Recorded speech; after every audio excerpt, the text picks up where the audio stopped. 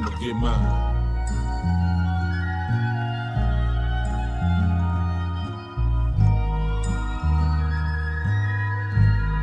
Get yours, nigga, cause I'ma get mine. Today gon' be a good day. Jack gon' keep it playing from the Genesis. As I'm blowing dope, being broke, my only nemesis. Remember when it wasn't all good, I used to reminisce. Felt like I was going through hell with no deliverance. Niggas throwing salt in the game, condoning ignorance. But when it's really in you, not on you, we know the difference. Nigga ain't no willing and dealing, we really killing shit. My brother passed a shooter like Luca, he gave me 10 assists. Nigga, I was Dennis before you knew what a menace is. Now I just spread love to these bitches, ho, I'm a feminist. Way they running back to the dick, they think they Emmitt Smith. No real player gon' break it, that shit be imminent. Yeah. Nigga, we was trapping out the tenement. Niggas ain't hard, they just loud, them niggas impotent. And in it for the glory, my life story is intricate. Don't crash out for the money and watch the niggas you get it with. I say it all, cause I'm past the point that I'ma play with y'all. And as the president, I'ma have to revoke your player call. Don't think the nigga ever was real, and he gon' stay a fraud. Don't think a nigga bluffing is not nothing to break them all. Saquon, ho, it's not nothing to shake them all. With no street clothes in my bed, ho, better take them all. Just get that cheese, breaking that bread, and I can stay involved. Wanna look sweet in my side seat, got to pay the cost. I got dope and cheese, I'm smoking G's. While I was scaling dope and weed, y'all been yelling broken knees. You gon' do it, baby, do it, gotta hold and squeeze. For real, it's cold out here, one of you hoes gon' freeze. Rob the reverend, call the blessing, hold your nose, don't sneeze. Poop, nigga. Oops, nigga. Pull up in that big shit like I'm too big for that coupe, nigga. Too legit to quit, no, I'm just too legit for you, nigga. Twin towers feel the power when we speaking, nigga. Cope like I was in the ghost with Tommy Egan, nigga. If your bitch looks suspicious, she probably creeping, nigga. If you heard the shit before, it's probably me. And don't ask me about no money, I'ma tell you, let me hold something. 60K and Debbie walking around like I don't owe nothing. So and so got shot up, I just act like I don't know nothing. I call love, but we make a hit and miss a home run. Clean up in the kitchen, we can't have no dirty dishes. Cause it's roaches outside and we cooking if they don't sniff it. Took a shot in the dark, I just went for this shit. Why I aim for the stars, go forward and get nothing. Somewhere there's a young nigga on the same thing. Suggested advice, I tell him do better. Baby mom pregnant, I was turning 18. Ain't even focused my mind to getting cheddar. So I quit this rap shit, quit chasing my dreams. Fuck it, get money off of hoes and the fiends. Fuck it, get money, then turn around, blow it. If I was my plug, man, I wouldn't even throw it. Maybe I would get money, you know it. Really had the city for some summers with the lows, yeah. Going down the wrong way, niggas getting smoked, yeah. I ain't even tell you about the times I was broke, yeah.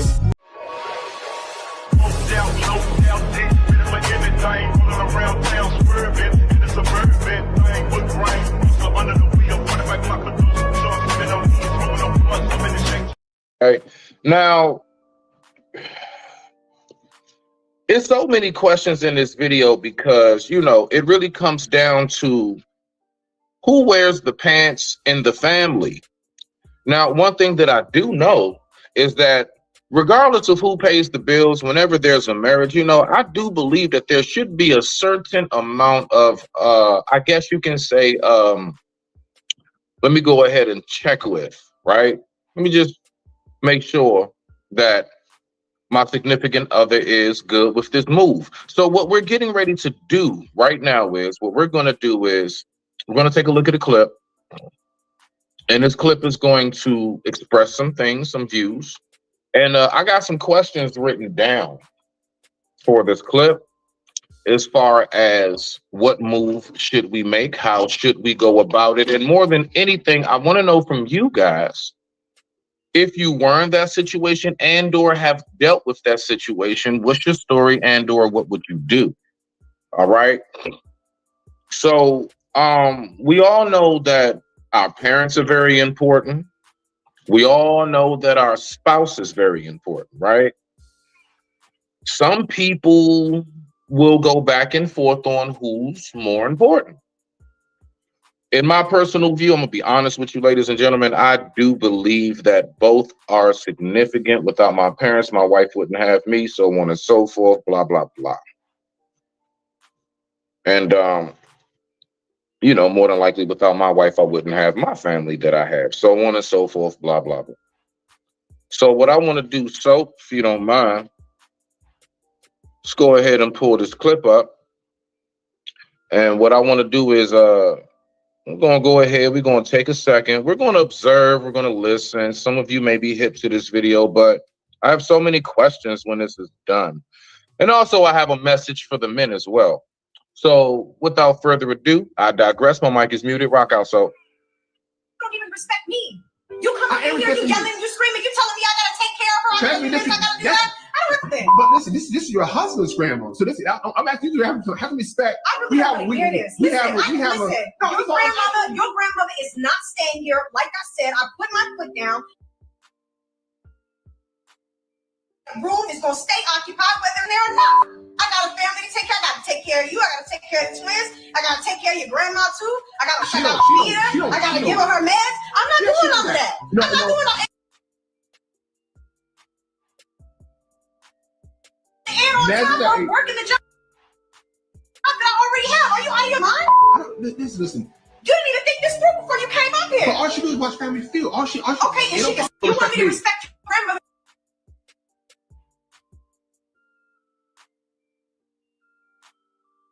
Okay, so we all saw what just took place.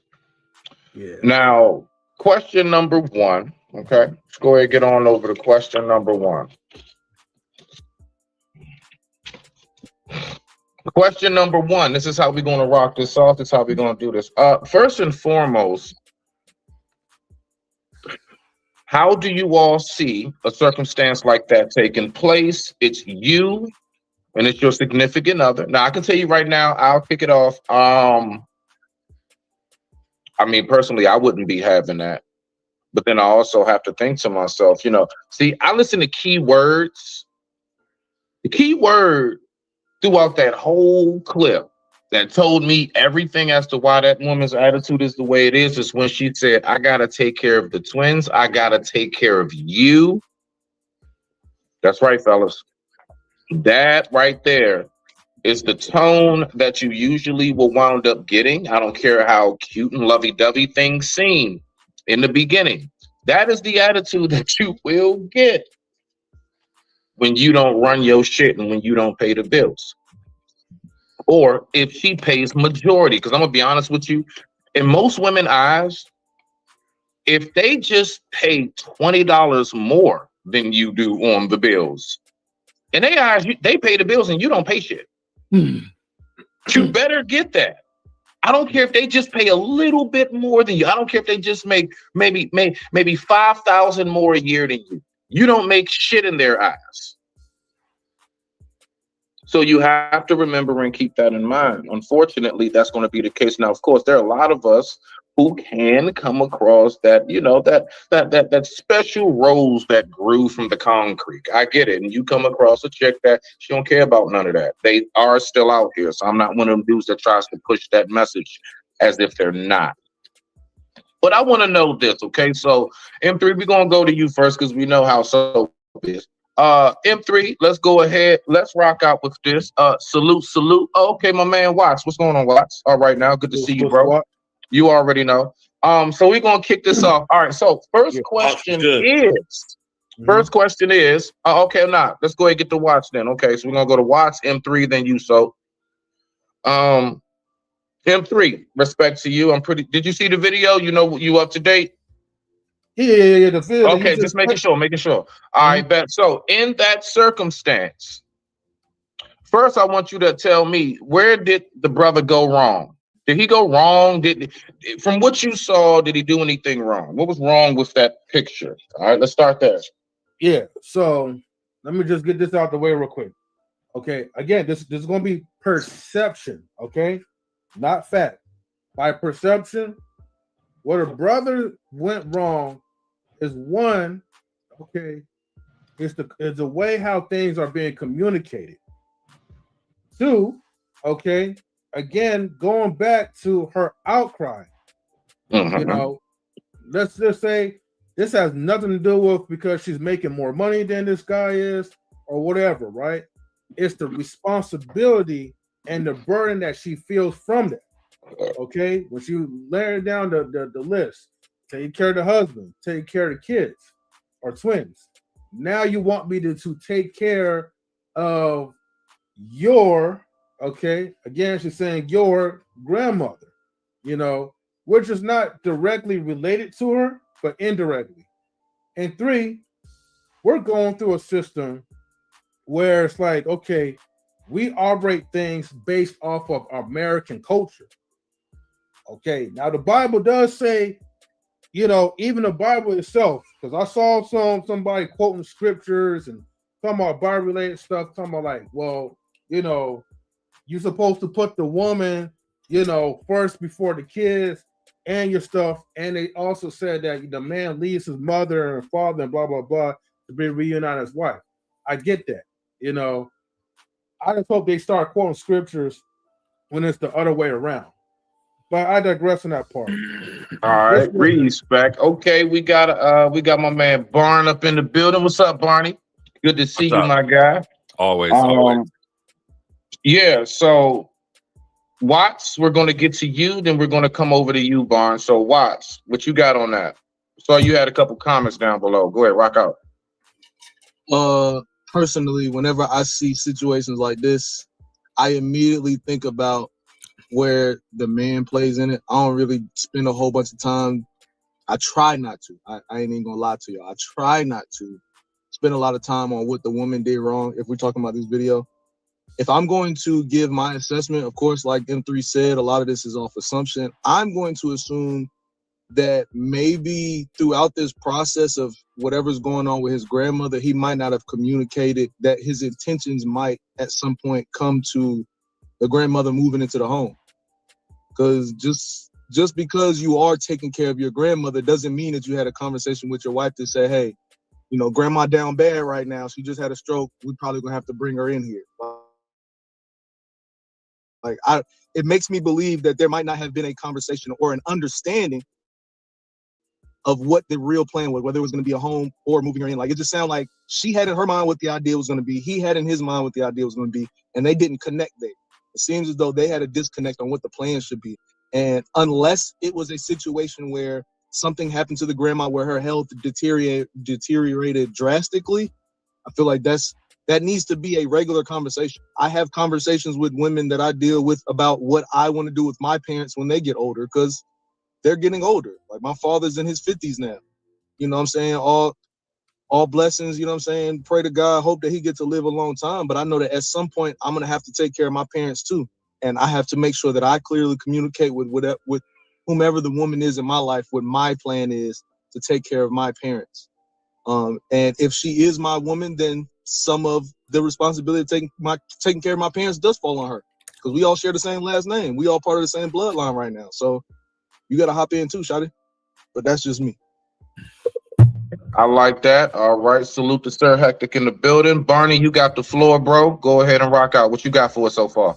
Well, honestly, a lot of times when I come on these shows, I end up taking, I guess, the simp position or the other side. Barney, look, at least I know how you go. Just get it on out, Barney. Rock out. Just do it, Barney. I'm not simping. I just need more information. So let's just pretend this is real, right? First off, that's some hoe-ass shit to record. That best you can do to win an argument is record your spouse and blast her on social media. That is some hoe-ass shit. So first off, the kind of man that just automatically I'm on the woman's side because that is some hoe shit. So the kind of man she has to deal with is the kind of man who whips out a phone anytime there's an argument and puts it on social media. That's insane. And when she said take care, we don't know what that meant. Maybe that meant cleaning underwear, doing laundry, cooking and cleaning. Did I miss something? It didn't say that she's the breadwinner. She might not even work at all. He may not even have a job. She may be working, cleaning the house, cooking and cleaning, and he may be playing 2K. Because the kind of guy that's going to blast someone and put arguments on social media is the kind of guy that doesn't have a job and plays 2K and puts all this work on this woman. That woman might be the best thing that ever happened to him. I don't even like siding with women. I don't. I'm like a red pill manosphere dude. Okay? I'm like an incel, red pill manosphere. I hate siding with women. Really, I do. I do. Because men are overlooked. We're taken for granted. As soon as we're no longer valuable, we're just thrown away. But this, I need more information. Barn, how are you red pill and pro LGBT activist? How does that work? But that is not even related. I mean, people look, hanging out with gay dudes is great because they don't take any of the women, and when they leave, they take another man with them. It's totally cool. Ain't nothing wrong with I the can't gays, even man. argue with that shit. I Yes. swear on life, who'd have thought this man could make sense of that? Touche, True. Barney. God damn. And if you're like hanging out with a gay dude, some chicks are like, "Oh wow, you're so progressive, Barney. Why don't you come to us with this pink pussy hat march and tune me up?" I mean, you know, I guess I hope that helped. I hope that answered the question. Nah, that was great, Barn. That was absolutely fabulous, sir. Sir Hectic, what do you have for it so far? That's a hard act to follow. Hold on. I digress. The mic is yours. Hold on. Your man Barney lost me with the whole 2K slander. Yeah, I told you he's gonna do it. Rock out.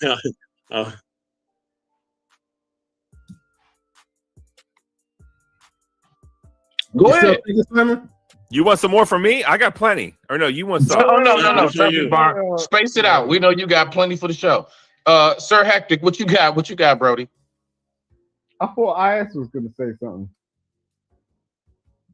You up next, bro? It's on you. All right. So what's the topic? I missed out. So what's the topic? Okay. In a nutshell, Barney, what's going on is let's just say you and your wife are in a home. She's laying in a bed. You go ahead and you let her know that your grandma has to move in so she doesn't go to a nursing home. She argues you down tooth and nail about why grandma cannot come to the house. Sir Hectic says what to his wife? How do you respond to your wife saying grandma cannot come stay with us? Yeah, I'm like, get the hell out of here, man. Like, you know, she's only gonna have a certain amount of time. I know. Why do I want to deal with that? Like, are you really gonna like seriously move your grandma in and go? I'm gonna spend the most precious time in my life with the woman that I've actually gone about and gone. Okay, this is the most precious time in our life. I've worked so hard for this. You know, I'm working like 70 hours a week. And now grandma wants to get in the place. I'm like, nah. She could go wherever she wants. You can like recommend some shit to me. I'll be like, okay. But at the end of the day, I'm like, you're not interfering. I do know a lot of people that do that shit though. Like they'll literally seek out their retirement home with a view of moving in their parents. And you know, I find that kind of obnoxious. Simon, it's not her grandmother, it's your grandmother. Yeah, I'm talking about my grandmother. Exactly. Oh, okay. Oh, wow. Yeah, I ain't got time for that. Damn. Hey, hold on. Hey, so who's that backstage? I do not know. They just popped in. Yeah. All right. Okay, go ahead. You got to just show your face first if you want us to pull you up. Just show your face backstage. I think I know what that is. I think that's the blue wig mirror. I think that's what it is. Sorry, yeah. But let me shoot real quick. He could come back. I know that's you. But anyway, with that being said, there ain't really no conversation we need to have. Like, what's going on, E? And I get to everybody. I'll shout out everybody in a minute. Give me a second after I get my take. But yeah, man, ain't no real conversation to be had. Like, if it's her parents, my parents, her grandparents, my grandparents, it ain't really a conversation. Like, if they need somewhere to stay, they can stay with us. It ain't really nothing we need to talk about. Like, that's already understood. Just looking at the comments, it's like I ain't heartless, okay? Too late, Simon. Too late. But too late. But nah, you know what I'm saying? Like, there ain't nothing that we need to talk about. Like, if one of the elders need a place to stay and they need to stay with us, we got the room and staying with us. Nah, there ain't no argument, none of that. You know what I mean? What's good to my brother, Court Currency? What's good, baby? You know what I mean? But, I think that was really my only pushback. That's cool. That's really my thoughts on it. Like, you ain't really gotta. Are you really gonna tolerate that stuff? Are you gonna tolerate it? Like, No, I'm not. But I'm not going back and forth with. I'm not. There's no argument there. Like I'm not gonna argue with nobody about like if my grandmother want to stay with us. Like ain't no argument there. Like you got it's stinky already. Let me ask this question. It's It's already. It's I already don't- known. Hold on. Let me finish. Let me land my plane. It's already known that if my grandma needed a place to stay, she's staying with us. I mean, it ain't no argument. Like that's it. What we arguing? What am I arguing for? It don't need to be an argument, but I'm just saying, like, sometimes people come in your house and they got real bad habits. So, like, especially like people from next generation that you're not experiencing, you've spent so much time sort of building up and acquiring your own thing. So now they come in and they're in, especially like I experienced this with my sister, right? She turned around and like come in my house and she had all this crazy makeup. And then she started spewing it out in the sink. And I was like, bitch, like, wash that shit. Like, I was like, yo, like, I don't even deal with this sort of stuff. Like, why are you doing this in my house? And she was like, oh, I do this in my house. I was like, nah. And, you know, I get this with my brothers. They're ex-generational. They've been in the army and everything. Like, this nigga be eating snake. All that sort of stuff. He come in my house, like, pop his shoes off and was like just lounging on my sofa and he was sweaty. And I was like, yo, nigga, take a bath. Some shit. Like, and I was like, he turned around to be like, no, I'm tired. I'm like, how old are you and how tall are you? Like, you are 7 foot, like, and you want to crash out on my sofa? Like, no. Like, how come you ain't got somewhere else to stay? Why are you coming around my house? That was crazy to me. So when people turn around and they go, oh, this is that, this is this, and this is that, and they have expectations about things, about what they want, maybe they're not looking for the right thing. You know, so it's, you know, it's this thing about sort of like, especially in particular when women turn around and go, I want a woman, I want a man that's 6 foot tall that can carry me. And they get angry when they get in a relationship with this type of man. And then they start punching them in the face or some stuff. It's just like short men don't punch taller women in the face. Do you acknowledge that? Okay. I didn't think men punched women at all. I didn't think it was a height thing, Simon. But you know, maybe the UK rocks out different. I don't know. Yeah, I ain't got to do none of that because I'm not short. So maybe that's maybe you're a short man. You got to deal with short man problems, and that's a whole other situation. A whole other show for another time. But I just want to give a shout out real quick to some people in the comments, man, and then we can just move on. You know, I got my question for y'all. Go ahead. You know what I mean? Salute to Zyrax, man. Salute to PA Texas Worldwide. You know what I mean? Well, we already got Midlife Bro Logic up here, so salute to him as well. You know what I mean? M3, Auntie Debbie, we see you. My brother Court Currency, Lady Novea, what's going on? You know what I mean? Also, Big Rick Slash, he's already in the building as well. What's good, Big Rick? What you up, know what I mean? up? My man, Truth, what's good? Truth, what up? You know what I mean? That's everybody, man. Yeah, keep it rocking. Let's go. So, yeah, Big Rig, I see you in the building, Brody. If you want to give your take real quick before I get to the question, you can go ahead if you want to give your take so far. Wait, hold on for a minute. I think you guys killed 100 Watts like a couple of times because he was supposed to be next after me. I thought Watts, didn't you go? Never said anything.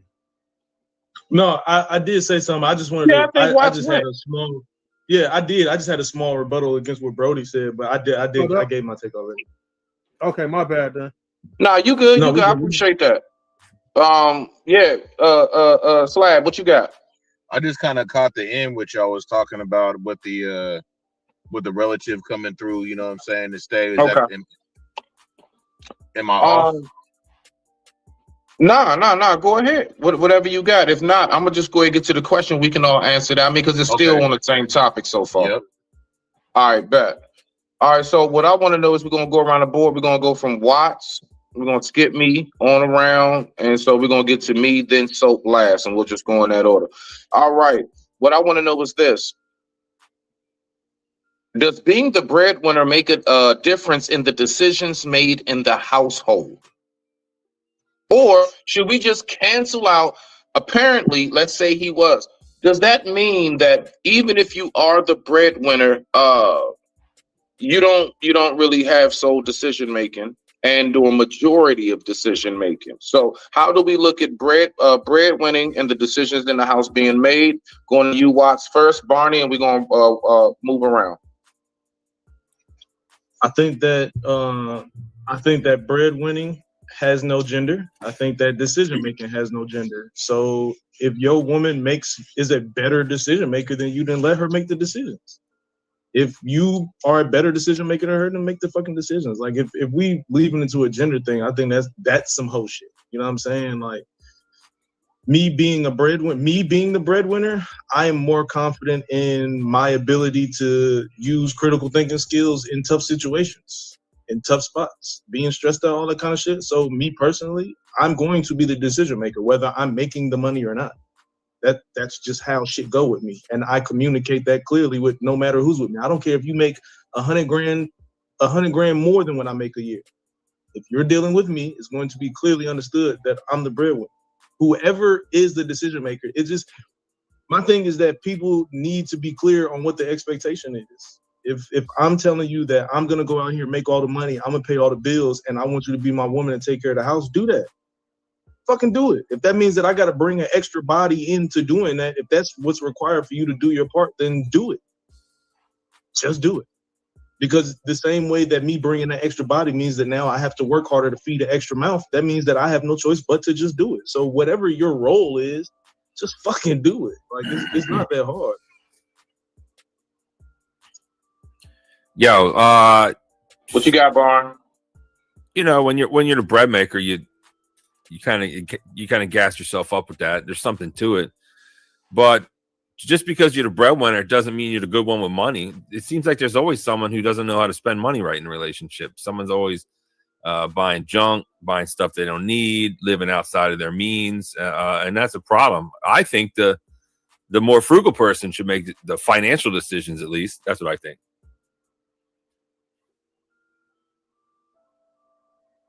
Oh, that's all you got? Okay, all right, back. Nah, good shit. Sir Hectic, what you got for us? I think the point that Barney made about being frugal is kind of interesting because that's not really a word that most Black people are enfranchised with, like in terms of just being frugal, like grow a tree. Understand what that means to plant something. That's John, like my middle name now, Simon, just so you know, but go ahead. I'm just saying, man. I struggled in my whole life just based on the fact that no one taught me to plant a tree and be frugal. So salute to you, brother. All right, I guess that's all he got. M3, what you got on that? Does being the breadwinner have anything to do with the decision making in the household when married? Let me give you a scenario, okay? I'm gonna go straight to the point. So, yeah, it will only apply, in Black and white America. But for people that have cultural backgrounds, Latinos, Asians, Indians, or whatever, Middle Eastern or whatever, doesn't really even matter who's the breadwinner or not. Because everyone has a pro code where they actually have respect for their husbands or wives. So let's say you have a woman that is good at something, right? Or she's a breadwinner. Hopefully you as a man can actually still provide some type of good decision making.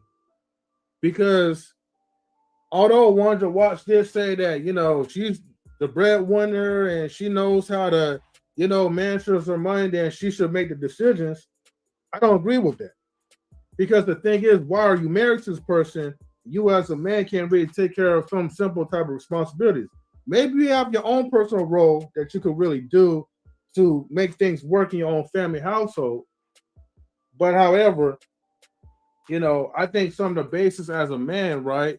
You should be able to at least work with your wife to be able to have a functional financial stability for your household and all that. Eventually, women, you can allow that woman to have to make those decisions, but they'll still resent you for that. And that's the problem that we also have to kind of look out for, especially here in America. So I'll digress on that part. Hopefully that makes sense. All right, respect. Slab, what you got for us, homie?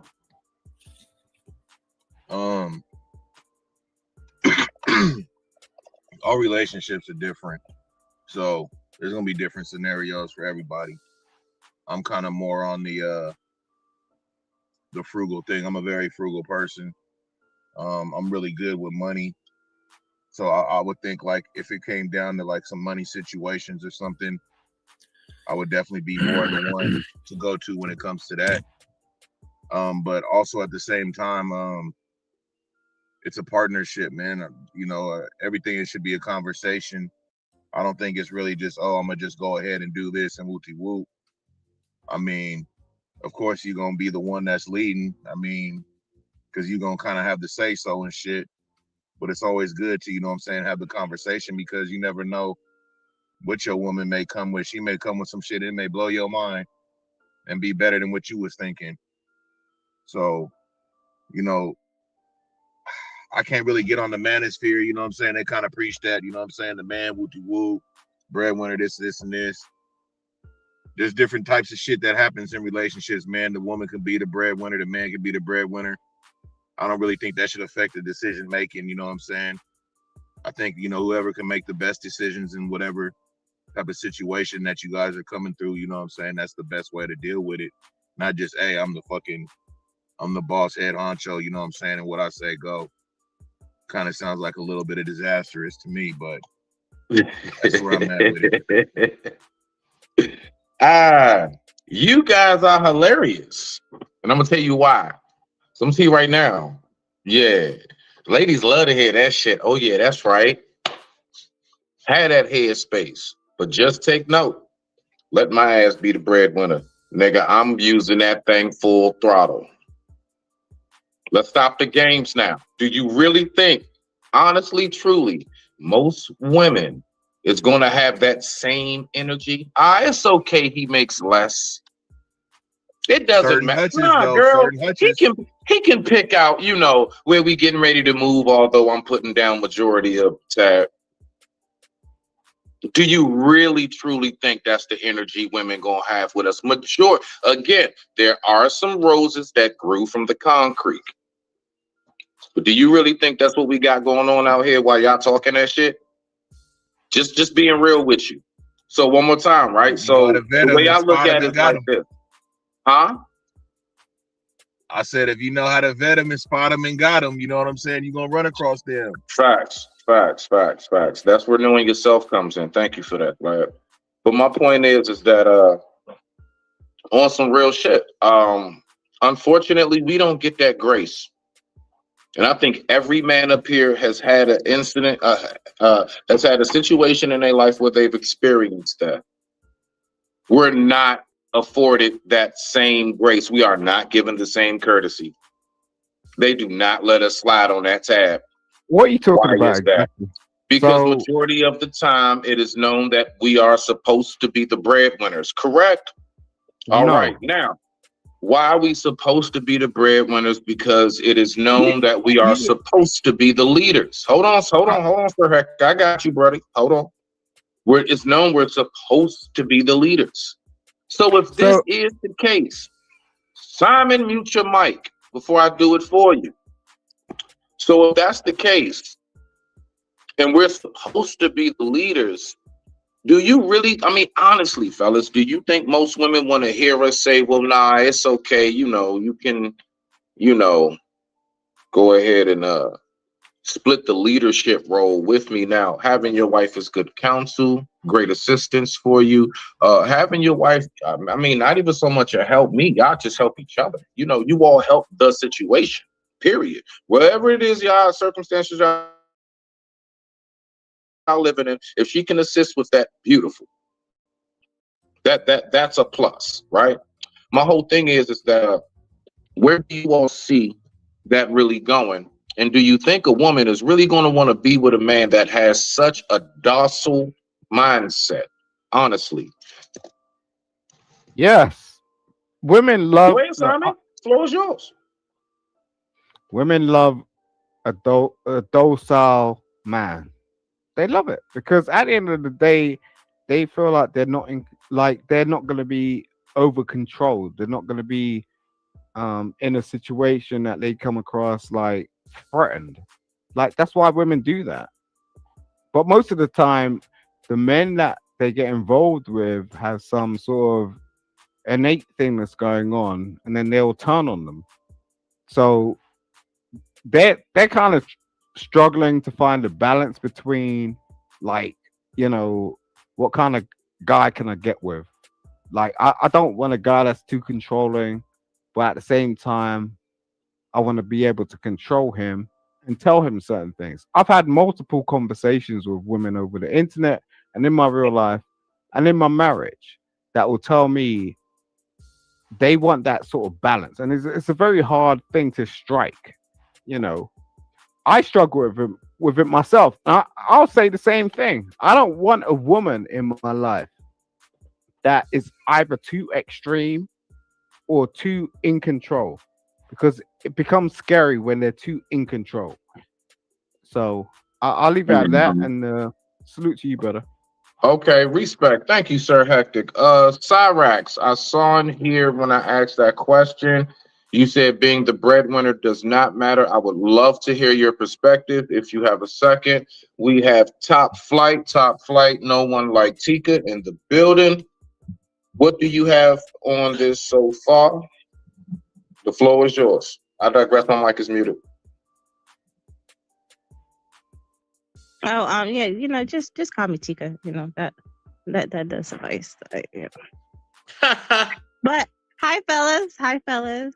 You know, good to see everybody. So I just want to say, like, yo, first off, guys, you know, vet better. You know, you gotta vet better, because no matter what, we're supposed to be taking care of our community and our families. Grandmas live, you know, they come and they go. Parents come and go. So like we have to like take care of people. Can't put grandma in a nursing home. You know how terrible those joints is? They're disgusting. As soon as they get in there, they kind of die. You know, I used to work there. So I just think that, you know, guys have to like vet better. This is definitely like one of those questions that we should be asking around, like, you know, do we value family? You know, how important is family to you? You know, you down to take care of family? Things happen, like you gonna stick around? I mean, these are all important questions. So I just think that, you know, you guys gotta vet better. I'm taking care of grandma, you know. I'm taking care of mom, dad, all that. Mm-hmm. I respect that. Yeah. But I think the problem is that it's not even about, in this situation, it's not even about like properly vetting someone, but it's about like, are you raised up with family values? And I think because, you know, I mean, this is like an American issue. You know what I mean? And the reason why I'm saying this is more of like an American issue is because, like, in most, like, you know, American families, we was always taught, like, hey, you know, to get things on our own, you know, to leave the nest, like, once we reach up to a certain age, to not depend on a lot of people, to not bring certain relatives into your household, especially if they're up to no good, you know? And so because of that, it's like, think about like Jeezy and Jenny Mai. Think about like how this was like a culture battle where, I'm going to say allegedly, where she moved in her mom and, you know, her brother and most of her family into Jesus' household. But then yet you know, Jeezy wants his own personal space between him and his immediate family. And most of us have that type of mentality where we are comfortable with having our immediate family around. Now, I'm not gonna sugarcoat and cap and be like, you know, if you know, it was my grandma or, you know, or grandparent, whoever, that, you know, auntie, cousin, that I'm gonna let that person stay in the household like that. You know, it all depends, like, you know, my relationship with them, and also my relationship with them with my wife. The whole goal is you never want to have chaos in your home, but then at the same time, you know, you want to make sure they're well taken care of. Now, if it was like my dad or whoever else, you know, it wouldn't really be no question. But I'm using that as an example because, you know, as a black man, that's how most like black families they operate. You know, it's not about like, you know, how like, you know, other cultures will be forced or they feel obligated, or maybe they feel more liberated, taking care of like their families and all that. If you haven't been growing up around the family values and taught that, look, how important family is to you, a lot of these black families are not going to really do that. And I think that's the issue.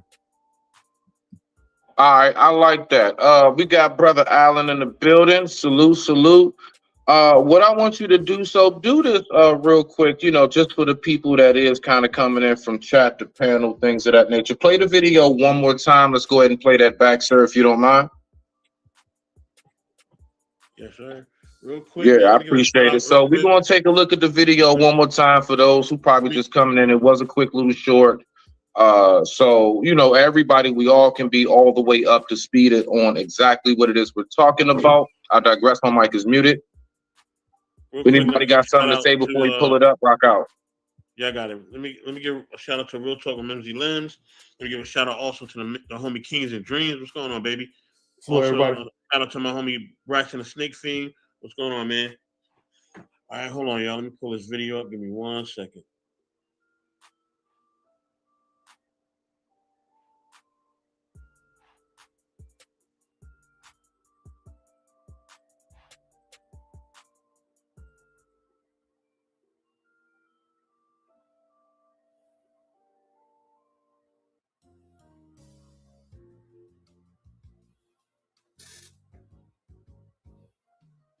But you don't even respect me. You come in here, you yelling, you screaming, you telling me I gotta take care of her, I gotta do this, I gotta do that. I don't respect. But listen, this is your husband's grandma. So listen, I'm asking you to have some respect. I really want to hear this.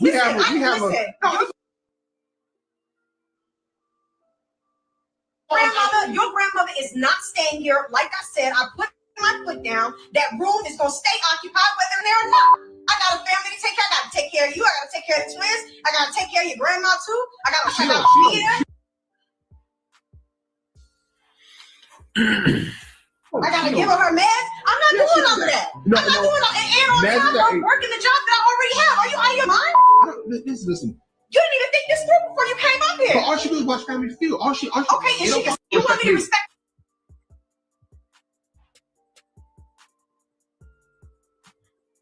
I gotta say something real quick. Why the hell he even posting it on social media anyway? Listen. That's what I said. The retarded shit is a whole nother topic for a whole nother day. So we all saw that once again. So now, again, the question that I proposed, Brother Allen, you got the floor on this one. Does being the breadwinner have anything to do with the decision-making aspect of the household with the married couple? You got the floor, sir. Can everybody hear me? Yeah, loud and clear. You good? You good? First off, how everybody doing? Shout out to Brother Smitty. Mad love to you. Yes. The thing of it is, man, is that men in society in the 21st century, man, like, you know what I'm saying, we've all been put down to a certain degree for the past God knows how many years now. And it's been a problem because you know what I'm saying, we do the most work in society. We do the most dirty jobs. If y'all remember that show, you know what I'm saying, the dirty jobs, things like that. We do the most grimy work. We do what needs to keep society running. You know what I'm saying? And the respect level for these things are at an all-time low that it's ever been in history. But now that, you know, the thing of it is, with that particular video that was just shown, you know what I'm saying, if the roles were reversed and it was her people that needed to be brought into the home, oh, it would be a whole different situation. It would be a whole, you know what I'm saying, she would light that thing up and let you know that my people gonna be here. What you talking about? You know, and I mean, just being honest. I'm just, you know, and we all know this. We all know this. We all know this. So as a man, if you're working on yourself and you got what you need to have and you have your own place and listen, if this was his house and he decided to have his family come stay there, just like I'm pretty sure, low key, and this is what not being talked about as well, low key, if it was the other way around, he probably would allow her family to come stay there too. Because this probably so, the way he was talking, probably so. This how we are as men. We do what need to be done for the collective, not the selfish. And you know, it's just impossible to see things that way, because as men, we're pounded, we're grounded, and we're beat. It's beat into us that we need to be the best that we could be for everybody, not just for ourselves. And that's grounded into us from the day that we're born until the day that we pass away. So, you know, it's no. She was totally selfish. It is what it is. She had no femininity, because if she was a true feminine woman, she would be glad, more than glad, to take in his part of the family as well. Because if she proclaimed, quote unquote, to love him, she loved his family as well, and he would love her family. And it's supposed to be family, which, you know what I'm saying, the young take care of the elders. That's how it used to be. But now we talk about nowadays in society,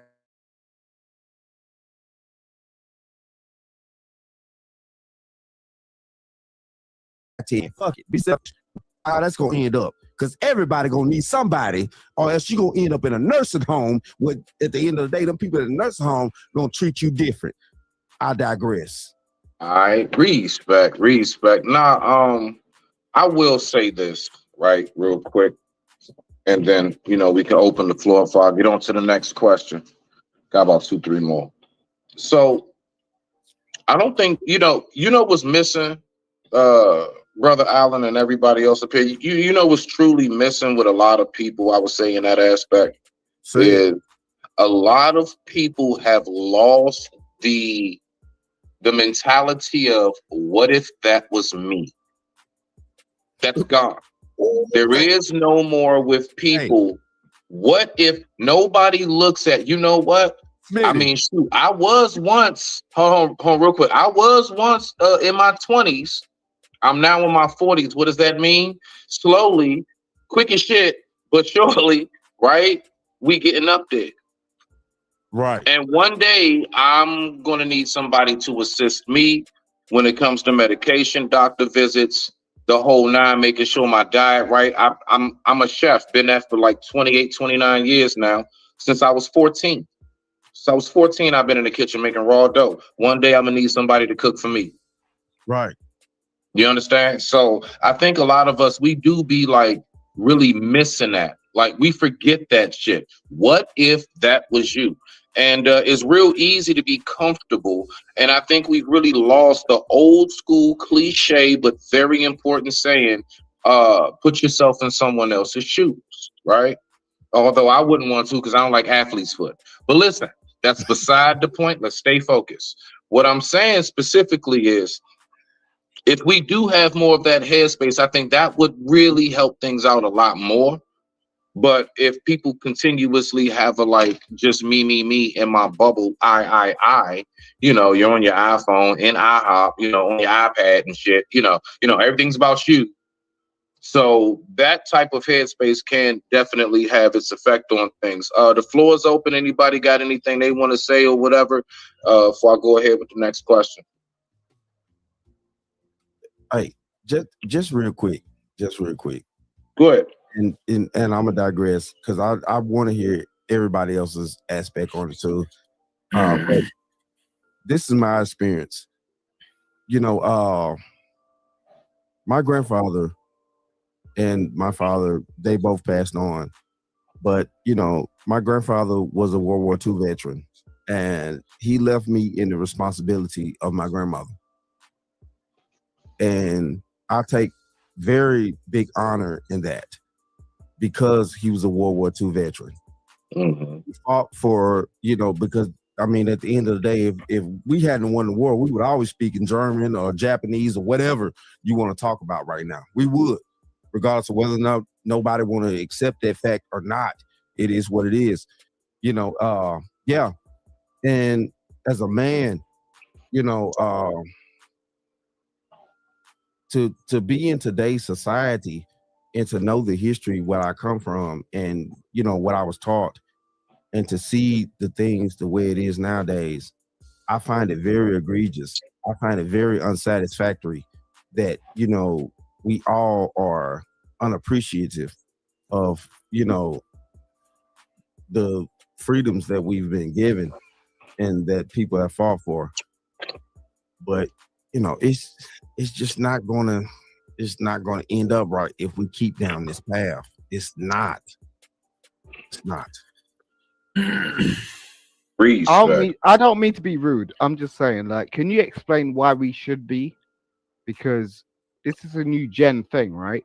You're saying like your grandparents went through all this stuff and we should appreciate your grandparents when we didn't ask them to do any of that stuff. So it's like, can you explain why we should be appreciative?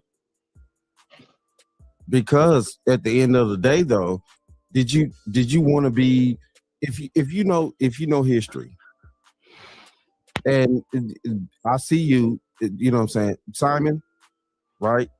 You got the British flag on, right? At the end of the day, Are you gonna answer the question or are you gonna talk around it? Talk and speak the answer.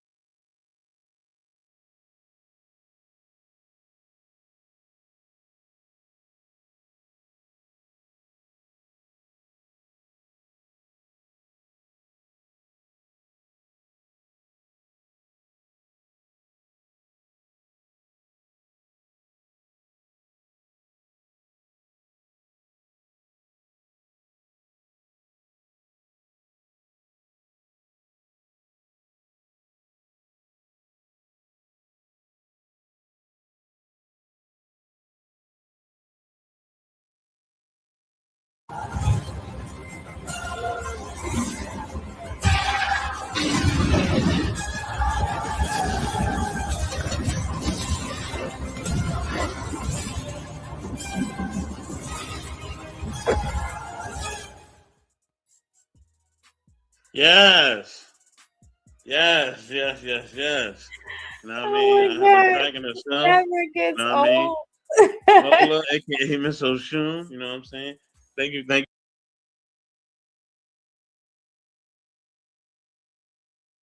you for coming through. You know what I'm saying? Mhm. You know, how you doing today? I'm doing okay. I'm off from work and I had about 10 minutes to decompress. That's more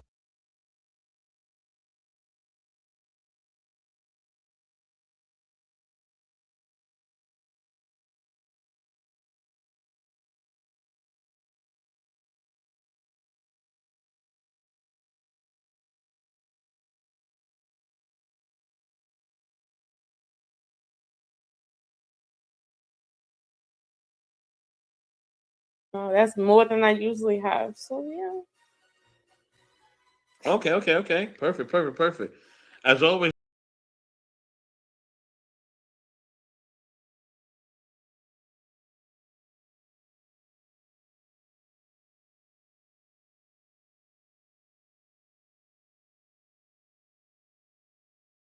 you know what I mean? Surprise. So surprises, yes. Surprise, surprise. Okay. You know what I Surprise, mean? surprise. Yes. You know what I mean? So let's get into it, y'all. All right. Now, you know what I mean? Because I have several different things that I always bring up, right? And it's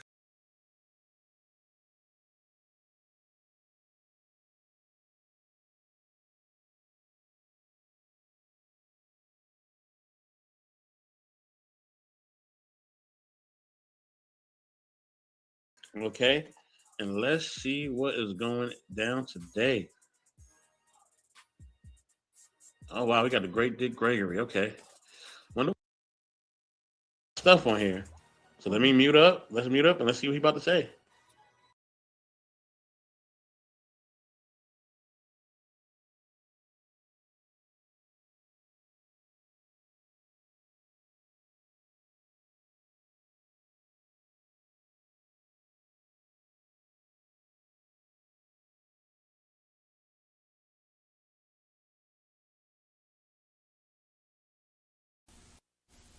After these messages, we'll be right back.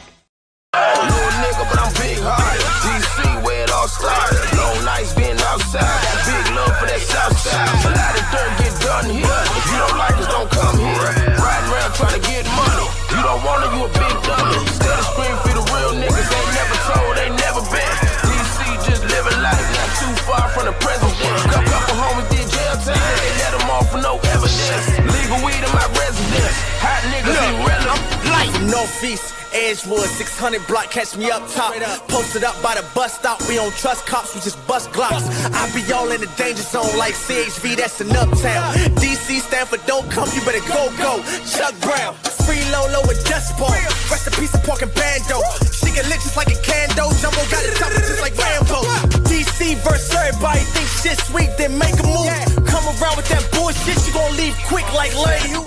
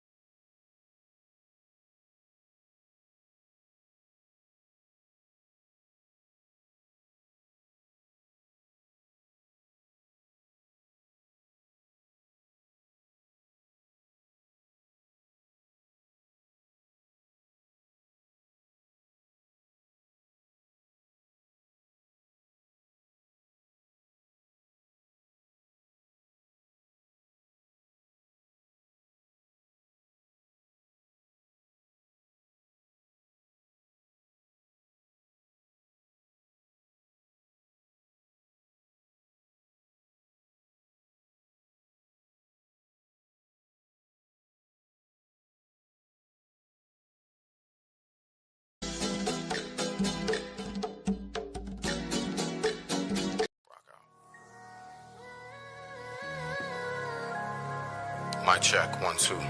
Yeah. Star. Yeah. Yeah.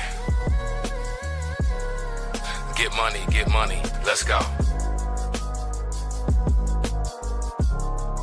Yeah. I be posted up in my whip, riding with my honey dip, cruising through the city scene, blazing on some sticky green. Got my hater blockers on, cooler than some ice cream. Down with the county kings, you rolling with the right team. In the Benz or on a bus, chickens they be checking us. And I'm in my whip posted, I'm floating like some angel dust. Used to have a heavy foot, now I like to cruise through 2 miles per hour, so everybody sees you. Trying to catch me riding dirty, popo in my rear view. 2 hands on my wood grain, I'm twisted while I'm switching lanes. Bob my head to the beat, cushy in these leather seats. GMC, we sucker free, been everywhere through PGC. Windows up, black tint, and I got my music loud. Concert in my car, and I'm the only one up in the crowd. Meet me on the back roads where I'm surfing in the Ville. Bang hits while I'm riding, displaying my verbal skills. Yeah, displaying my verbal skills. Bang hits while I'm riding, displaying my verbal skills. Go, let's get it. Go, let's go. Go, yeah. Look, posted up in my whip, riding through the night. Life, city lights shine bright. Gun spark, gunfight, bullets fly, niggas die. Baby mama stay crying. One thing that I learned, don't buck unless you packing iron. Even then you gotta use it, otherwise face the music. Niggas come around loafing, get your cantaloupe pit open like a snake to its prey. Homeboy, I stay focused, leave you colder than a cobra, bolder than a bolder soldiers. You don't want it with my folks, I'm rolling with the coldest rollers. All by myself, with my whole city on my shoulders. No flames, no rain, no pain, no gain. Turn champagne to cocaine, my city's under siege, man. Cops cock block to the point we can't breathe, man. From 95 to right now, still rip it like it ain't no thing. From change to change, we still the same. Laugh now, but it's a shame. It's funny how I reach your brain. I'm twisted how I switch lanes. Focus now, I'm in the game. On the track just like a train. Like Pac, I'm here to bring the pain. Let's hustle hard and get this change. Let's hustle hard and get this change. Get this change. Let's get it. Let's get it. Let's go.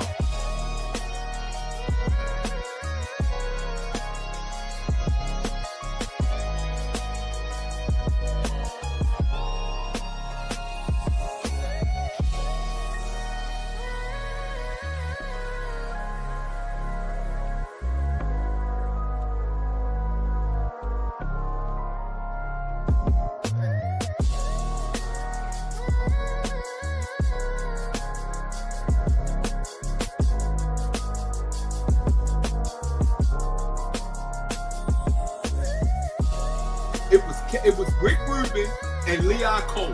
Stop playing. Oh my gosh, here we go. All right, Here so we go. let me see something. Go ahead, Smitty. Don't be Smitty, scared. whatever you want to get in, Smitty. Go ahead, Smitty. Go ahead, evolution. Look it up. Yeah, you know me, girl. I'm Yeah, looking right. it up.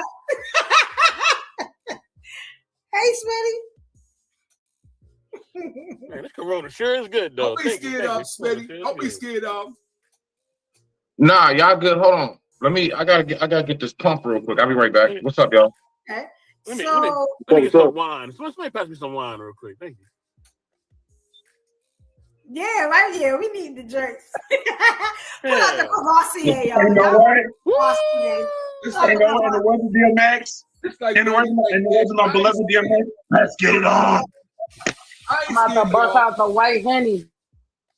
I know that's right. Now, you know, it's funny that y'all said Russell Simmons, right? Because his net worth right now is about $500 million. What did y'all say E40s was? What did we say, about 8? Russell Simmons is what? 500 He can't even believe it. He can't even believe it. But Jay-Z, I said Jay-Z was 2.5. I remember saying that. I remember saying that 50 Cent, he ain't nowhere near finished. It's already at 800 million. You get what I'm saying? Are you I'm reading just Forbes? saying. Matter of fact, you know, we can look up Nas too since we talk about Nas. Are you reading Forbes? Huh? Are you reading Forbes? Which Do one I you reading read that from? Forbes? No, are you getting that Now, information? Nas about 70 million, but he ain't had an album out in a very long time. You know But- what I'm saying? But still, 70 ain't nothing to laugh at. It's more than E40, I'm just saying. I like You know, Nas. I'm just saying. I like Nas. Oh, now don't just try saying. like nothing over here. Don't try like nothing over here. I like Nas. You stay over there. Oh, I'm definitely gonna stay over there. 'cause Okay, y'all- I didn't know y'all Drew running Hill hip-hop was. now. Oh no, hip Y'all hop not Drew running Hill was hip-hop an now. artist from Baltimore. Okay. I didn't know Drew Hill was from Baltimore. You know what? Look, see, and I'm helping you out, Vaughn. So Drew Hill was from like Baltimore. Okay, so I'll give you a little credit about that part. You know, since you're talking about like hip hop moguls to know. You do. Which they're not particularly from hip hop. They're an R&B group, but you know. That's establishment. It's a lot of people from Baltimore. Thurgood Marshall is from Baltimore. The guy who was the first billionaire company from Baltimore. So come on, we don't sleep now. Who's that? Wait. Who was the guy that first billionaire? What? The first guy to own a company of a billionaire, $1 billion company. What's his name? First one. Let's see. What First is his guy. name? I'm gonna look that up too. First guy I get it for you. in Baltimore. Well, you know, T.I., he's from the South and he's doing pretty well for himself. He's Hold not on. from Baltimore, he's from Atlanta. Yeah, T.I. got multiple businesses. Yeah, he's doing well for himself too. You're right. You're definitely It's a right. shame that the New Yorkers got to help you with your own people. I'm just saying.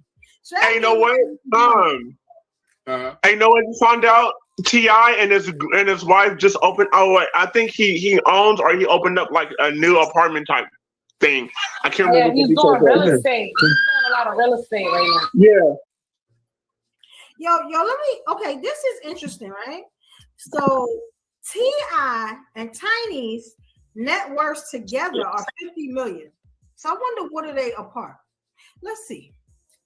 God damn. I'm just saying. Because Where's Tiny from originally? I'm just saying. His name is Reginald F. Lewis. Yep, I got the information. The first individual from Baltimore known for running a $1 billion company, and it says is likely. I can't believe it. It's likely. Wow, disrespect.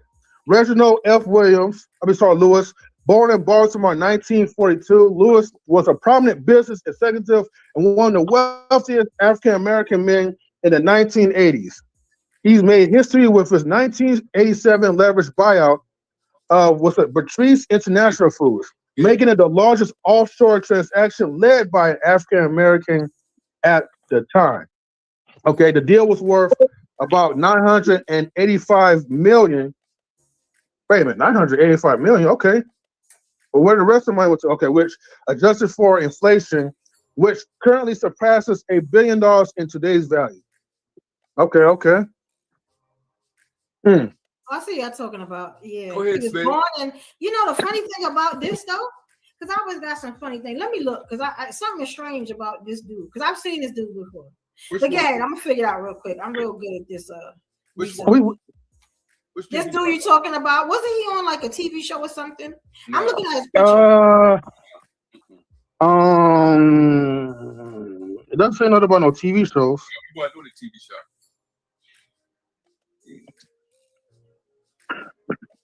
Okay. Oh, Is okay. he the only TLC Beatrice International Holdings in New York City. So he made his money in New York City. I know he died in New York City. But Wait a minute, where do you see that at? I'm reading it now. See, y'all look for stuff, but y'all don't look.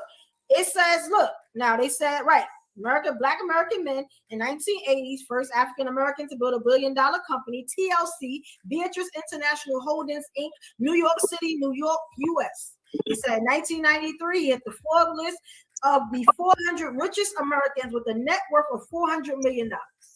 So he made his money in New York City, though. His company was in New York City. Did y'all say that? I'm just saying. Is that truth on there? He's leveraging money from New York? He made his money in New York. It's in New a York. That's where he made his money. That's not true. I know that's not what you said. No, he brought an international company. He worked in Baltimore, in New York. He went to school in Harvard. But he's from Baltimore. He's from Baltimore, yes. He made his money in New York, yes. Where did he die? Oh, I don't know where he died from. Where he died. See, that's the problem, right? That's the It doesn't problem. matter where he died at. We talk about where people are from. We ain't talking about where he died at. That's not. That don't have nothing to do This with the thing. This the thing. If you're gonna discredit New York, right? This is what I be talking about, right? When I do my Salute to podcast, Braxton, the Snake Man. Salute Braxton. What's going discredit on? something when you don't know the whole facts to it. You know what I'm saying? Okay, so all those people I'm that from Baltimore, but I made most of my living in New York. No, I he can't didn't say make New he York didn't ain't make most of nothing it. No, because like me, I was raised in Mhm. I was raised in North Carolina, but I'm making my money in New York. So it's no way I can say you guys. I can take anything away from New York because New York made me. You get what I'm saying? That's but Baltimore made him. Baltimore birthed him, but that's not what made him. No, what made him is when he went in New York, right? That you said that he worked at. His company, TL, they say, look, it was based in New York City. They say he died in New York City. Okay, he died in New York City. The company made money for him, right? How do you get on the list? For the company? No, his company, if his company was registered in New York due to he brought it, because that's where the company was that he brought, or he may have started it because that's where he was. Wait, hold on. Let me go next real quick. I just gotta wait one little point before I head out. What is it? Okay, Vaughn, I'm gonna ask you one question, okay? Okay, what do you think about Ludacris, right? The rapper. You think he's pretty good, very talented? He okay. You know where I'm going with this. Okay. So I guess he's supposedly an okay rapper, right? Yeah. You know, even though he do have some dope lyrics, dope flows or whatever. Right. You know, self-made millionaire, you know, in Atlanta, right? He's considered to be one of Atlanta's, you know, top rappers or whatever, especially at the early 2000s. He's from Chicago. Right? Right? He's from Chicago, right? Okay, you want to say kind of. Okay, whatever, right? So you agree. But however, Ludacris was born in Chicago, which you know that as well. But he still reps Atlanta. His uproots was Atlanta. So not to discredit Mr. Reginald F. Lewis, but it's the same equivalent. The man was born in Baltimore, but the funding and how he became who he was, he had to go through New York. No, he did not have to go through New York. Hold on, Bob. Before you wait, Bob, hold on. Before you get tired emotional again, hold on. Let me throw this point. The point I'm just making is this, right? Okay, before I head out. Okay, one, you, Vaughn, Eric, right? Oh, New York, an apology. And number two, even though I'm not from New York, hey, I still ride with my brother Soapbox. So, hey, you know what I mean? Okay, well, M3, learn your people, learn where you came from, and study where you came from. No. It don't matter. No matter where I know where I'm from, and I know where I'm not. Salute the average black man. What's going on? What's going on? The average black man show. He went and trained in Harvard as far as what he was doing.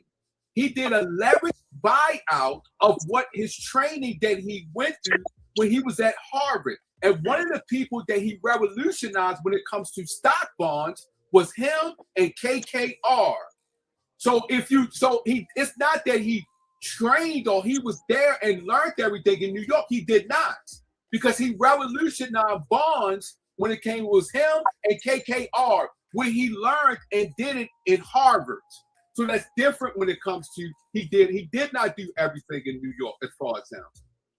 So that doesn't add up when you come as far as his life. No. But it was New York assistant, right? No, it was. I'm telling you, no, it wasn't New York that assisted. He got. I'm not saying all the way, but it does. But New York did play the part in a fraction of his life, right? The part, yes. The biggest part. No. Yeah. The biggest part is when he rocked Wall Street. When he the big Wall Street that put him as the first. The type of Wall Street that he learned was he revolutionized bond that he learned at Harvard with the people that owns KKR. They was one of the investors in the company that he took over. That's not what he didn't learn it from New York. He learned it while he was at Harvard. But the people that he was teamed up with, he went to school with them at Harvard. That's KKR and him and other companies. They went to school together at Harvard. So basically, evolution, he's saying your facts is incorrect. They're not, because where did the man die? Is what I'm saying. Where did he die? So you said he died in New York. How is he not in New York? He died in New York. Because he had to die in New York. He had to live in New York. That's not you. So you would tell me, okay, we did a lot of. He just came to New York to die. Was that Okay, it? so He was from all Baltimore. Where was the he people from? that y'all talking about, Jay-Z don't live in New York. So he's I'm not. gonna be honest. I could look up where Jay-Z live. I don't know where Jay-Z live. I'm just gonna He be don't honest. live in New York. I I'm know for sure he still have some ain't houses. nobody touching him though. I know that. Okay, what's it? At all. I know that. But it's saying that this man died in New York. His But company that's so in you New York. can't Well, I'm just thinking because he that Okay, he so had y'all something was- to do. New York was a big part of his life. You get what I'm saying? New York. Just because he got a house in New York, that don't mean it's a big part of his life. Y'all But his just company was the So y'all biggest wanna part of take his other life people. in New York. So y'all want to take other people's people because they live in And New York. if you or don't they like die in New York ain't do nothing for you. Then how you die over here, homie? I'm just saying.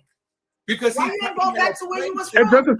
just a second ago, you was trying to make a claim that Jay-Z don't live in New York anymore. You did make that claim a few seconds ago before it kind of reversed. Professor Smitty, whenever you want to get in here, you If can, y'all brother. want Go to ahead. go as far as what y'all saying, some people You just died gotta jump and in. stuff like that in another state, then it's I can look up plenty of people that came out of New York and died in other places.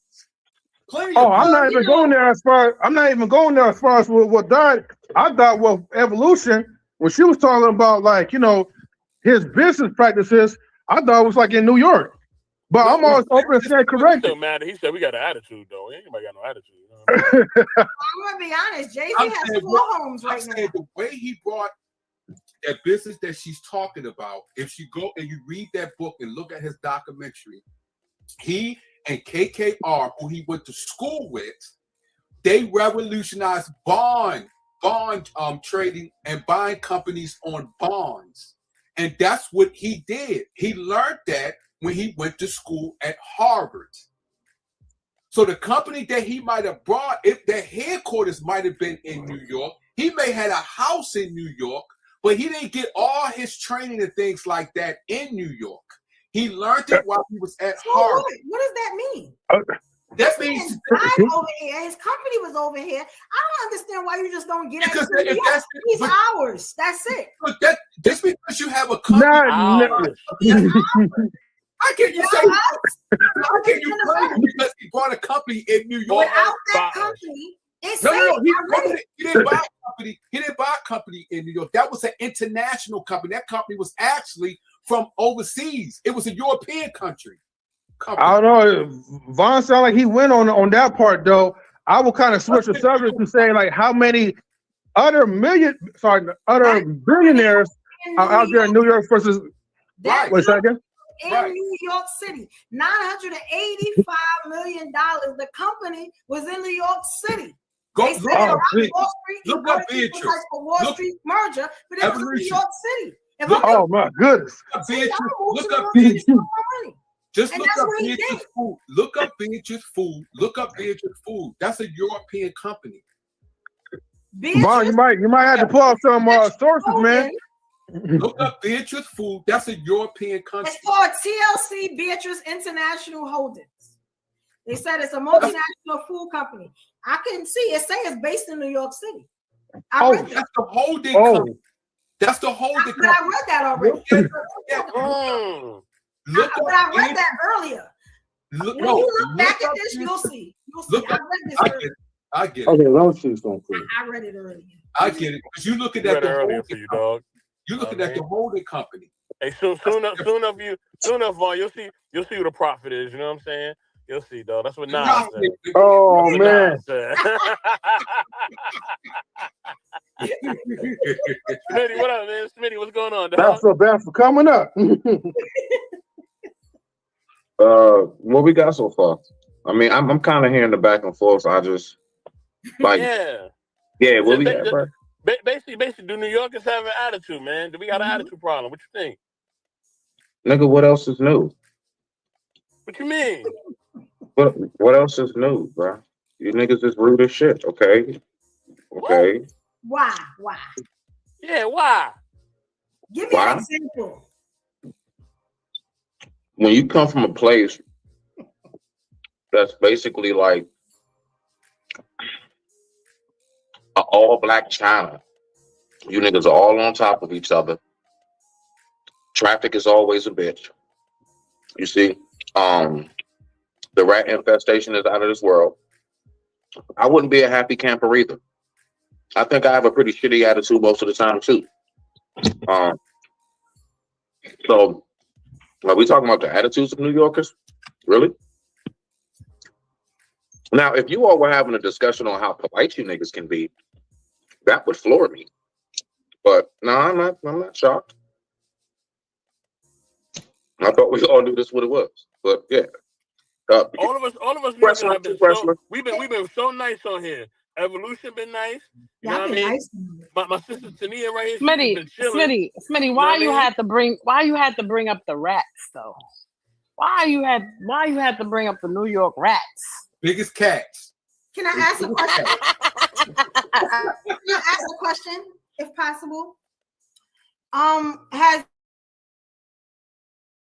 anyone been to New York in this room other than the people that's from New York? Yes, I've been there. Okay, what did you see when you came here? I seen big rats as big as cats. That's what I say, Psych. I'm joking.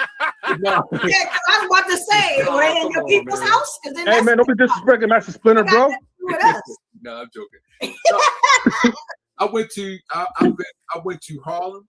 I went to the place that LL Cool J, because I was messing with the short. LL Cool J and Nas grew up. What was that? I forgot the street name.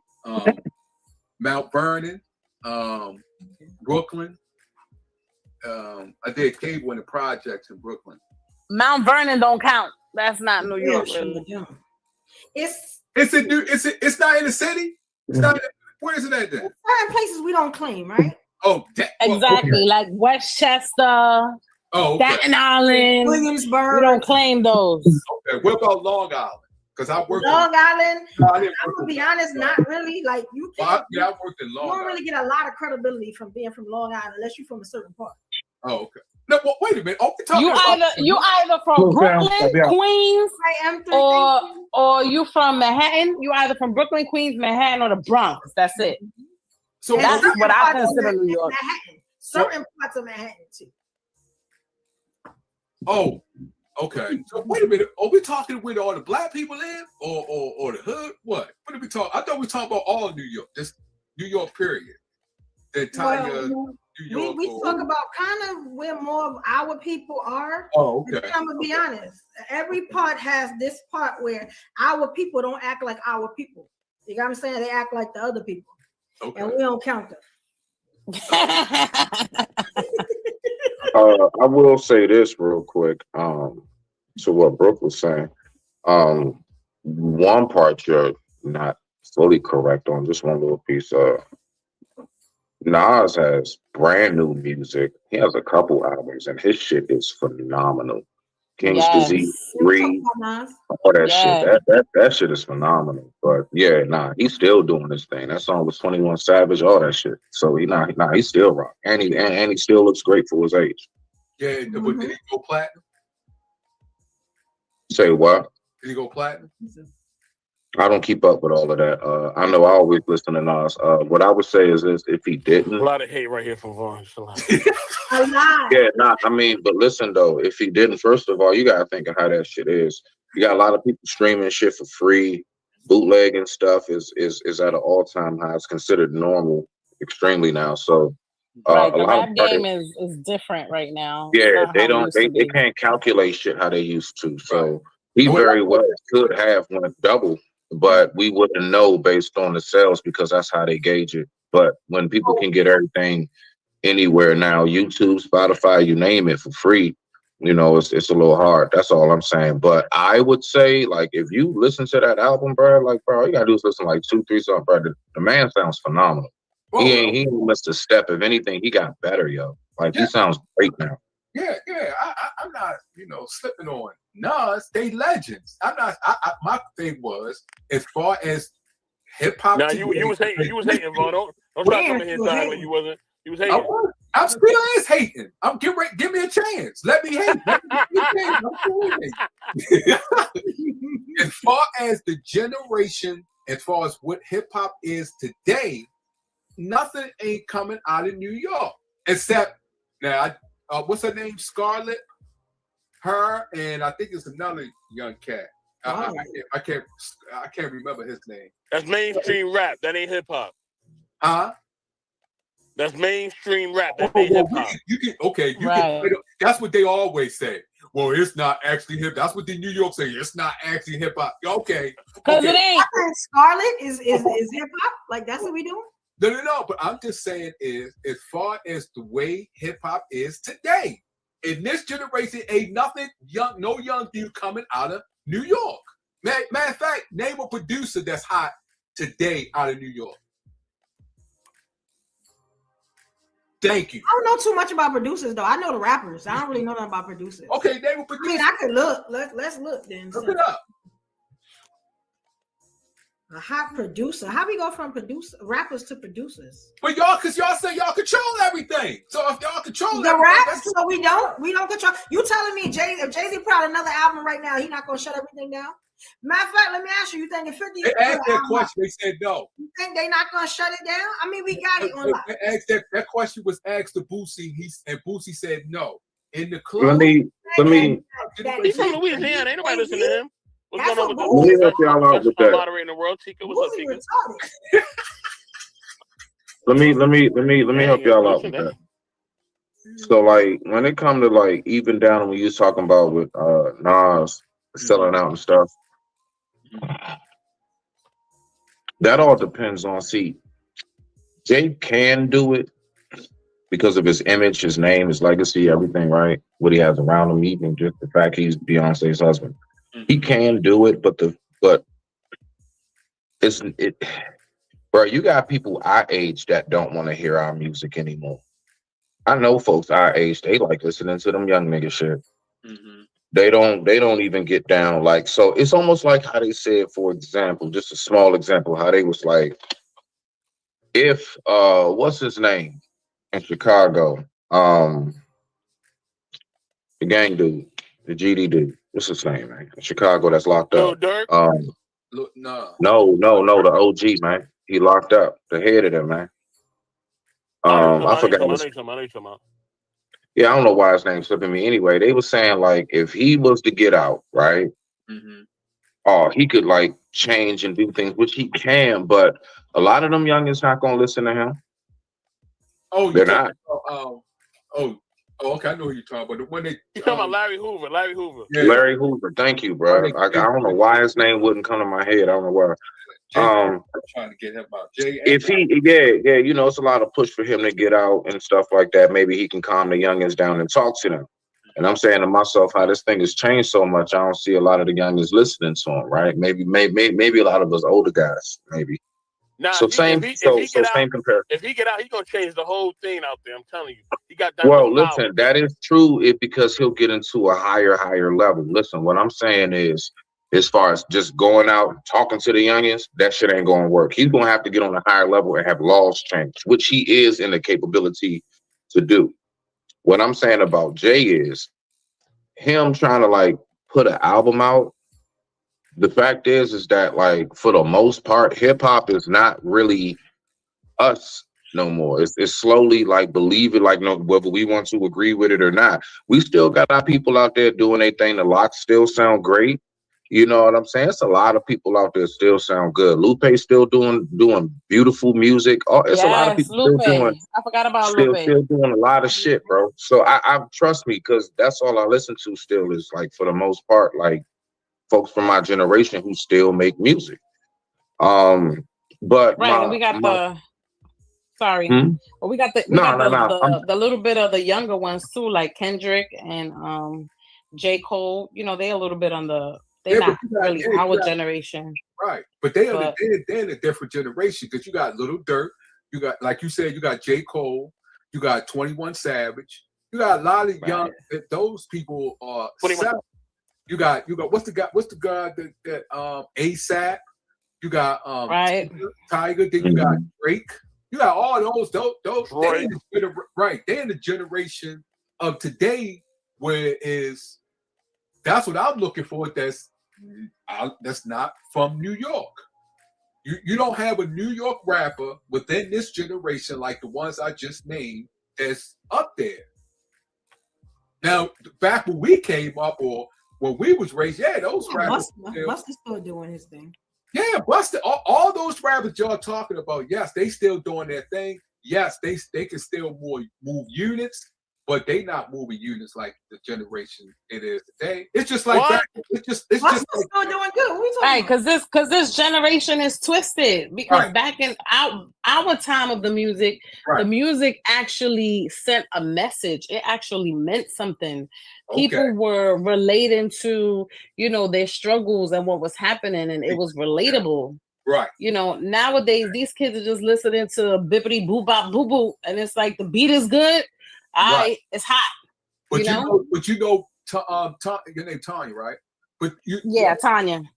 Tanya, you know, back in the day, when what you just said, you know, our parents was saying the same thing that to us about our.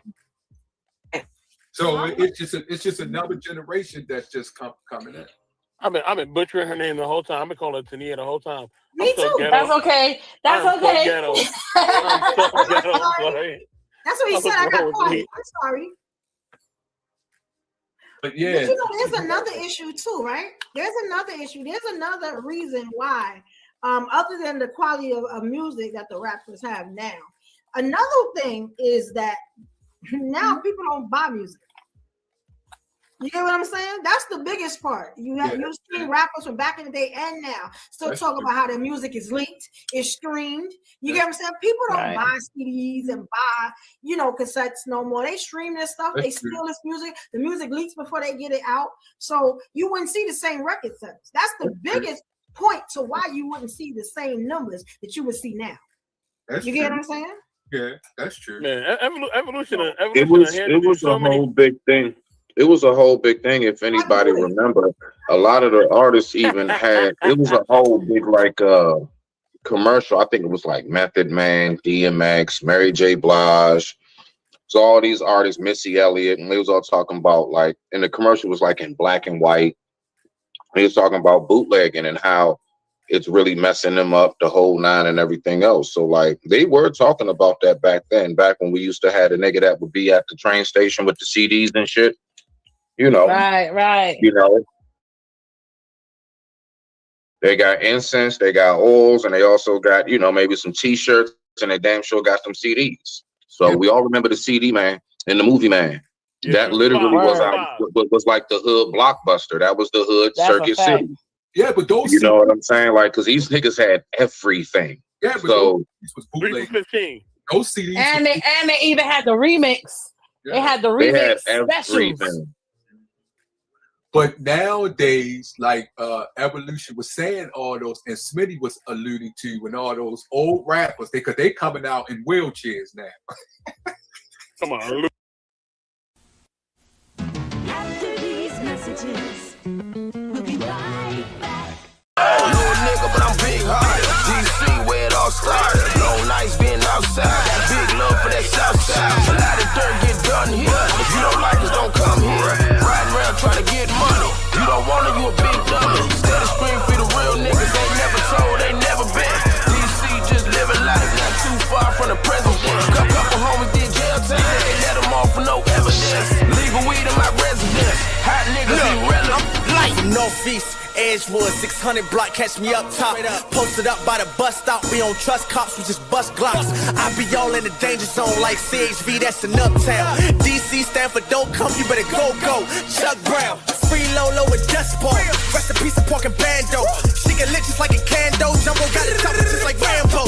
DC versus everybody think shit sweet, then make a move. Come around with that bullshit, you gon' leave quick like Larry. You You're trying to use the big words now. If you don't get out of here. They rolling out in wheelchairs now. But nah, but I did that. It did make me feel good when I seen Big Daddy Kane, and it was Slick Rick, Dougie Fresh, and them niggas was riding on they was in a private jet. I was like, now that's respect right there. Now they give respect to the right. It's like that because they paved the way. Right. You know what I'm saying? There wouldn't be no hip hop if it wasn't for them. Big Daddy Kane, Slick Rick, Wu-Tang, Flash, and all that. Right. That's true. I will admit that. But see, y'all pride got too big because y'all was like, I ain't playing nothing from New York. I don't want to hear nothing from New York. Y'all know y'all was doing that because that's why MC Hammer said it. That's why he said it in his song. So don't play. Don't act like y'all wasn't doing it. Y'all know y'all was looking down on the other rappers. Y'all know y'all was. Stop playing. Ain't nobody worried about no dang on MC But Hammer. we can though. Nobody worried about We him. can though. We can look down on the other rappers though. Yes, we created it. MC Hammer. Come on now, MC Hammer. I'm was just the man. saying. Y'all know MC Hammer was the man. Hey, why she laughing at him like that? Too Short was the man. Stop playing. Too Short was the man too. Stop playing. Oh, like we, damn. like it's us. It's us. That's it. That point period, and that's it. Like I'm just saying, I don't understand why it's so hard for people to give us our respect. You know what I'm saying? To keep our crown straight, stop tilting our crowns. You know, I don't understand why it's so hard to do that. So why did y'all start your own businesses then? We started a lot of businesses. We did. What you mean? Hold on, we done went down a whole lot of businesses we started, Vaughn. No, you I'm didn't want to give us no talking credit. about- You didn't want to give us no credit. You In trying to take hip-hop? Def Jam away from us. You trying to take everything away from us. You Def can't take it away Jam was from us. not All right? started. Def You Jam can't was take not it away from me. You know what I mean? You can't take it away from us, dog. Who control Puffy? Who control Puffy? Who control Puffy? Well, you know what?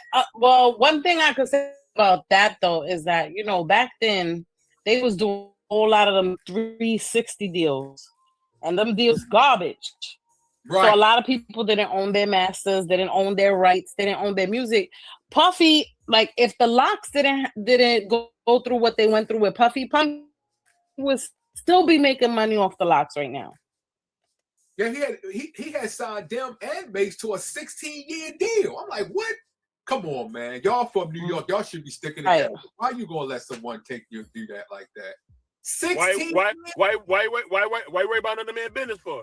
Why worry about another man's business for? Y'all think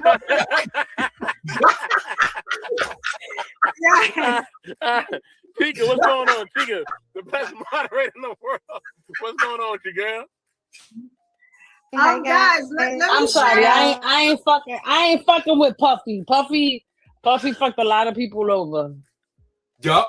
I mean, let me tell you something. Until they put that man in Don't jail, do that, Tanya. No, not right now. Don't let Vaughn win. Yeah. until they put that man in jail, right we don't know if that's true or not. Oh, since he from New York, we don't know it's true now. That's right. Like they gotta put that man in jail. Like you know what I'm saying? Like So I'm just saying. Let me ask I'm you a just question. saying, Let me ask you they a question. always taking our grapes. They always taking our grapes. Like you know what I'm saying? Always. Tika, let me They ask Tika a question. So Tika, do New Yorkers have an attitude? According to you, do they have an attitude? Yes. Thank What? you. See, yes. There you go. I mean, real shit. There you go. Yes. Queen. I'm sorry. Queen Tanika. Queen Tanika. Why? Tell yourself, don't be scared. I got you. You could just call me Tika. Okay. But, it's just I think that I mean I've heard everybody speak on it, a lot about the demeanor that you have to have while you're living within a certain area, especially within New York City.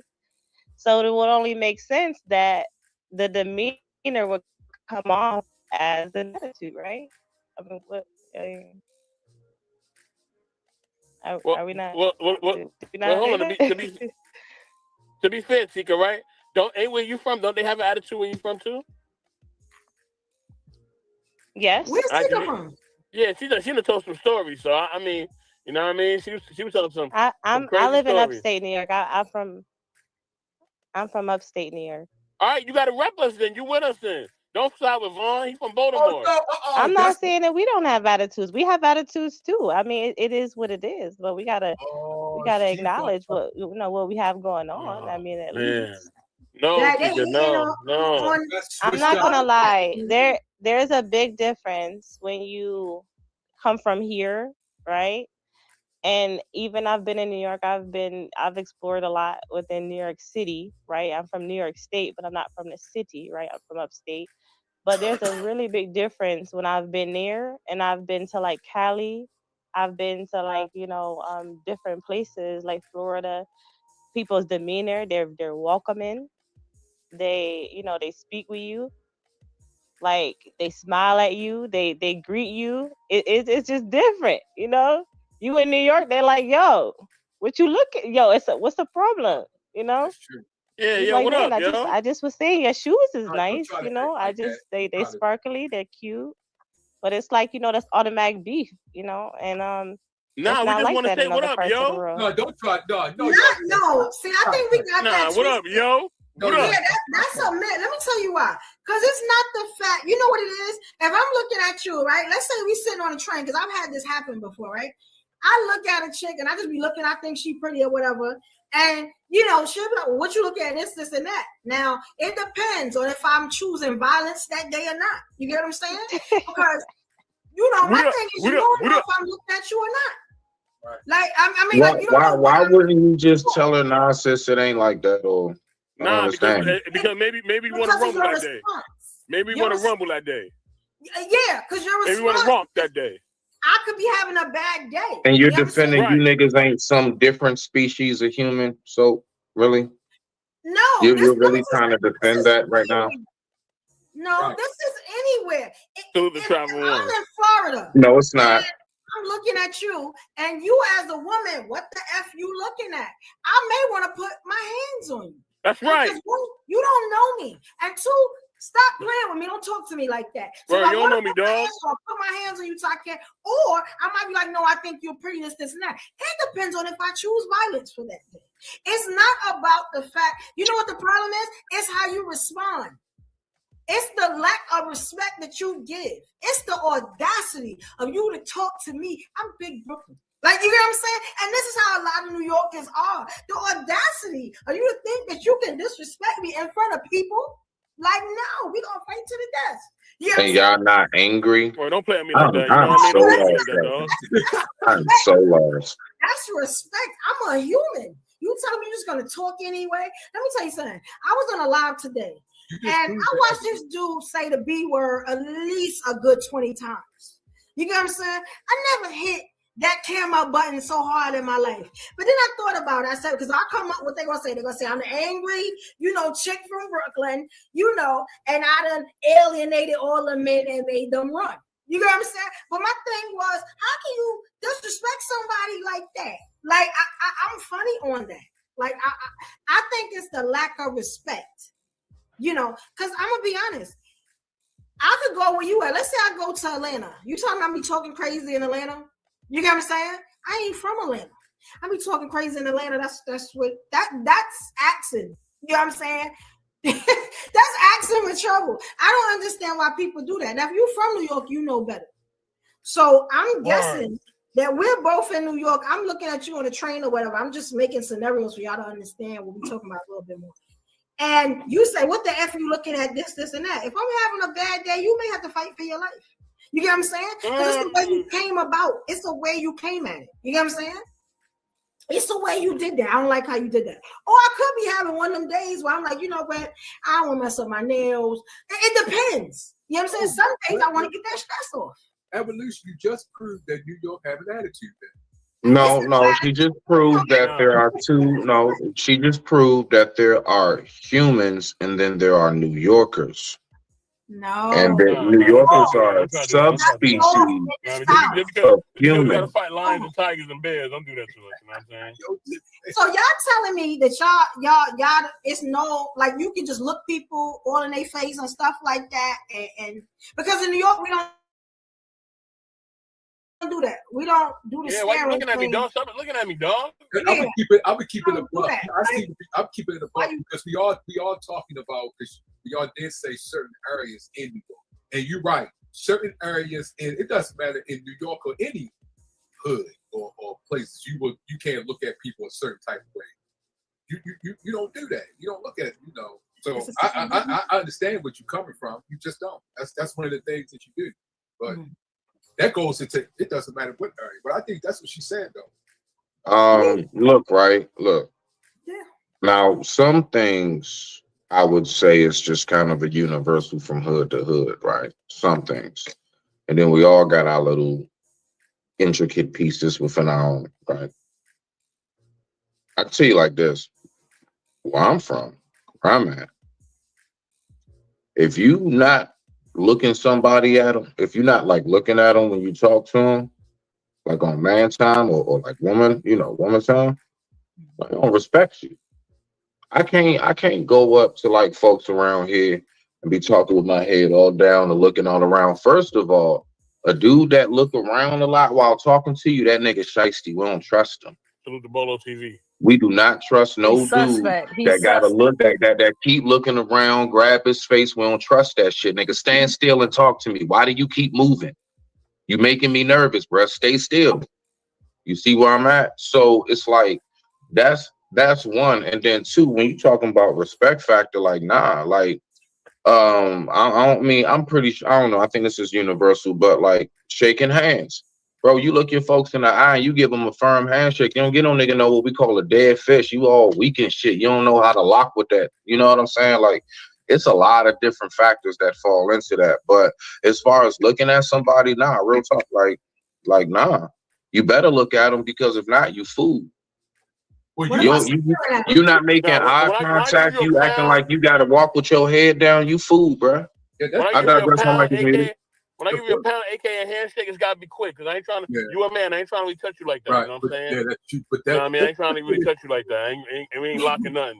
Yeah, you know what I mean? that's There's some other places I want to lock hands and all that. I ain't doing that. Real quick, it's a little bop bop, and I'm out. Right, You know what I mean? right.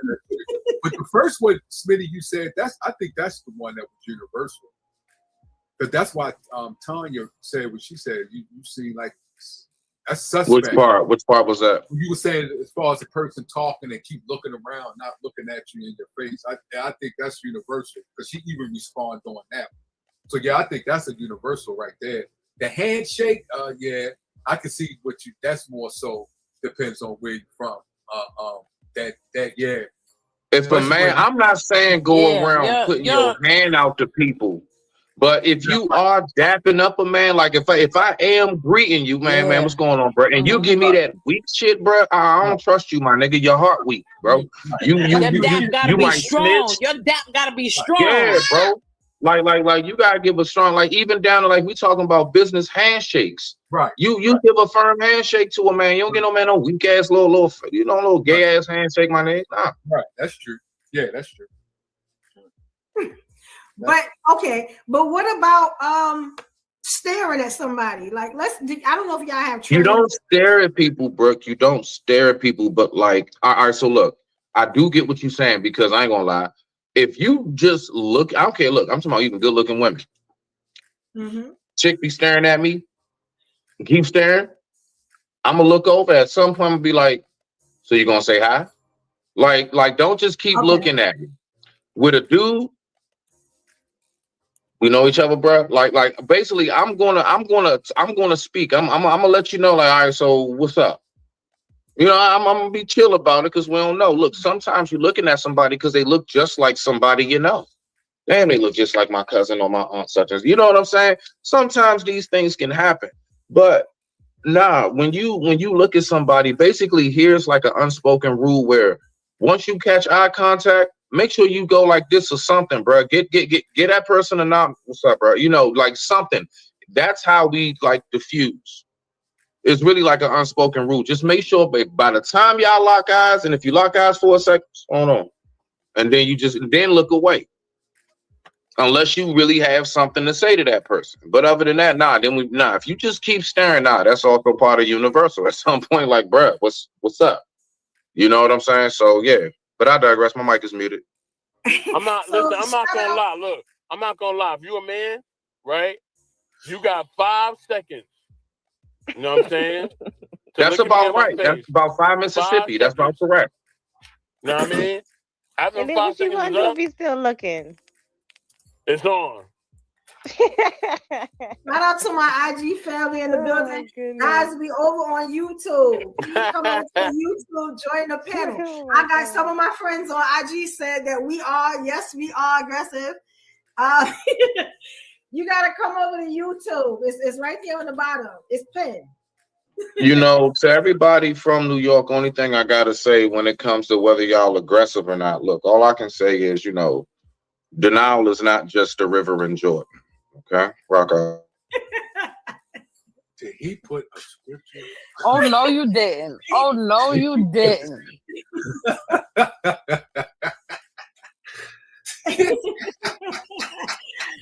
I don't think we have. I think we're passionate, and people confuse our passion. You know what I'm saying? For nastiness and aggression, we're just passionate. You know what I'm saying? It's like, Dag, I don't want to say this, but I kind of want to say it. Bro, It's like, kids are passionate. Yeah, believe you try to it's dress it up. like being Jesus. Oh, Like, no, she didn't. No, she didn't go with the Jesus. How do we get there? No, she the didn't. chosen one. Oh my God. Hey, but recalibrate the GPS. We going the wrong way. Recalibrate. You can't walk around regular when you the Messiah, you the Savior. Like you ain't like that's kind of what we walk around. Like we know we got it, and there's no other way to walk around but confident. You get what I'm saying? We bold. You know what I'm saying? Like we not no punks. You don't really see too many punks from New York. Now we have them. You get what I'm saying? But a lot of us, most of all of us, stand on business. You know what I'm saying? You're just not gonna be able to tell us nothing. You're just not gonna be able to sell us. You know what I'm saying? It ain't no selling water to a well to a lot of us that are the chosen ones. You know, it's just a different about us. Our swag is different. Our walk is different. Our talk is different. You know, shout out to Michael Canella. You know, shout out to you. He made it. Please subscribe, Michael. Please subscribe. Thank you, King. Yes, it's like it's just we just different. You know, like we unique. And you can go to a lot of other places in other spots and you don't find unique people, you know. I mean, I'm in the travel business. I've been almost everywhere. You know what I'm saying? Montreal, types of places. And I ain't really seen no unique people like us. I'm just going to wait, hold on. You said you've been to Montreal? Yeah. How was traveled it there? Because I really want to go there. I'm gonna be honest, it's very nice. Oh my very God. nice. You know, they party Yeah. different. You know, but I still ain't seen that uniqueness that I see. You know what I'm saying? Like in New York, I just don't see it. Like I'm gonna be honest, our men are they all kind of rude, but they confident. You know, they got that swag, you know, the dress, the talk, the walk. Like you don't see that in a lot of places. Like it's just some stuff that is kind of untouchable. You know, like if I wasn't from New York, and you know, I grew up in you know, well, I'm from NC, I'm from North Carolina, like Michael said. Michael in NC right now. You know, I just wouldn't be the same. You know what I'm saying? I think. Hey, let me ask y'all a question, just for the ladies, all the women up here. Mhm. Would you all say, I mean, in maybe your own way or not, would you say that New York men would be your preferable choice as far as dating?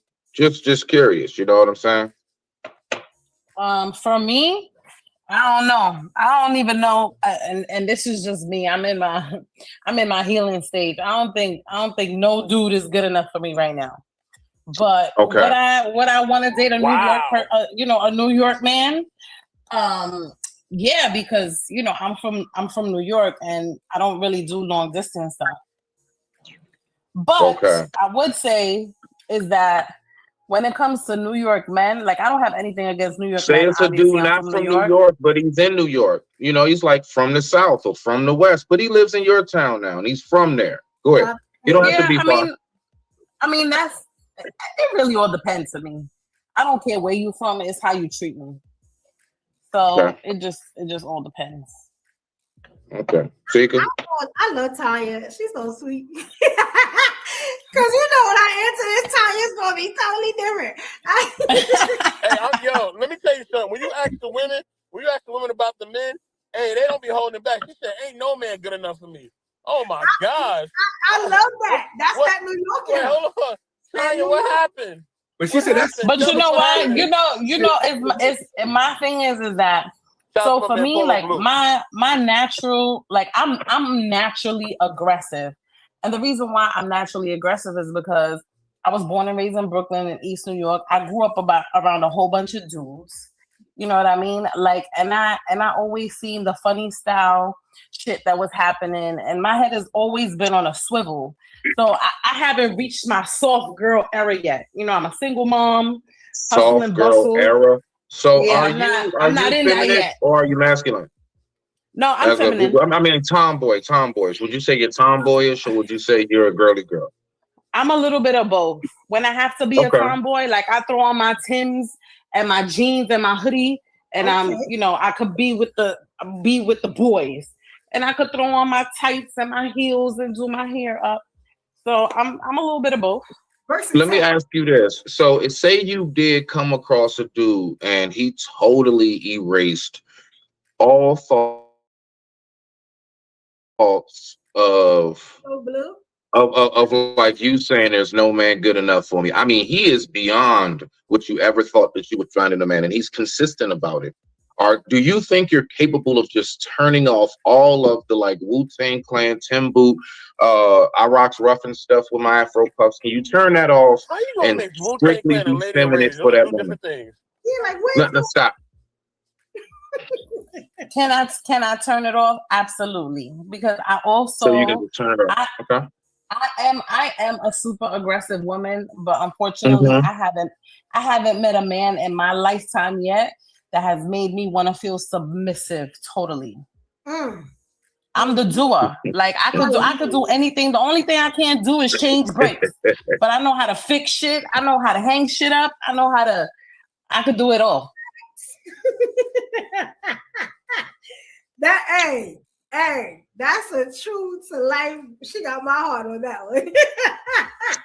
Because I'll be honest, a Brooklyn man is the only man that I can say would be able to tame me.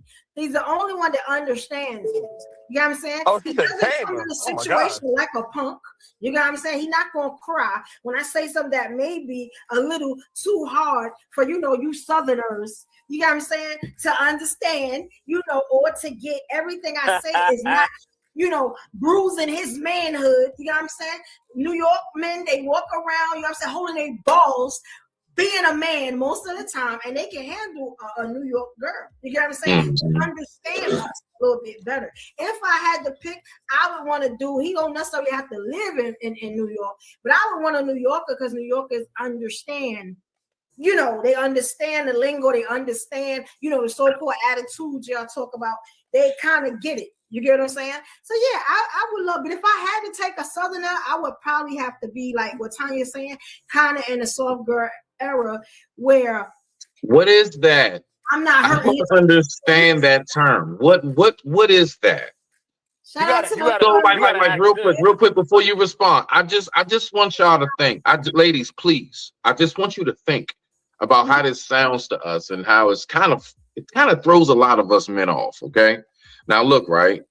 Hold on, let me get who's this. I got you, man. All right.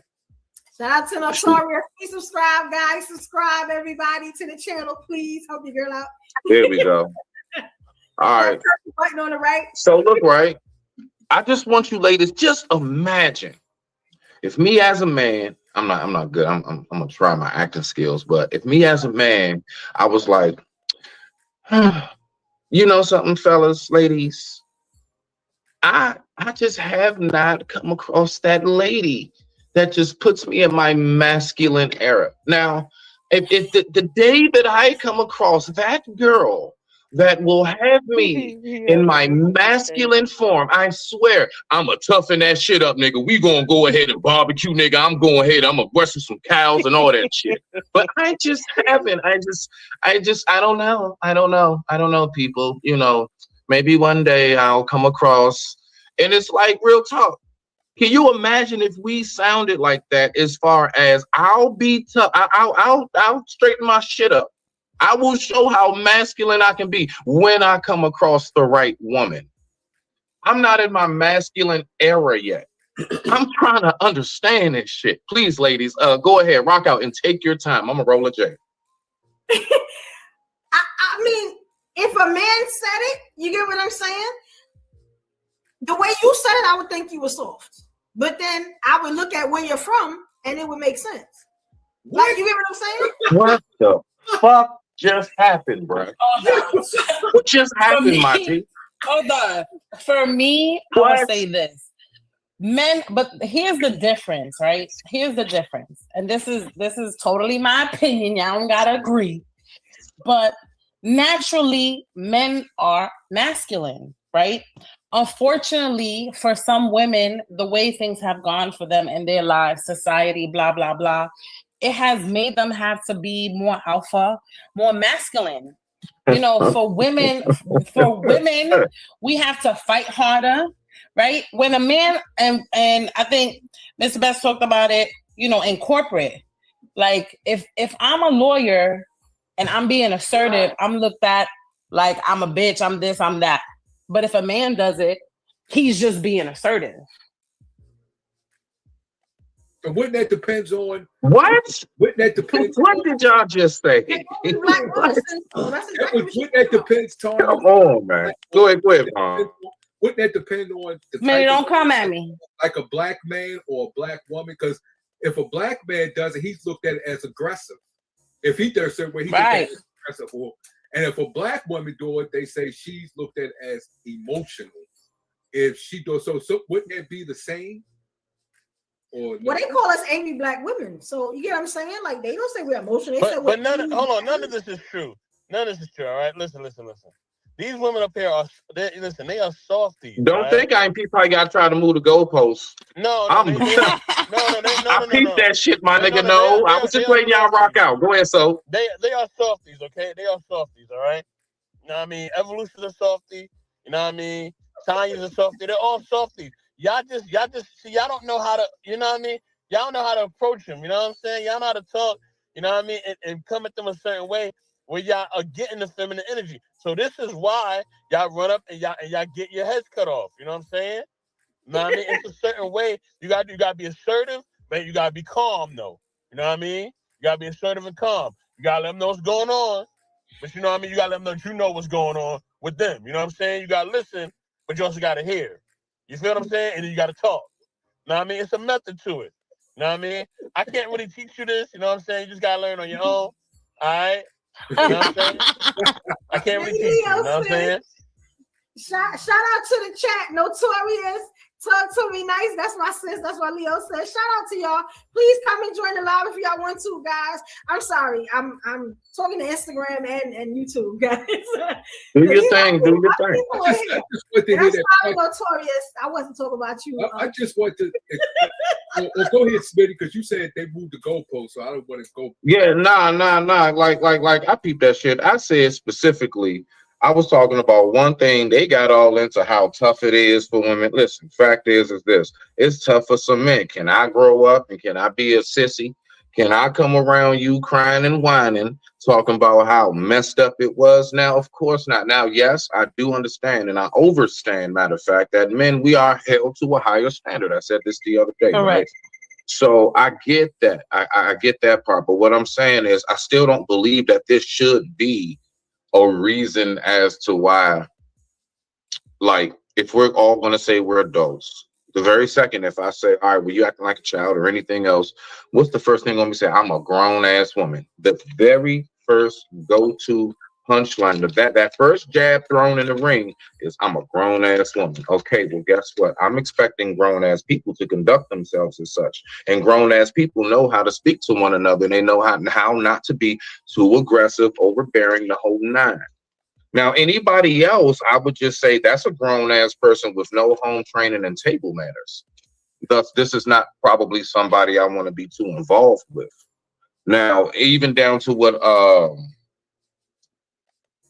Brooke was saying as far as like where I'm from, like, yeah, that was crazy. I don't know what you think about DC, but yeah. I mean, okay, listen. All I can say is this. Just like how I know, because one thing, listen, real recognize real on this part. Right. I can't go nowhere talking about, oh yeah, man, DC PG right here, man, DMV. Right. Niggas gonna look at me like, fuck who, niggas? And that sounds crazy. Shout out to Kwame. That sounds crazy. Yeah, but listen though. What I'm saying is you got to know an area though. Right. So what I'm saying is you can come to PG and do that giggling and laughing. I promise you, it'll be shut it up. They will hush that quick. Not me. I mean, like, they say that everywhere, but but see, that's what I'm saying though. Nah. But you don't understand though. Like from our police and everything. You can look up PG. Like, nah, this shit ain't as quiet as you think. But it's also, it ain't the noisiest place where, you know, Chirac or nothing like that. But oh no, during like certain times in the 90s and all of that shit, you tripping. You tripping. You go around Kitland, Zoo 25, all of that shit. It's quiet a few places. Langley Park, all of that shit. I can name hood after hood. Forestville. Yo, it's areas around here. I promise you. You don't anything with a terrace. Okay. All right. Anything with a ridge in it and all that shit, you don't want to go around it. Anything with heights in it. If it got what Force Heights, you don't want to go there. I promise you. And then we got our really nice areas like where I'm at. You know what I'm saying? I'm chilling. But right down the street is the hood, I promise you. So don't, you know what I'm saying? But anybody know that when it come to like just saying you should be looked at tough because you said an area, man, that's hood 101. Like, nah, that's that Crown Wolf shit. Ain't nobody taking nobody serious because you say you from somewhere. You gotta then carry out and show that you are that nigga or you that chick to be reckoned with. Other than that, I don't want to hear shit about you from somewhere and I'm supposed to be like, oh shit, did you hear that? We don't play that shit. We don't play that clown shit. Let me tell you something. When I say I'm from Brooklyn, right? It's a badge of honor. You got what I'm saying? Like in most cases, but only for you, bro. But only for you. Everybody else don't give a fuck about that. But this is the problem, right? When I say I'm from Brooklyn, that's a badge of honor to me. I've had people try to crucify me because I said I was from Brooklyn. Now, it's either I'm giving you I'm from Brooklyn because I'm letting you know that I'm proud of where I'm at. But it also means, now if I say I'm from Brownsville, that's something different. You get what I'm saying? But when I say I'm from Brooklyn, that means I'm proud of where I'm from. You get what I'm saying? It's not a threat. But if you hear me say I'm from Brownsville, that means this can go any way. I'm ready to die. I hope you are too. You get what I'm saying? Nothing is off limits. That's what that means. You get what I'm saying? So it's two different things. But I've had people try to vilify me because I said I was from Brooklyn. You get what I'm saying? It still don't stop nothing. You get what I'm saying? But Brooklyn is the good part. That's the part. Yeah, you should know. I'm from a beautiful place. Like, it's us. And plus, Brooke, you got to be real careful too when you come to areas where like a lot of us out here, unlike in New York, because y'all gun laws are so strict. See, we can have those. We can play with them. We not like over there. We can play with them. You see, so it's always you just got to know where you at. And I'm saying like on some real shit. Like all these factors do play in whenever like you know if folks really get to talking about like. That type shit. You know what I'm saying? It's like, nah, you gotta be careful. It'll look real nice in this suburban area, but you better know majority of these homeowners, oh yeah. And our shit is legal for us. We don't have them strict ass rules like y'all can't even have fucking mace and a pocket knife on the train. Stop it. Okay? Listen, I'm allowed to go out in public with Lucille. I can travel like this. Y'all niggas can't do what we can do. He also hit me. I want to expand on what y'all ladies to ask the question. Tanya said, start with Tanya. Tanya says she's at a healing stage, so no man is good for her. What does that mean? Hold on a second. Well, he's up here. For me, it's because I'm just coming out of a relationship, so I'm just not with it. So you would. If a man come to you would just ignore or not ignore. So you would, if a man making a pass, you just would let it not go no further. Yeah, at this stage in the game, I wouldn't be good for anybody. Oh, okay. And that's just me, you know. So it's not the man, it's what you're going through inside. Right. Okay, I got you. And how long does that healing stage take? I don't know. I'm still working on it. I'm a work in progress. Okay. Okay. So do you let the man know, or how do you know? Oh, absolutely. Okay. Yeah, I'm really honest. Like when I say like no man is good for me, like I meant that. Like I'm just not in that stage. And like if someone would try to like kick it to me, like I'm all up for conversation and all that stuff, but I'm not looking for anything, you know, serious. I just can't do it. But the context So the context, the words that you're using when you say no man is good for you, it's not that you put in context that you're looking down on men. You just put it that as far as you're in healing and you're not ready to pursue an intimate relationship, right? Right. Okay. Because I was just looking, some men may accept it like, oh, you think she all that. She think that she. Nah, Avon, I'm gonna be honest with you, dog. Let's be for real, my nigga. Actually, I salute sis. If that's, considering, I take her at her word, considering that's exactly what's going on, I salute that because do we not know how many times a woman will leave a relationship and the nigga's right there? Right. Matter of fact, she was planning that Exactly. shit. She was trying to plan. She was making arguments and shit. She was saying, I need a minute and all of this other stuff. So, I mean, I'm going to be real, dog. It ain't often I hear a woman actually say, I'm taking time to heal, bro. Usually they get, it's a nigga right there. They just go through their little list. Right, yeah. I believe what you just said 100%. I would think I was just trying to understand her context when she said no man is, good for her. Just on that, because some people may interpret that in different ways. Since she went into details, I could see her interpretation, her understanding. Right. But yeah, what you just said, yeah, that's absolutely. I give a big ups too. That's 100% right what you said. Yeah. But nah, I mean, other than that though, yeah, I mean, women from New York, y'all definitely are something special. Y'all are truly a very, very fascinating species of women. Fascinating species. I mean, it is. I just sometimes like to observe and just see how exactly, you guys. I mean, it's just, it's just fascinating how you all, function in society as regular women. And I don't mean this in a bad way. I'm just saying, like y'all niggas are different. And if y'all want to act like y'all not after the stories Brooke told on the train, okay, look, all right, okay. If y'all want to act like I'm the only one that sees and hears this shit, it's okay. It's okay. Like I said, I heard the story on the Brooke train. It's all in the approach. It's all in your approach. You know what I'm saying? It's all apparently just looking for more than 3 seconds is a bad approach. My nigga, I don't know what to do. My hands are tired. You don't understand, brother, because you're not from New York. You don't understand because you're not from New York. You know what I'm saying? So too nice. What makes us different? Nothing. Yeah. If you're from New York, you know how to approach a New York woman. You know what I'm saying? Listen. I don't have no problem. I don't have no problem sliding through there, having my driver go inside and get me one of the good New York slices of pizza, tinted windows, bulletproof. I roll the fuck out and get up out of there. Okay. All right. Kind of look around, take a few pictures and shit. Okay. All right. I have no problems with that because I'm not dealing with it. Okay. Where I'm from, yeah, we got our shit. I'm telling you right now, we really do.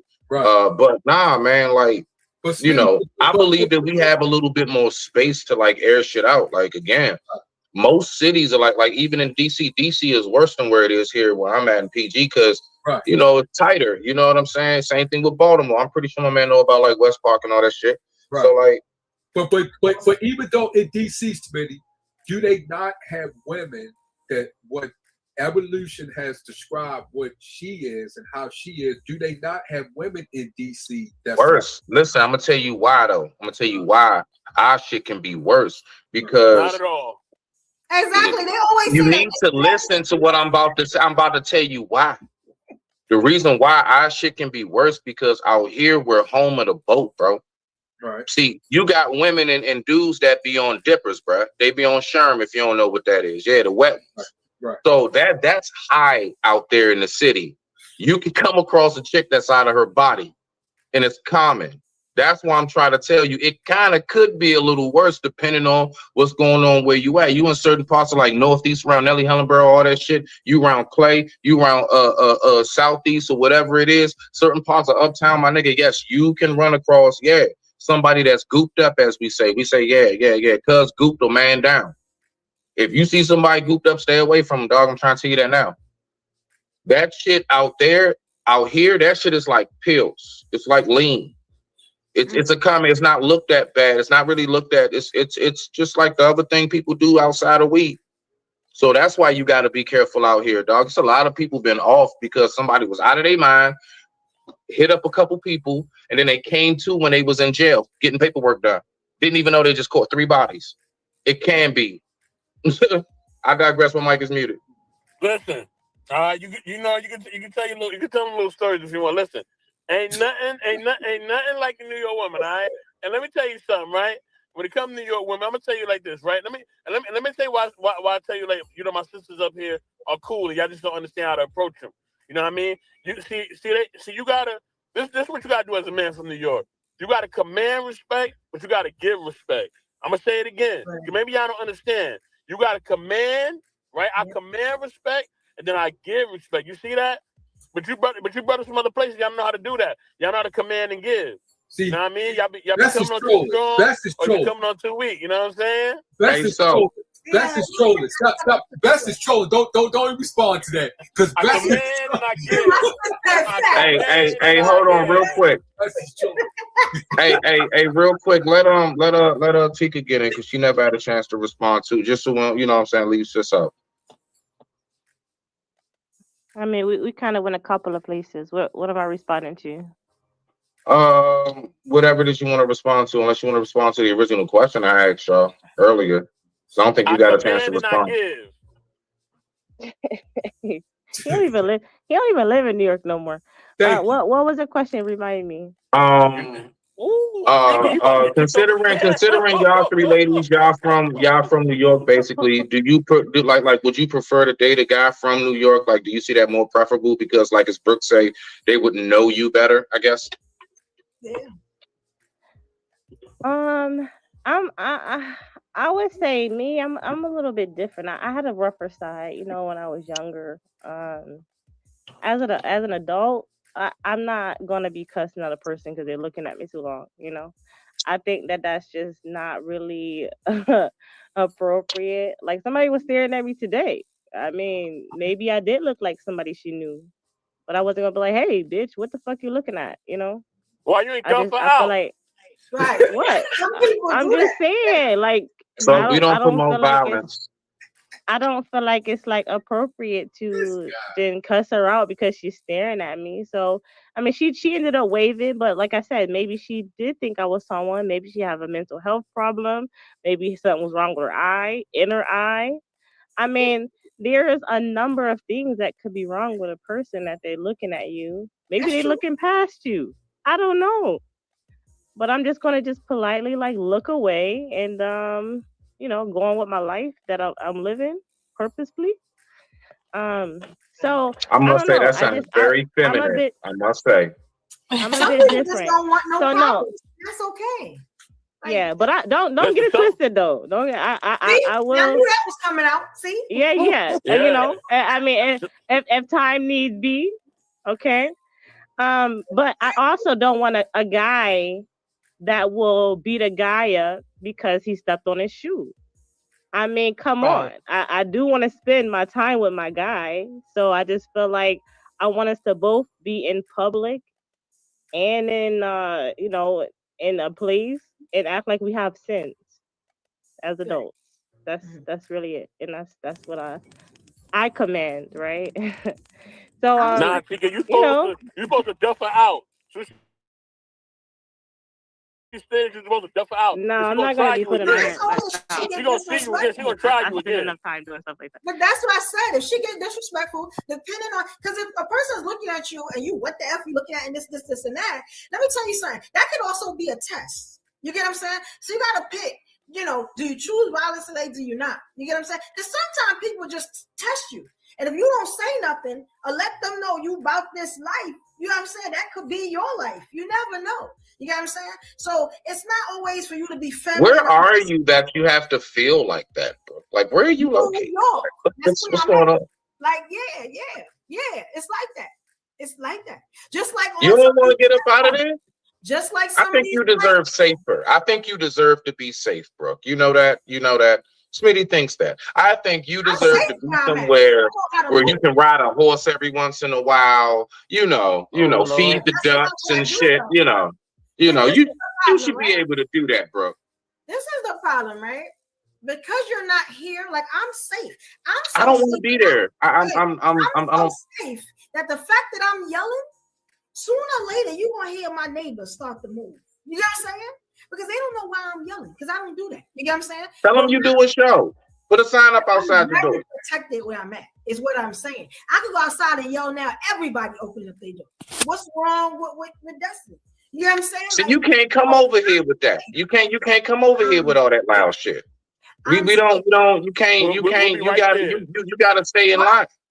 But I also know that if somebody is testing me, sometimes it's not always for me to be feminine, and be a what they call a PUSSY. You know what I'm saying? Sometimes it's not that serious, bro. It's not, yo. It's not that serious. Damn. I'm just saying, especially where I'm at. But I can say this though. So there's a big difference when someone is either looking at you, like, right? If they're looking at you, you're looking at me, that's nothing for me, I go on with my life. You put your hands on me, all right? You put your nasty, dirty, disgusting hands on me. You're gonna be done, all right? Done. Listen, I've been on a train and I have this EDP. I don't know if y'all know what that means, but that's a mentally disturbed person. I think he was mentally disturbed. I don't know what was wrong. But that I thought you meant the singing group. Oh, okay, go ahead. My bad. That motherfucker, I don't know. I think he was having a bad day, but that motherfucker threatened to spit on me. I was like, if you and I literally was just sitting there. I was sitting on the train. I was minding my business. I guess he didn't like how I looked, whatever. And he was like, "Oh, I'm gonna spit on you." I was like, "I dare you. If you spit on me, you're gonna have to kill me." Yep. Hey, nah, I'm not gonna lie. Like spitting. That's yeah. Anybody who know me know you're gonna have to kill me right there. Yeah, that's a death wish. Just like that's a death wish. That's a death wish. And my girl told me tonight, she talking about with Shelly. I swear, that's my sister. She understands me, and she a Leo woman. You know what I'm saying? Like two things I know for a fact, like with men that we know you don't do with another man is smack them or spit on them. Right. You better hit me with a closed fist. I swear on life, it better be a closed fist. You smack another man, bro. That's especially in front of people. Then don't let it be some females around, bro. That's all ego gonna take over, and that's how you get dudes. You know what I'm saying in certain circumstances. But yeah, nah. Go ahead though. I digress. My mic is muted. Let me ask y'all something, everybody here, right? Because I've been watching lives all day, right, and stuff like that. We all from Instagram. We all know it. Shout out to my Instagram, my fam, hold me down. Have y'all ever been in lives where? Because I'm talking about the testing thing. People test you, right? You know what I'm saying? And let's say, as a woman, you playing that feminine role, that nice, subdued feminine role, right? Or as a man, you're trying to be as respectful as possible, but somebody got something to say and they keep saying it. Or they testing you. Do you still keep that same, or do you turn up? Hey, bro. But look, though. All right, so let me help you. It's the way you keep wording it, darling. You know, you keep like you say, I'm chilling and I'm playing my feminine. Like, are you acting? See, you're either that or you're not. And that's something that I'm telling you, like, I get it, because believe me, I definitely can be the gentleman and the dark one. Because, I come from a certain demographic area, right? I had to, in order for me to survive where I was for a certain period in my life, a good 10 to 15 years, I couldn't be nice. I couldn't be like, oh, it's all right. I had to go handle that. Right. Or I was going to be food next. So I had to. So I get it. But like, like, it's like this. Listen, adult people, like grown people, who are people of dignity and respect and integrity and things, we demand that respect, period. And generally speaking, how you carry yourself, like, I have been out of more situations than I've been in, far more, right? Simply because of how I carry myself. I've had my moments. I've had my scraps and my scuffles and shit. I had to swap it out, but for the most part, it's how I carry myself. So I genuinely carry myself how I am. I don't play masculine to keep people off me. I sleep in this. I wake up in this. This is who I am. I have harnessed this, like what we call manhood. I've harnessed it, right? So I don't play around with it. I don't turn it on and off. So only thing I'm saying is that I think you would be surprised if you really truly were just in that mode. The village around you, the men around you, we want to protect that. You don't have to be my lady or nothing. It's because we know you're one of the precious ones. We know that you're one of the ones that is much more valuable than the ones that have the headspace of, I don't need nobody, it's just me. So believe it or not, when you carry yourself a certain way, people want to look out for you. People want to respect you.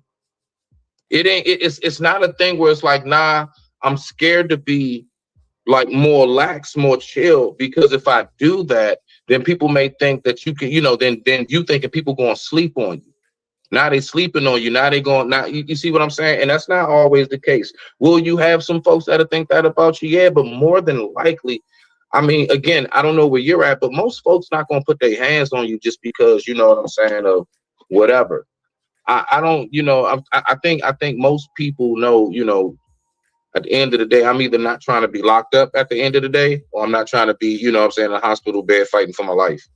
So, I mean, I don't know. Like maybe just our, no, not even maybe. Our demographics, where we were raised and everything, it has a lot to do with why my headspace is the way it is and why yours is where it is. I totally get why you all's headspace is the way it is, considering where you are. That's overstood. You smell me now? But like, don't think for a second that, when it comes to being feminine, that's something that you ladies can like turn on and off. Because I'm seeing right now, like we peep that shit, and that's why I gave the example earlier. That's where you're wrong. We do that. We do that on a daily basis. Yeah. Not all women. Not all women. Yes. You know how many times I turn it on and off just on this platform right here? You know why I like this one? You know why I like this podcast rather than the other one? Because I could be my full self on this one. You get what I'm saying? Yes, you do. I wish we would have this one more, because this is the one that I like. You get what I'm saying? The other one, I do it. Don't get me wrong, I like it, but I have to, dumb down to the male ego a lot on the other one. But this one, I'm gonna say what I want to say, and I don't care. You get what I'm saying? So it's a difference. Can you give me an example of that, bro? Hey, Vaughn, thank you, Vaughn. I was gonna let her. I wanted to ask that. Yeah, thank you, Vaun. Let me say something real quick. Let me say something. Hold on, Evolution. Let me say something real quick, right? When it comes to the IG, when you just play me on IG, my block button is real strong. I'll just block you. I don't even talk to you anymore. I'm big boss up in here. You know what I mean? I'm big boss. I will block you. See, the block button is a very great button, right? It doesn't take much effort, and you can just press it one time, and they will be gone forever. You know what I mean? Forever, ever, they'll be gone forever. The block game is so strong. You know what I mean? I love blocking people. That depends. I only do the block button when I give up on you. Just because I turn up on you don't mean I gave up on you. You get what I'm saying? No, what's that turn up? I'm blocking. Nowhere in my space. But Brooke, can you expand on when you say dumbing down? Can you give us an example on that? Huh? Okay. No disrespect, but disrespectfully. It seems, you know what I'm saying, that a lot of Wednesday, like I respect everybody and everything, right? But I know me, because I'm so strong, you know what I'm saying, and it's my character, my true character, who I am. I wasn't raised to say what people like and do what people want me to do. I was raised to do what I want to do, say what I want to say. You get what I'm saying? And that's kind of what I do. But when I come to the Wednesday show, it's a lot of people with a lot of hurt feelings. They real emotional sometimes. You get what I'm saying? And when I say stuff, I come off kind of to them. But to me, it's me being me. You get what I'm saying? So a lot of times I just have to kind of play more of a feminine role, where I'm not as so much. You get what I'm saying? I don't know if y'all see me on the Wednesday show. you know, now I'm never boring. Like it's no never boring moment, nothing like that. I've never been a boring person. But I try to not hurt so many feelings. You get what I'm saying? If that makes sense, you know? It doesn't, but I'm trying to excuse my ignorance, but I'm still trying to see, can you give me an example of a dumbed down man? Because you said dumbed down. So are you saying when a man is emotional and you have to hold your emotions down back by him being emotional like that, that's a dumbed down man, or that's a dumb man? That's what I'm trying to get the understanding, your understanding when you say dumb down. Like I have to, when I'm saying I have to kind of be less than what I am kind of, you know, I'm trying to respect Mr. Best or some of the stuff I may want to say, I'm not gonna say. You get what I'm saying? Like I'm more sociable there. Like, you know, like, okay. You know, it's a lot of people here, it's a lot of feelings, so I have to kind of, here, I could be myself. Yeah, I know it's not going to be no, you know, I could be full me, because this is New York. This is how New York is. Y'all getting the full nitty gritty of everything. You get what I'm saying? I'm not worried about nobody's feelings. I'm just saying what it is. It's a difference. There's nothing wrong with the Wednesday show. I love the Wednesday show. I love when we all get together and be in the room, but I'm more conscious about what I say because I know I come off really strong. You know, because if you talk to me nice, it's like I don't want to kill people's egos and stuff. Like, you know what I'm saying? Because I the way I say stuff, and it's probably like, you see how Tanya is more subdued and you know, she's very feminine and you know, and I'm more raw, but I'm pretty sure that Tanya gonna get that way if y'all disrespect her. I'm pretty sure she's gonna turn into a whole nother person. You get what I'm saying? Oh, I mean, where she's from. She's the same place I'm from. So you got that right. You got that right. Yeah. You only turn the camera on, you know what I'm saying? Exactly. You know, let y'all know she about that life. Well, she's taking a few sips, you know what I mean? Let you know the time it is, you know, it's real. I don't know what she say. Yeah. So, but you said, but if you stop doing that, aren't you not being who you are?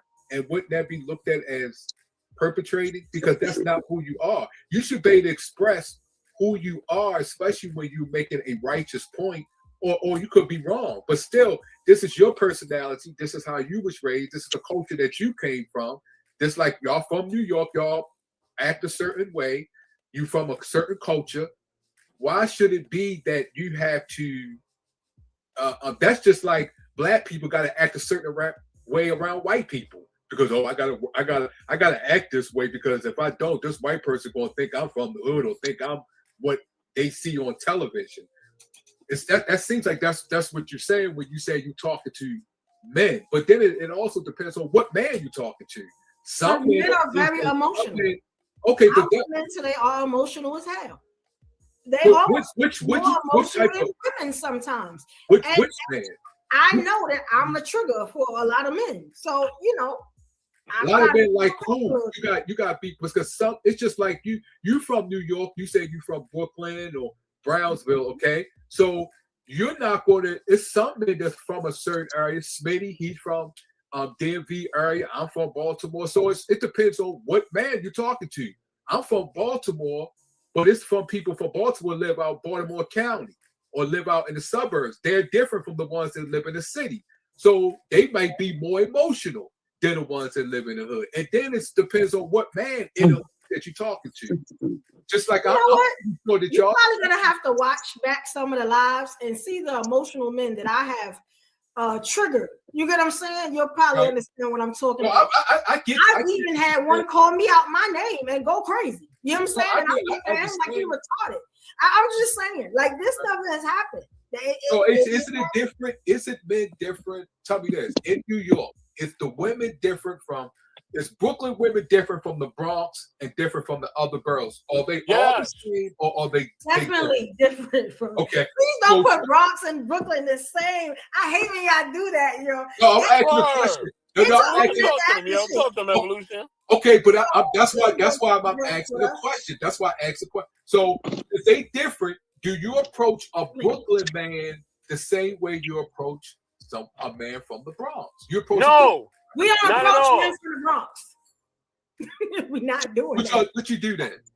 What you did? We don't deal with men from the Bronx. We're not doing that. Nah, that's a whole nother, Okay, so y'all don't. So that's like a whole nother state, and they're in our state. Like that, we don't. It's like oil and water. We don't. I got you. Go ahead, Smitty. You want it All all. right, so look, right, Brooke. So one thing that I tell people all the time, you have to remember, and this is not just for you, like anybody listening. We have to remember that when we get out here online and when we say whatever it is that we say, there have been plenty of times people disagree with what I say and everything.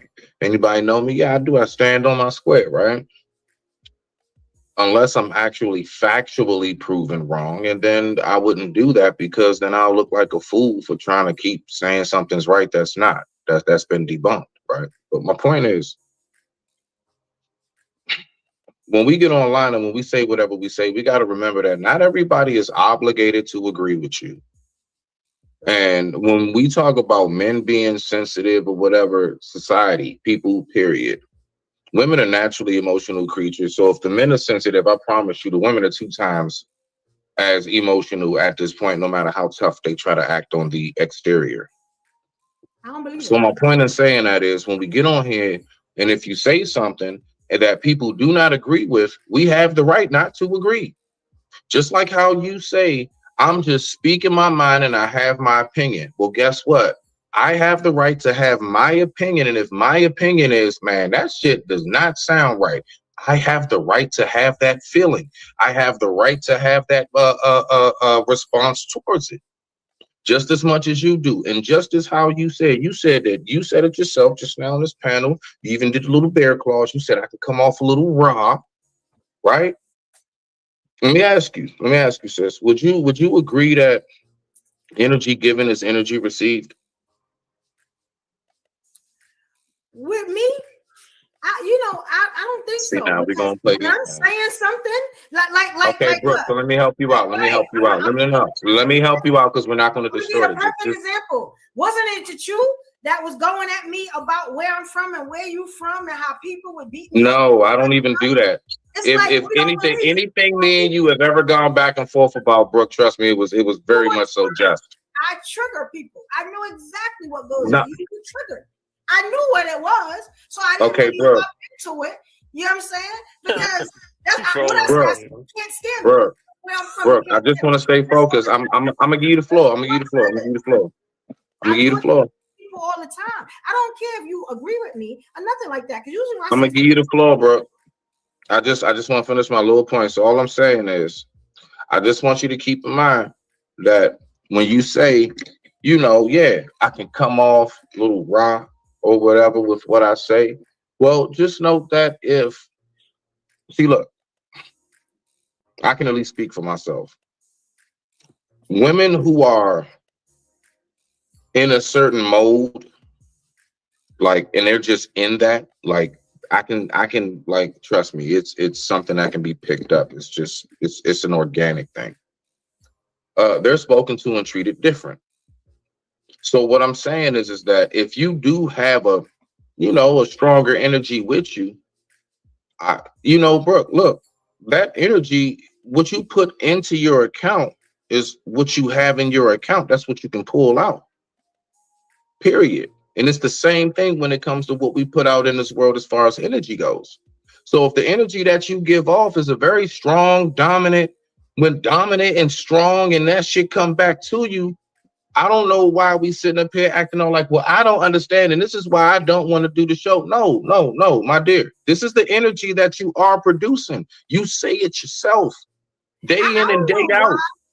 Let me ask you You something. say you're not a soft girl. You're not in your soft girl era. Listen. I'm not coming for you. I'm just trying to help and educate you on something. I'm not. Listen. You may think these are shots being thrown. It's not, sis. I'm really just trying to help you out. Listen. Creating a narrative. That's I'm not just. like I'm you're just- creating a narrative saying I don't want to do it. Mr. Best, no. If I don't digress. wanna My mic is. be Deuces, I'm out. That's not it. I'm just saying I gotta be a little less stronger. That's it. That's it. I don't care if nobody don't agree with me. I don't care. I come with facts. I see what you said. Like real talk. I see what you're saying. She's trolling right now. I see what you. I see. I'm what dead ass serious. Right. I see. There's my mother in the ground.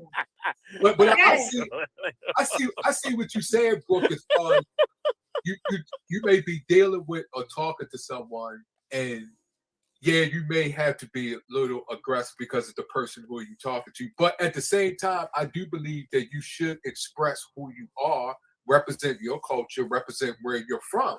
Yes, you may hold back, but I also believe, because I traveled the country, we were here in Baltimore and Maryland. I lived in different places and cities and suburbs. So me personally, I look at the person and try to understand the person of who I'm dealing with. If I'm dealing with a woman like yourself and where she come from and where the culture she come from, then I'm going to deal with her accordingly.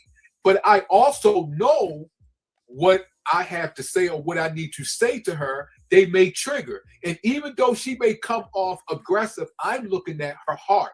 See where her heart is from. See where her passion is from. But this just not just for you. This is women down south. Some men may see you as, yes, you are aggressive because they used to women from the culture they're from, or how they was raised, or how they was taught. So yes, those type of men, yes, I can see you holding back a little bit, but I'm just saying as a person that don't hold back to the point that you like, well, who you are. You don't want to hold back and say, you know what, I'm not going to represent who I am because of this. No. I see you holding back, but still you can hold back and still represent who you are, where you from. If you come off aggressive, hey, that's just the way of life. That's just how it is. You go down south, they're going to look at you a certain way, but then South people go up New York and look at this. That's just life. That's how nature is. Some leaves don't grow the same way as another leaf. Some trees don't grow like another tree. That's just how life is. People need to understand how to deal with it. If I know this person from New York, I deal with her like she's from New York or wherever she's from. I'm going to deal with her accordingly. But I'm still going to tell her and represent who I am. I'm not going to let that or deter me or dwindle who I am. I'm still going to represent, but I'm also going to have a compassion. I'm also going to be considered. Yes, as long as that consideration don't take away of who I am and who you are. Some people you just have to understand. Some men is just not going to accept that aggressiveness. That's no problem as long as we can respect one another. That's the main thing. You may not, get that aggressive. I'm coming off to you or that passion. You may not understand, but once I tell you and show you where my heart is, if you still don't understand, hey, we just agree to disagree, or we just have to maybe stop talking. You go your way, I go my way. Right. You're right. Yeah, I definitely get that. I definitely get that. Look, man, look. Still myself. I'm always myself. Evolution is trolling right now. Look, man, we had a good time tonight, y'all. All right. Yeah, this was fun. We had a very good time tonight. All right. Nigga, you trolling with that New York stuff, talking about New York this. You trolling, man. That's right. New York that, you know what I mean? New York rap. Holla at me. All of y'all trolling with that one. Yeah, I am. You know what I'm saying? Listen, I'm going to end this stream, you know what I mean? Whoever up here, if you're on the panel, man, if you want to hang out, you can hang out. You know how we do. But listen, y'all, we'll be back tomorrow with Intellectually Embracing Smitty's Corner. Me, Grace, and Smitty, we going to rock it out tomorrow, y'all. Ooh, we got some content for your ass. You know what I mean? So be ready. You know what I mean? And with that, we are out. Later, y'all.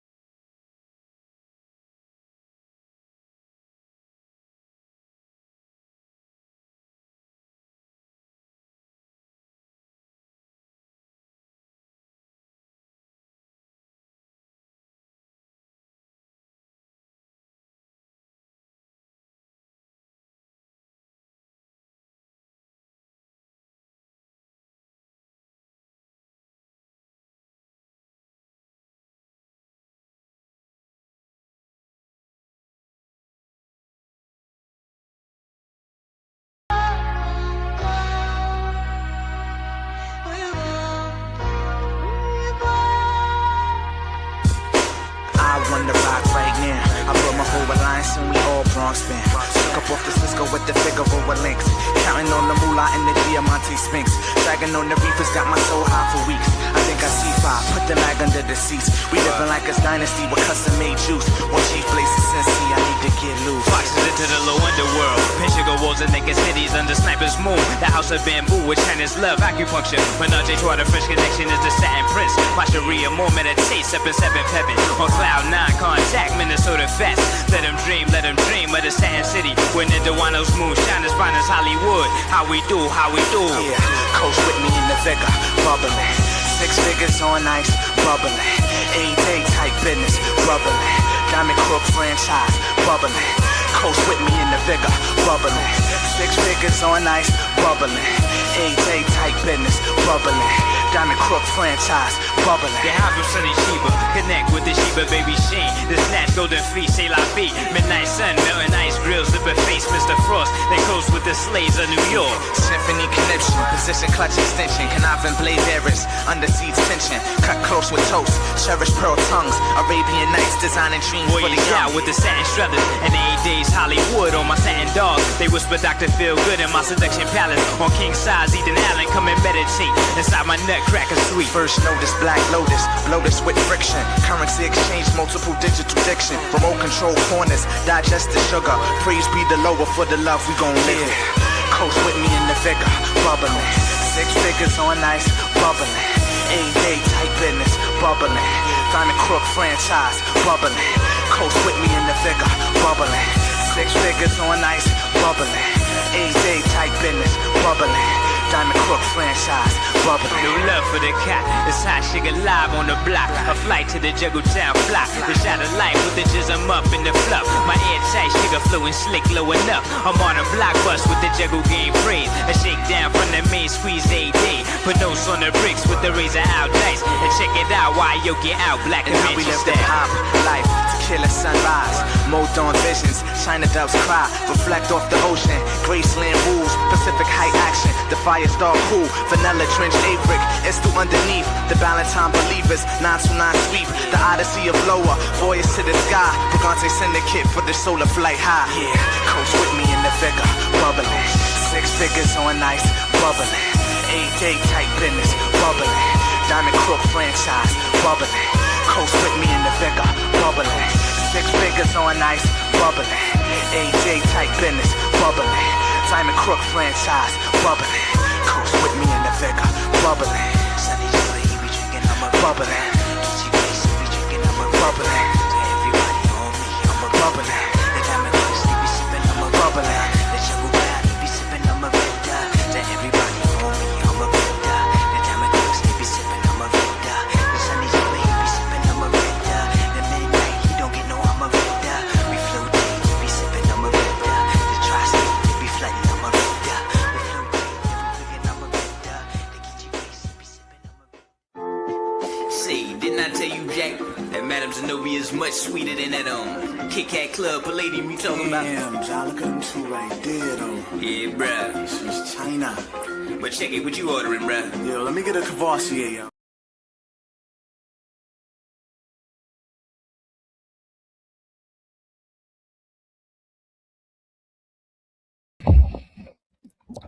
Mic check 1 2 1 2. Mic check 1 2 1 2. All right, let me go ahead and grab my headphones. Boy, so what I have is I have a topic that is very much so serious. So I want to talk about this topic. And on this topic right here, this is something that is very sensitive for a lot of people. You know, I myself have definitely had my moments in time in life where I didn't feel the best, I didn't feel the greatest, and I went through certain things, right? So we're going to go ahead and we're going to listen to this video. Shout out to the Family TV for this one. Shout out to him. So I'm going to go ahead, I'm going to get this set up, right? I'm going to go ahead, I'm going to drop back down. I'm going to let this video play. When it's done, I'm going to go ahead and give y'all my little small piece. and we're going to go ahead and have a good evening. Much respect to the family. So, let's go ahead and do this first before we get started. All right. So, let me do one thing. The time right now is 6:07 p.m. East Coast Standard Time. And I thank everybody so much for tuning in. All right, y'all. Let me get my phone set.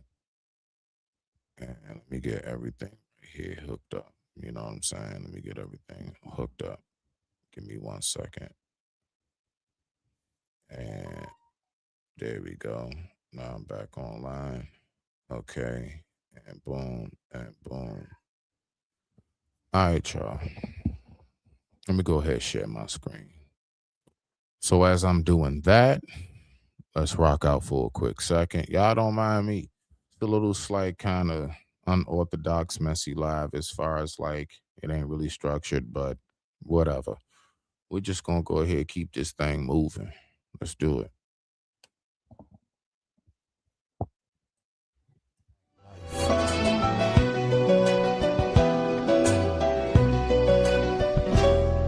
I be posted up in my whip, riding through the night, life, city lights shine bright, gun spark, gunfight, bullets fly, niggas die, baby mama stay crying. One thing that I learned, don't buck unless you pack an iron, even then you gotta use it, otherwise face the music. Niggas come around loafing, get your cantaloupe it open like a snake to his prey. Homeboy, I stay focused, leave you colder than a cobra, bolder than a bowl of soldiers. You don't wanna whip my folks, I'm rolling with the coldest rollers, all by myself with my whole city on my shoulders. No flames, no rain, no pain, no gain, turn champagne to cocaine. My city's under siege, man. Cops cock block to the point we can't breathe, man. From 95 to 05, still ripping like it ain't no thing. From change to change, we still the same. Laugh now, but it's a shame. It's funny how I reach your brain. I'm twisted while I'm switching lanes. I'm focused now, I'm in the game. I'm on the track just like a train. Like Pac, I'm here to bring the pain. Let's hustle hard and get this change.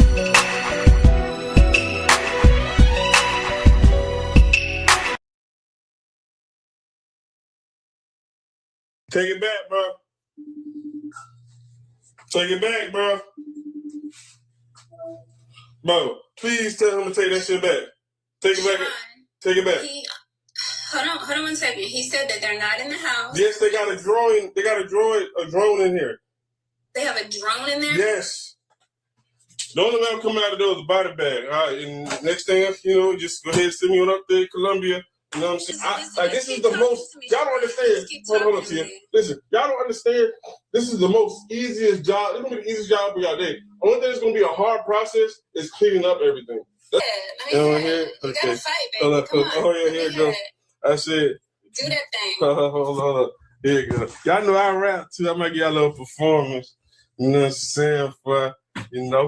Not some BS home. I'm talking about something where we actually do this thing right. Because man, I'm with you. You already know how I feel about the prison system, man. You already know how I feel about it. An apartment complex. A man is dead after getting shot by deputies in Osceola County. I'm Summer Knowles. And I'm Stuart Moore. This is all unfolding in an apartment complex off Earl O. Bronson Memorial Highway in Kissimmee.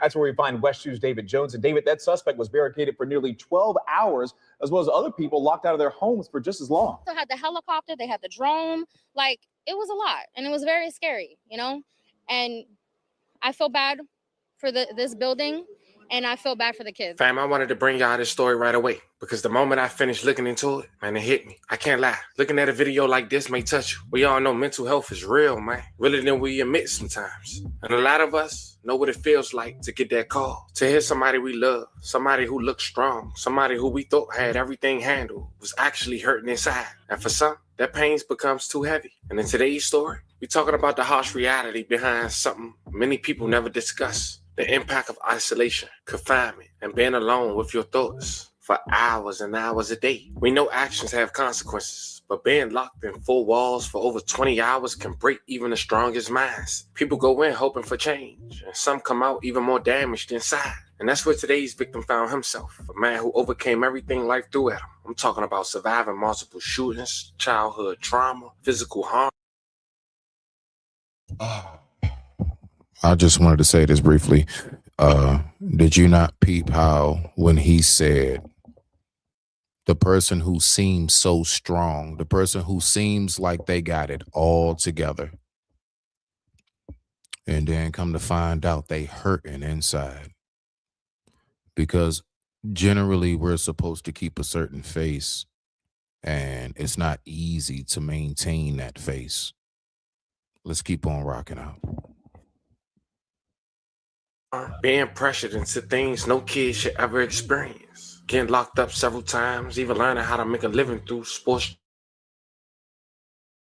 trading. He survived it all, except what was happening inside. An 11-hour standoff with law enforcement while on Facebook Live, he reached a breaking point and ended his own life. What makes this even harder is hearing his sister try everything in her heart to stop it, but it was just too late. So today, we're going to walk through his story. We're going to honor him, pay our respects, and most importantly, try to learn something that might help somebody else. Because you never know who's fighting silent battles behind a smile. So before we go over this one, I want you guys to remember, I don't give you no anger. I just give you the story. So with that being said, make sure you like, comment, and subscribe. We'll jump right to it. Fam, today we headed to Kissimmee, Florida. Talk about a 30-year-old man who was shot and killed by deputies with the Oskalona County Sheriff's Office hours after he barricaded himself inside a Kissimmee area apartment, according to authorities. That man was later identified as Sherrod. On Friday, he went to Facebook and said the following. Somebody asked me, do I sleep laughing my ass off? Man, gang must don't know math. When you start making this kind of money, you work overtime. I come from being broke, homeless, picked on, manipulated, abused, mentally, physically, sexually. I done been shot 3 times, and I done faced life or the death penalty twice in my life. Sleep? Nah, gang, my goal is to be legendary. Now I make more money than everybody who hurt me. People who made me out to be a joke, and those who hurt me unintentionally made me a millionaire. It created a different kind of dog in me, to the point I now move with a purpose that is far from normal. The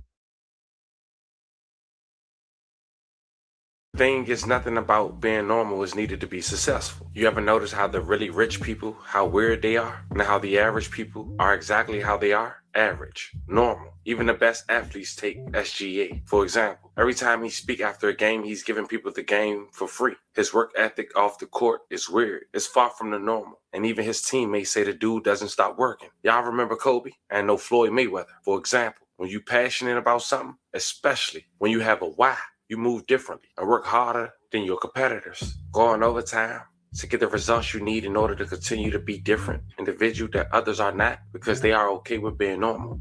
Me, I can't be normal because I remember how they tormented me. And even still now, they are trying other ways to bring me down because the original way only helped me laugh out loud. Little do they know, God sits high and watches low. And this is only helping me even more. I'll forever be great. I trust God. I know he got me and he controls this world. And I'm one of his chosen few. All I have to do is lead with my heart, continue to fix myself internally, and remain pure throughout it all. But little did the world know, especially his friends and family, is that less than 24 hours later after making that post, his life would end by his own decision. Saturday, December 6, 2025, Sherrod had a standoff with deputies that began hours earlier after they arrived to investigate reports of an overnight domestic battery, apparently with his girlfriend, which you'll later hear him briefly talk about in his live. Now, the backstory is that deputies were called at around 10:40 a.m. to the Jameson Apartments near Memorial Highway and Parton Settlement Road. When they arrived to speak with Sherrod, he shut the door and locked himself inside, and later appeared on Facebook Live as hostage negotiators and family members urged him to surrender. He made suicidal remarks and displayed a handgun throughout the live. You'd be surprised how long people have certain thoughts going through their mind, how long people go through certain, I guess you can say, let me go ahead and fix my sound. There we go. I don't want nothing to be too much. Okay. All right. So you'd be surprised, honestly, how much people be suffering inside for such a long time. And then one day, all of a sudden, that person goes off and they kind of snap, right? And people are looking at this individual like, well, what's wrong with them? Were a little bit, did you know there were a lot of little small, subtle signs, a lot of things they might have slightly joked about. You probably laughed with them and overlooked it, or they talked about, you overlooked it. Certain movements that they may do was overlooked. And I'm speaking about the mental health of things, right? And I'm really starting to see, me personally, right? I'm really starting to see how much that the mental health aspect is such a detrimental aspect to our society. And unfortunately, it's so much money that is just taken away from that. From what I'm seeing, and the more we listen to this, I'm pretty sure you will also see, man, it was so much that could have been done to help this brother, right? But you're also going to hear everything he says he went through. And this is going to be, a pretty lengthy discussion, but I think it's something worth listening to. So I just want to replay a replay of a replay. Respect to the family. Make sure that you definitely like, share, and subscribe on this one right here. And I only say that because this topic right here is something that definitely touches home deep to me personally, right? And I'm talking about just at times when you don't know what to do with yourself and your mind is going all different kinds of places. But something I'll say to land it on this is, man, his sister, like, bruh, absolutely phenomenal. I want to go ahead and give her this right here before she even talk.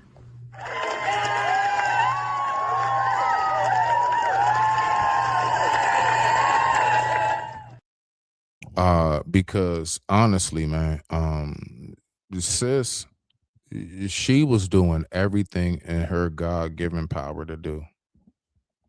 But then at the end of it all, we have to remember that it's up to that person, right? But with that being said, I digress. My mic is muted. The time right now is 6:18 p.m. East Coast Standard Time. I thank you all so much for tuning in. I appreciate y'all for having patience on me. I'm trying to get this whole archive thing done, right? So I'm going to start kind of showing some lives that I got from years ago. You know what I mean? So I just kind of want to do that because I think that'll be pretty dope. I mean, heck, nationwide television shows show repeats. Why can't I? All right, so let's go ahead and get to this though, because this one's fresh. Let's rock out.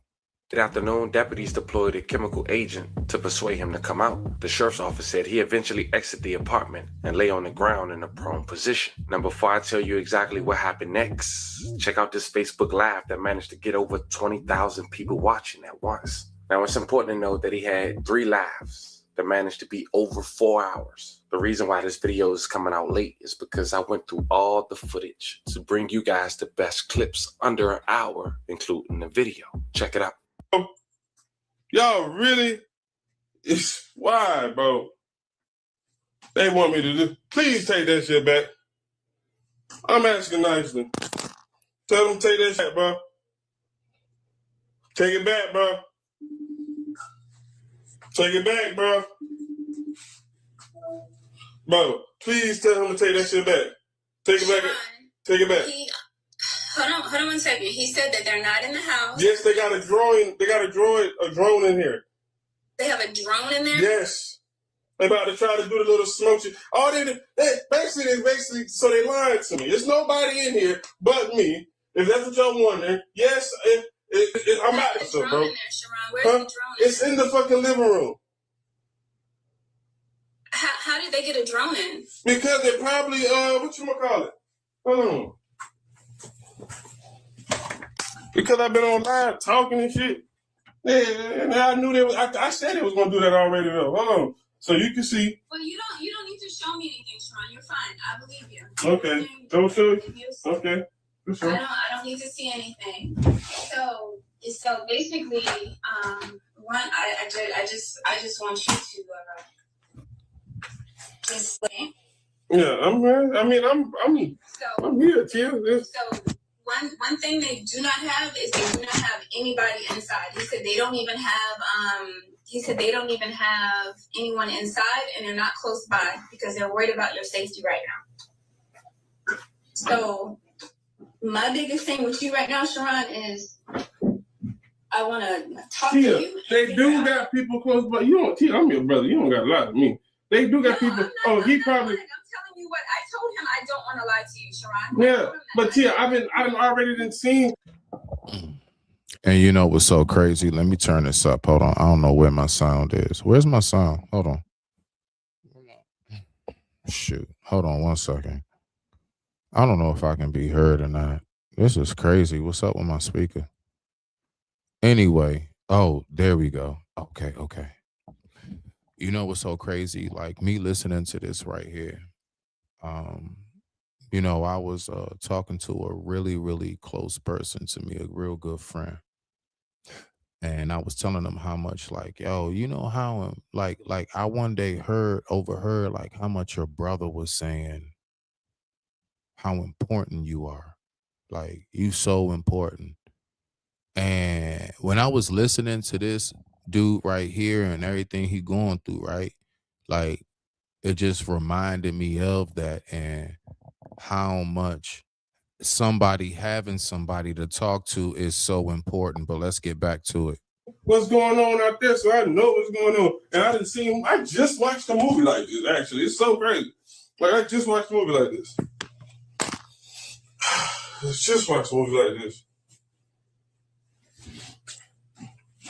These people want me to come out and just, So, Sharon, what has to the biggest priority for me right now is your life. Mm-hmm. That's my biggest priority. Okay. I mean, I ain't like, I'm 30 years now, and like I got so much going on that actually I really don't got nothing going on. I done already experienced life. You know what I'm saying?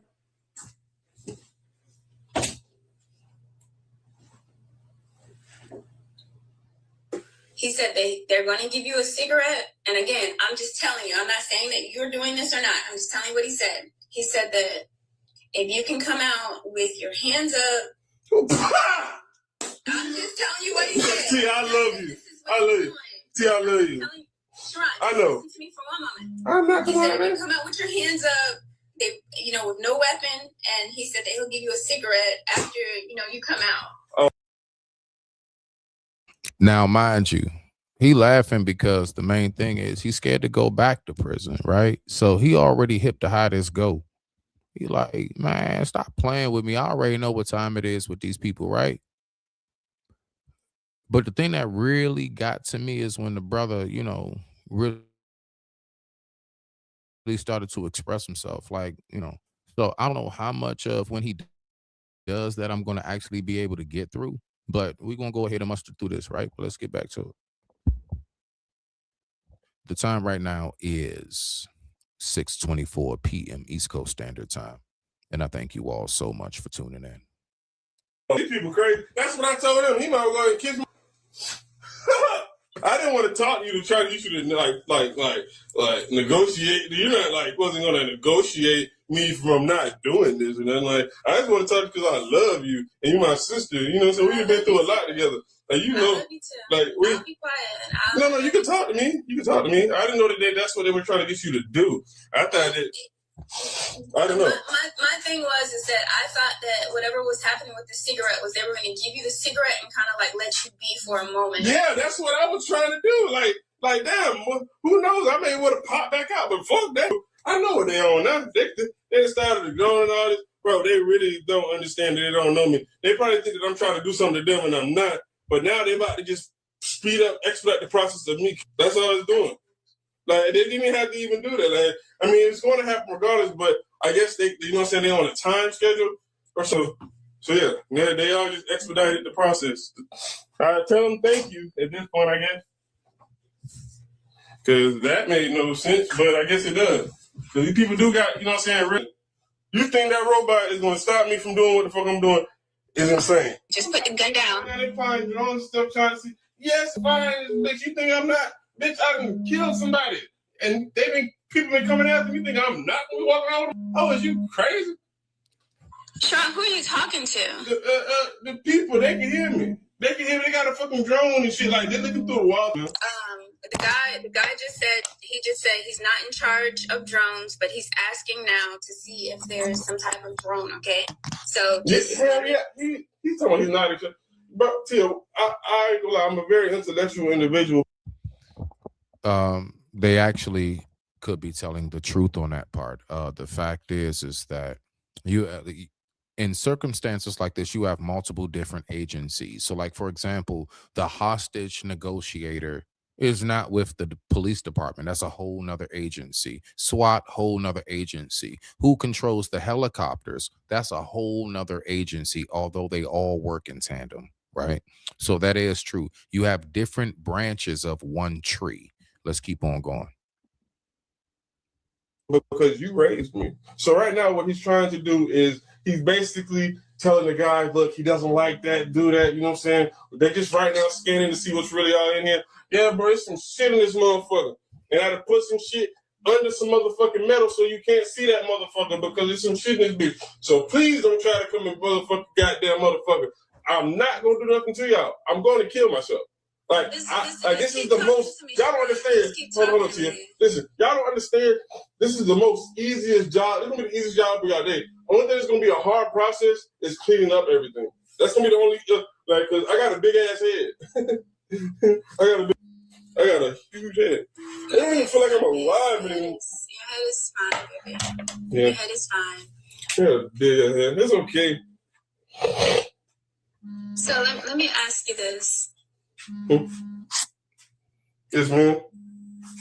What is your greatest concern right now? My greatest concern? I don't really have no greatest concern. I just know that I just want to talk to you. I mean, you don't have to spend, you know what I'm saying? I wanted to hear your voice and just had a good conversation and reminisce on our past and the things that, you know what I'm saying, we went through.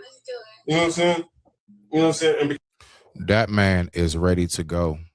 And so unfortunately, like that right there, like he try and just get the last little bits and drops of what it is that was good here, right? He's ready to exit. He's ready to go. We need to recognize the signs of these things. I know it may be painful or tough for some people, right? Whether you've been in this headspace before and made it through it, or whether you know somebody who actually have gone all the way through with what it is that he's saying. But let's keep on going. The time right now is 6:29 p.m. East Coast Standard Time. And I thank you all so much for tuning in.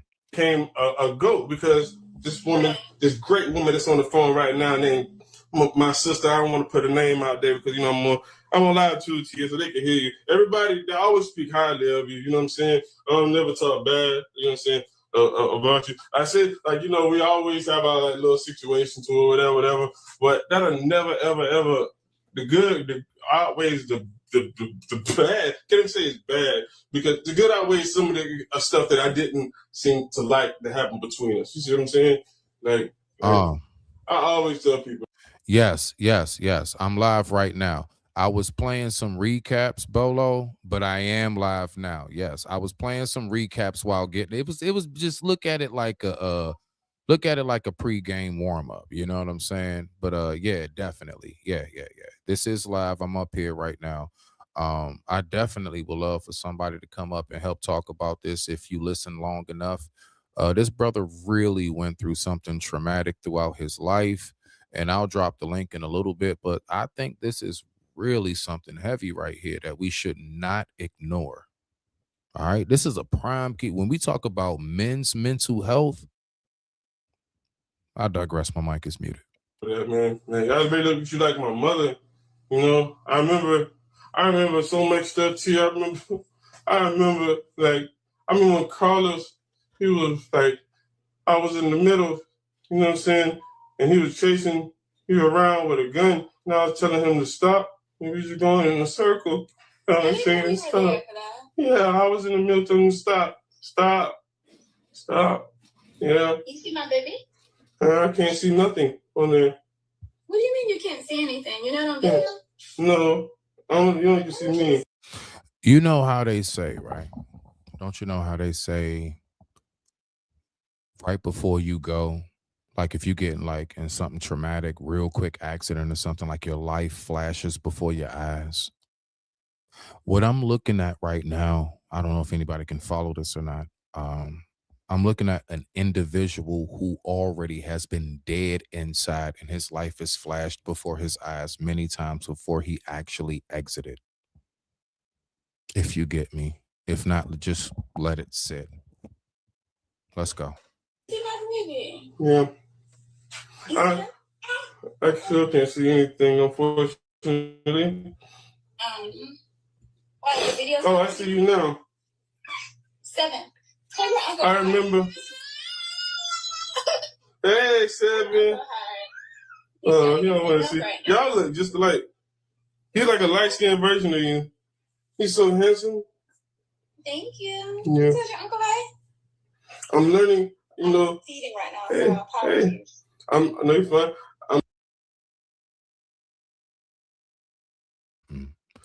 And that niece and nephew, you know, I know folks who talked about they got little glimpse memories of somebody who passed away long before they were able to get to know them. It's a whole bloodline, a whole uncle, a whole everything that a niece or a nephew's not even going to get the chance to know. And Lord knows what could have been taught, what could have been passed down, the whole 9. Let's keep going. I'm learning how to be more like to like communicate and like, you know, actually have a conversation more instead of just, you know, saying being so dry. Like you saw how I said, oh, he's so handsome, or I gave him a compliment. I wasn't really good at that. I'd be like, oh yeah, he looked like, you just leave it like that. You know, I've been working on myself. I really am. You Yeah. have like, and I'm not just saying this, but you literally like, there's so many areas where like you have progressed, and that's like, you have really like taken, I don't know how to call it, like you taken all the stuff you've been through, and like you've done something great with it as far as like even business wise. Like, let me see how to make this money. Let me see how to like do some personal development. Let me see how to like, you really have like, you know, done a lot of good things. And I'm not going to take anything away from you. I think that like you literally are a beast. I don't think that there's a situation that you can't overcome. You have overcome everything. Like, you can't name one thing that you have not overcome. Like, you are a role model. Like, you literally are a, like, if someone wants to look at you right now and be like, okay.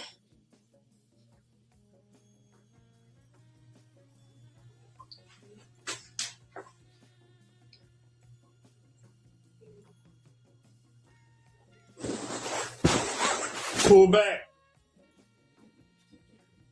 Pull back. When you hear someone inside the house, Sharon? Do you have something on in your house? Is there something I on? have the cartoons on. I can turn it off. Hold on. You know what else is going on right now, deep inside? All kind of spiritual voices and demons, all kind of angelic voices, all kind of messages and signals that's coming through, along with what he's dealing with in the 3D physical realm. There's so much this man is dealing with right now, right?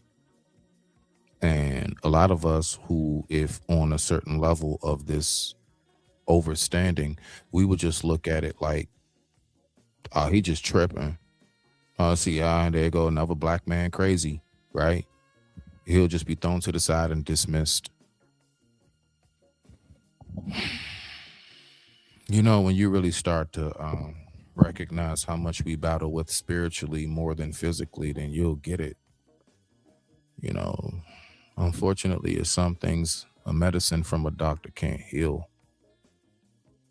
Only God can. But that's just me. Let's rock out. 1 second. Okay. Turn it off.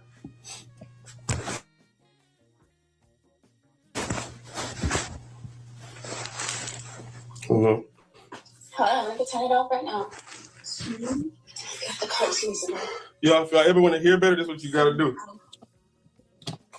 You gotta just blow, and then it like opens your ears up, so you get like dog ears for like 5 seconds, and then it go back to normal. So let me ask you this, Sharon. We went 5 years. If you had to say this is what my life looks like, we already know you got the formula for making money and doing big things. Yeah. If none of this stuff was happening right now and Sharon could just like be whatever Sharon wanted to do and be, like what would you be doing at this moment? 2 to 5 years has passed. Where you at? What you doing? What's your location? Let's start with that. Hey, I ain't gonna lie, bro. We gotta get again. I know. Look, y'all heard me say it, right? Round of applause for sis, man. Like I just one more again for the win. Where's this at, man? Where's my applause?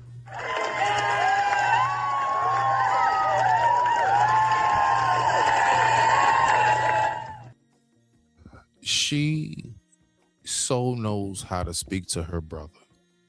I honestly, after this, I would, if I was head of it, I would offer her a negotiation job. Like, do you want to come? Like, you know what I'm saying? Like, I would offer her a job.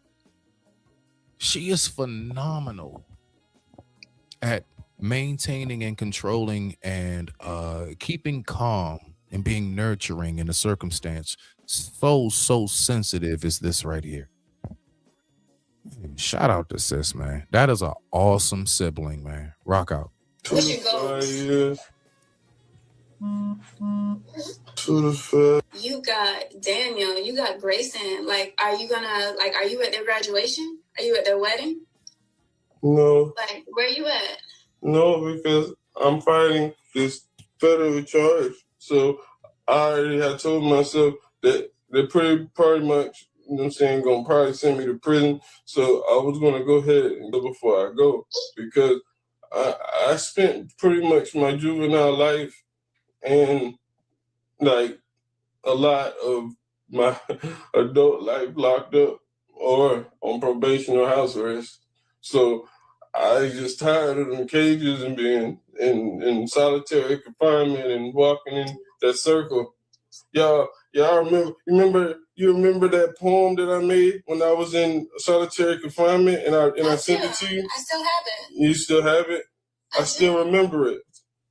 I still remember how it goes. Y'all want to hear it? Say it. Y'all want to hear it? You Okay. gotta fight, baby. Come on. Oh, yeah, here it goes. I said, do that thing. Hold on. Here you go. Y'all know I rap too. I might get y'all a little performance. You know what I'm saying? For, feel me, check out for the 1, 2. Listen, I said, growing up, I looked at my sister like she was my mom. And my mom, she looked at me like I wasn't her son. Trying to find her niggas to the club she would run. Infatuated with old niggas with slugs and young niggas with drugs. I remember Spencer offered me some coke and put a blunt to my lungs. On top of that, I was young, real reckless and dumb. The school said I need help, but kicked me out with no hesitation. Said I need medication. My gang with my ventilation. We say that we join the nation, but can I really be free in a nation not for a G, not for us, and not for a we? Because we are God, and he are we. Your soul is in you, and it's in me. He is the ocean, and we are just a cup from the sea. Call me crazy, but it's the law, so listen and don't speed. A spirit is a form of energy. Energy is a form of light. We all are a part of God, and he's the light and spirit that's in our soul. And we are just in a car riding down the road. Plus, I don't pray to Jesus because I am Christ. However, I'm not perfect, but in my mind, sometimes I am right. They locked me in a 6x8 bar. They locked me in a 6x8 box. Gave me 3 meals so I wouldn't starve. Because this room is so small, I can stand in the middle and touch both walls. 13 steps, that's a lot. Reading quotes that I wrote on my walls like a map. You're a freaking beast, man. How can a man conceal himself, said Confucius? You speak in one manner but live another life. Are you stupid? But life is not a judgment process. It's a learning process with no shortcuts. Clean up your act on 3 levels. Mental, spiritual, and physical, or ride the short bus. That's it.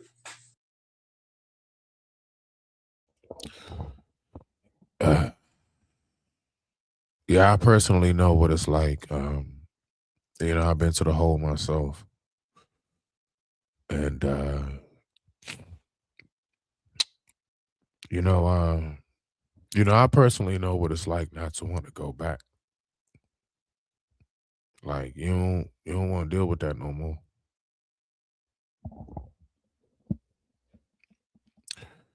Let's keep going. That's beast, man. You are a beast. You know you are. Your music, your poems, any business that you've ever touched, everything. I've always told you this your entire life, and I'll continue to tell it. You are a beast. And I know I'm not crazy, Sharon. I know. I have always told you you're going to speak to millions. You've got lives to change. I've already even told you, the Malone home, I told you there's going to be a home, like for boys. Not some BS home. I'm talking about something where we actually do this thing right. Because, man, I'm with you. You already know how I feel about the prison system, man. You already know how I feel about it. But your home, Sharon, your home, listen to me and hear my words. Your home is going to be different. It's going to be a place where boys come and they actually get love, man. Where they actually get food that tastes right. Where they actually receive guidance from people who are sitting, who have walked the path that they have been on, man. It's going to be a place where they actually get to go outside, where they get to breathe, feel the air. Heck, horses. What's your horse's name? What's that horse's name that you fell in love with? Romeo. Romeo, man. Like, this is what I'm talking about. Like, Sharon, you don't even understand. Like, it's not. She is so good, man. She's good at this. She's good at that, man. That's like, she knows what to ask him. All his good, happy moments. She knows exactly what to talk about. Phenomenal. Not your time, because listen, It's not my time. Listen, Oh, listen, Lord. Sharon, listen. This ain't about. I need you to hear my words, man. Because you already know, like I told you, how I feel about the prison system. This whole thing is jacked up, but it's like this by design. You already know this. But you have the opportunity right now, Sharon. We got stuff to shift. We got stuff to do. I told you, you got people to speak to. You got things to do. You got stuff to shift. And I don't care if it's going to be a small period of time that you got to actually put yourself on the line inside this prison system for this thing to shift and make some changes. Then that's what we got to do. This thing has to shift. It cannot stay the same. You and I both know prison is not rehabilitating anybody. But what does your place look like, Sharon? If you were to do this thing right now and say somebody is not on the right track, tell me, what does it need? Tell me. Because if you said you won't lie, tell me right now, what does prison look like if it's done the right way? Talk it right now.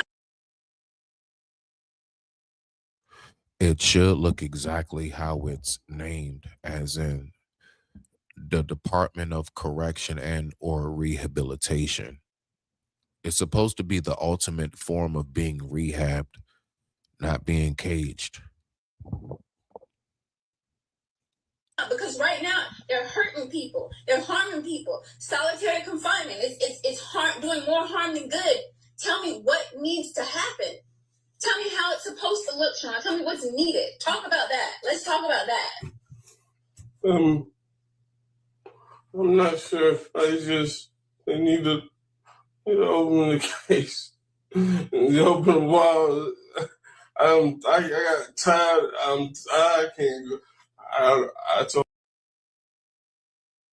He losing it. Yeah, he's struggling to stay here mentally.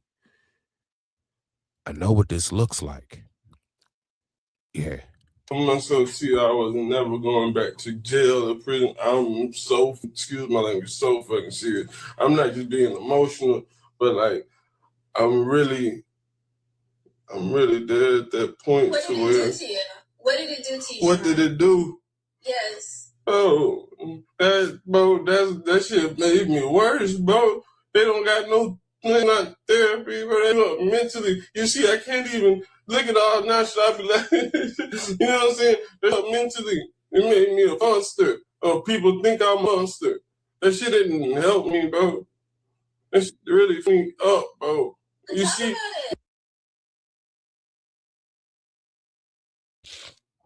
And you know what's so sad about this? You know how many people will look at this as just like, why is this grown man crying? Like, bruh, it'd be sad, bruh. Don't even look into the depths of why this man is hurting so bad. Why is he going through all this pain?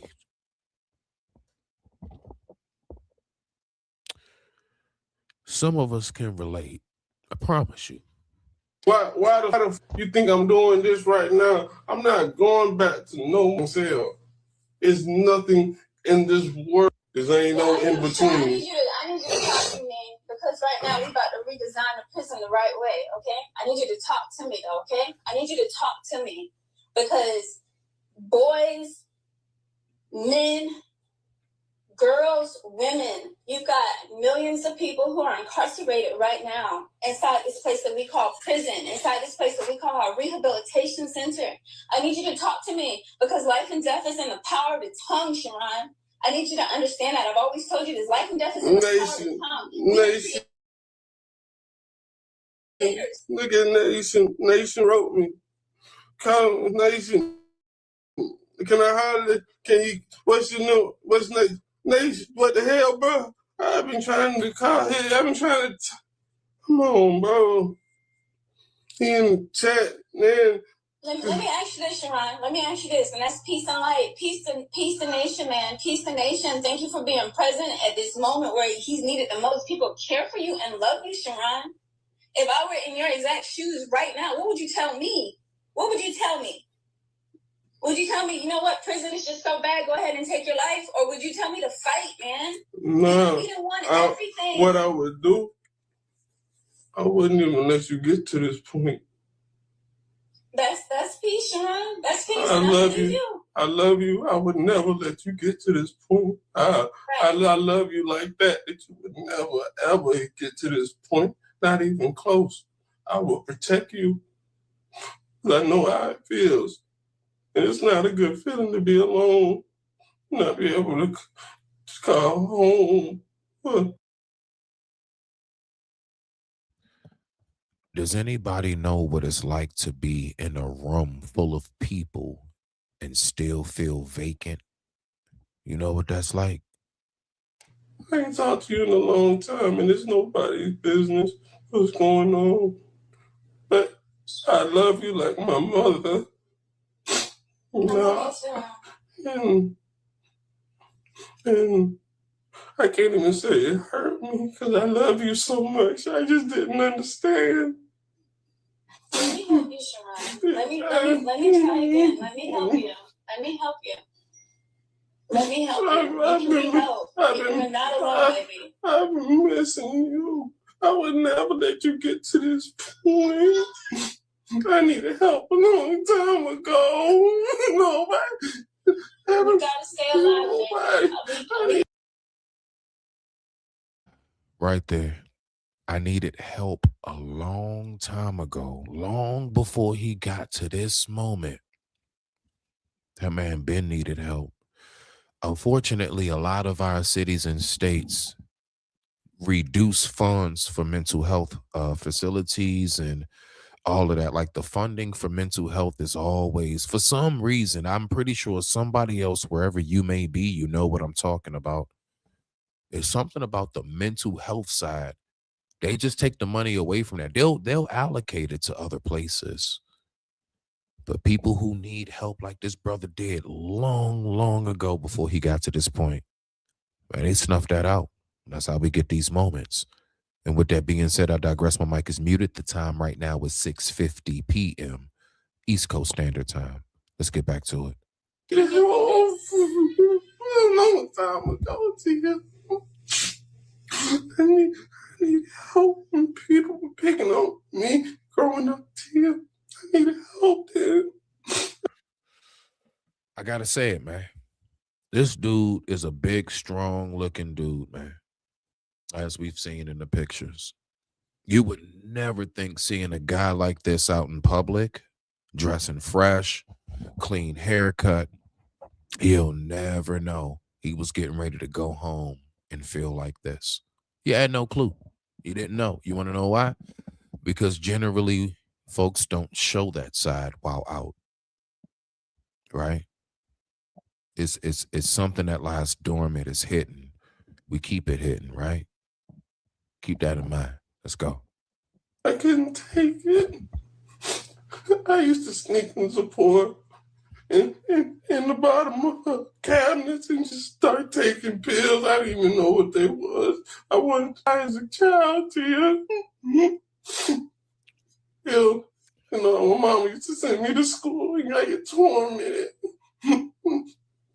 You don't know how it feels. Everybody joking and picking on you, and it won't stop, and it won't stop, and just keep going. Real quick, let's go ahead and do this.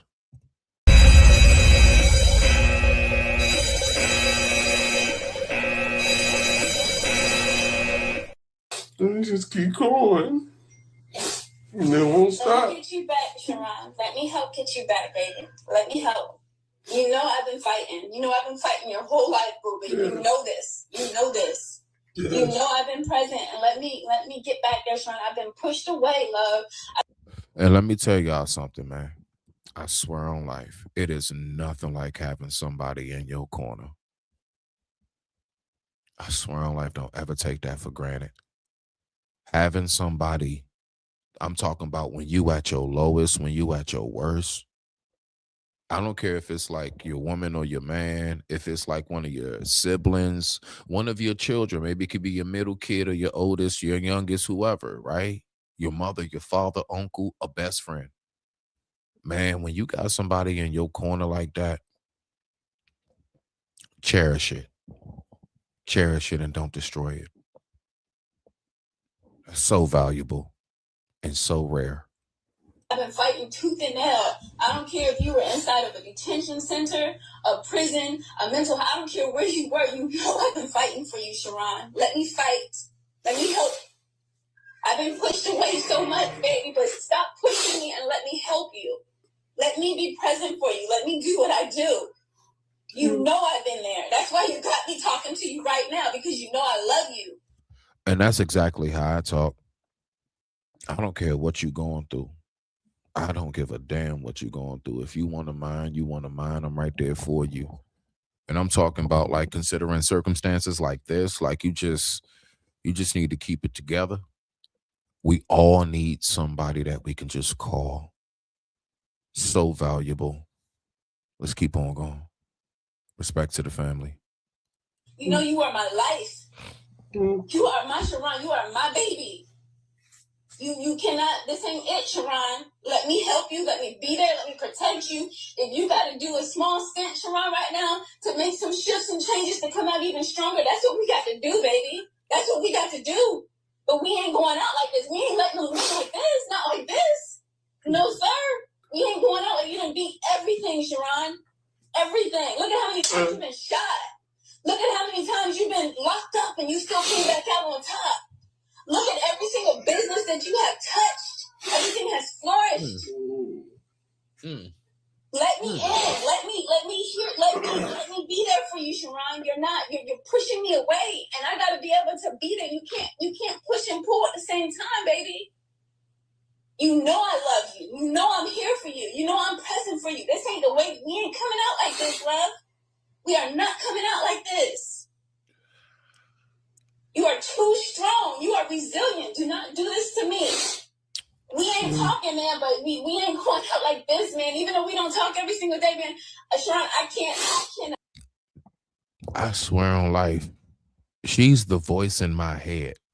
And I mean, not her. That's exactly what I be hearing. Like when I got to keep going, when I'm ready to give up on me. In my tone, that's exactly what I hear. That's why she's so phenomenal to me in that sense, as far as like caregiving, being nurturing, being truly a family. It's beyond dope. Everything I'm hearing is exactly what goes through. Like, that's my conscious saying, like, nah, we ain't going out like this. Everything you made it through, being locked up, hit by a train. You know what I'm saying? You've been hit by a car. Yeah, I don't know. I was hit by a car 5 times in my life before the train. Did you know that? Did you know that?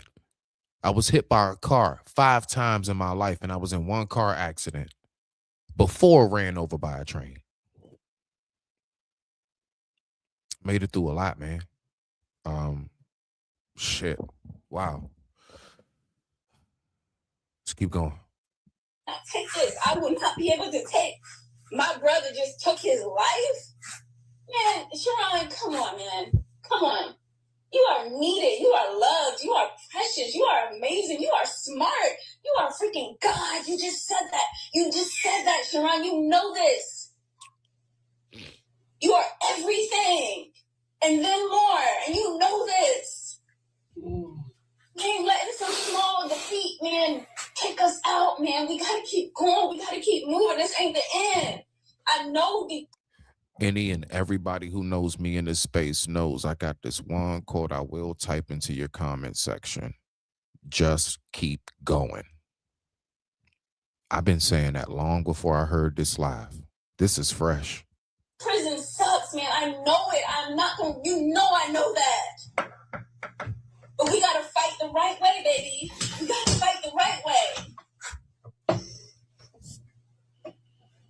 We gotta do this the right way, Sharon. You are loved. I swear you are loved. I swear you are loved. You know you are loved.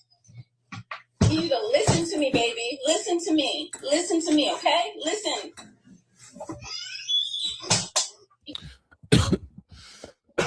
Excuse me, y'all. He moving all kind. He's barricading the doors, putting mattresses, all kind of dressers and stuff. He's already checked out. His mind is already made up. Because while he was weeping in this last weep of moment, he made it clear, I've been needed help. I've been needed this. There wasn't nobody there. He was alone. That's deep. Let's go. You gotta do the right thing, love. If you ain't never done the right thing ever before, this is the time. This is the time right now, baby. This is the time. You are amazing. You are brilliant. Yeah. Everything amazing. You are everything amazing. Everything. This is the time we gotta fight, baby. We gotta take. We gotta fight. We gotta do it right, man. We gotta do it right. It's not too late. It's not too late, love. It's not. I don't know if y'all peep. I didn't peep it the first time I watched, but now I'm seeing it a second time. Sis is actually panicking at this point. I can hear it in her voice. She's like, oh, and she's swinging for dear life with love. She is swinging in the air for dear life, throwing haymakers of love. And she's praying something lands. Time right here, but we gotta get up. We gotta get up. You a God. We right. What we doing, Sharon? I'm making this more tighter. I'm listening to everything, so I love you, but Talk to me. Talk to me. we here at that point. This ain't like I'm thrilled to you. I didn't we at that point. I didn't want to call you to like what happened to the time when I called and you was just saying it's okay, like if you want to leave, and you know what I'm saying. He didn't call to ask her to talk him out of it. He only called her because he wanted to hear one last loving voice before he leaves, because his mind is already made up. Let that sink in.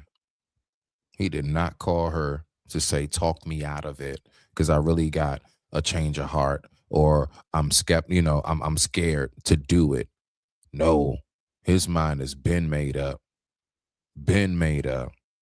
Let's go.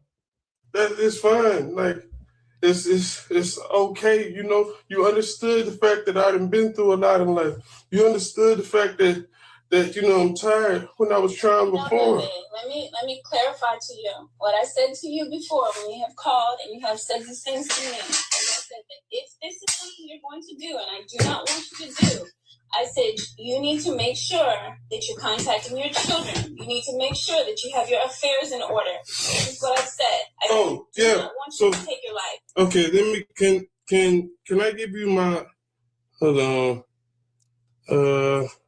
No, wait, pause a second, because I'm clarifying what I said to you. But No, if you talking about the affairs, can you text me like your account routing them so I can send this money to your account?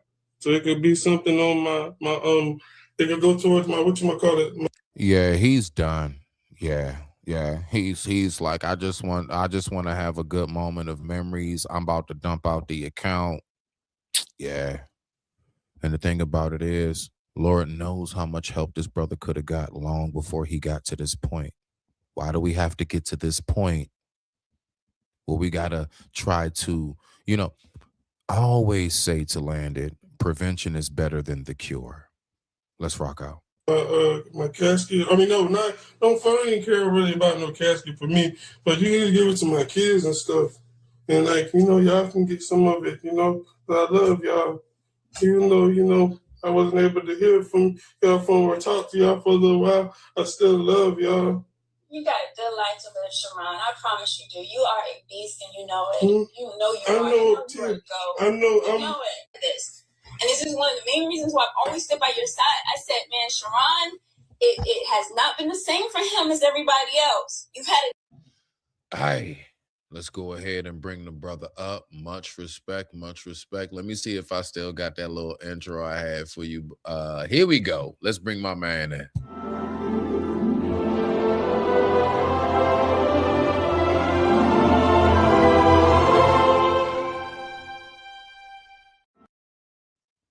Respect to you, black man. You're on mute if you're talking. Thank you, brother. That's a hell of an intro. Damn. Yeah, man. Yeah. I like that intro. Thank you. I appreciate you. Much respect to you. I always appreciate you. How you feeling? I ain't gonna lie, this shit getting to me, bro. Yeah, I was hearing pieces, but we were doing prayer. So that's why I was texting in your chat.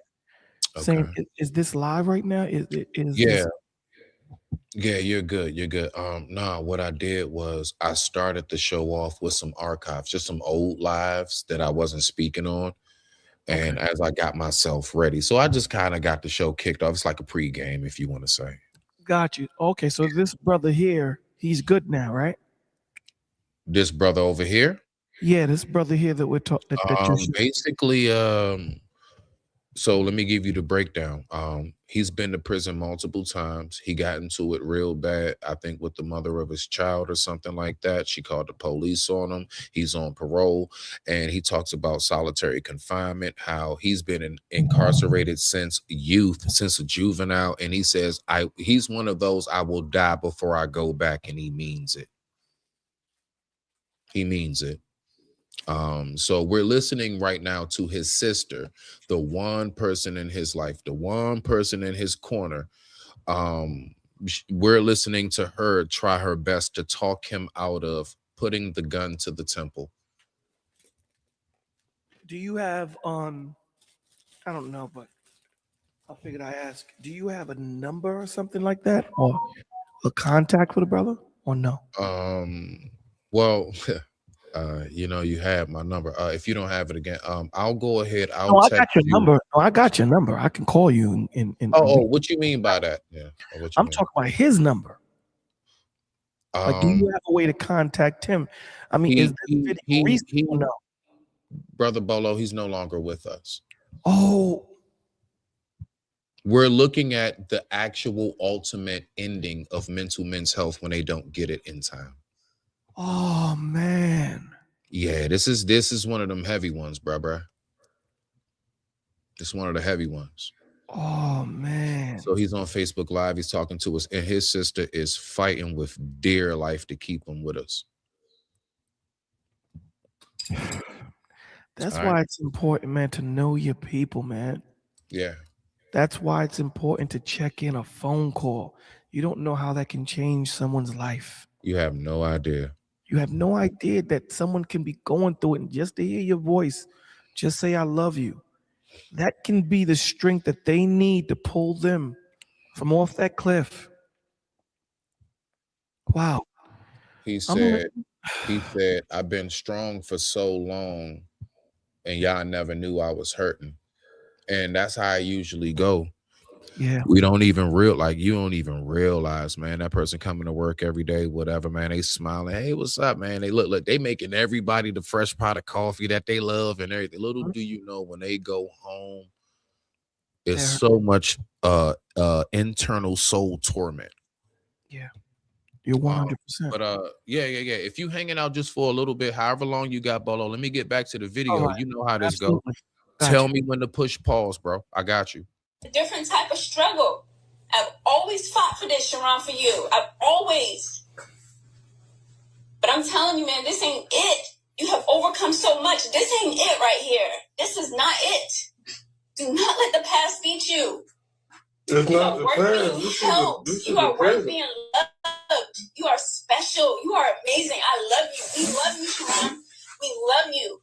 You are worth it. You are worth it. You are worth it. You are more than worth it.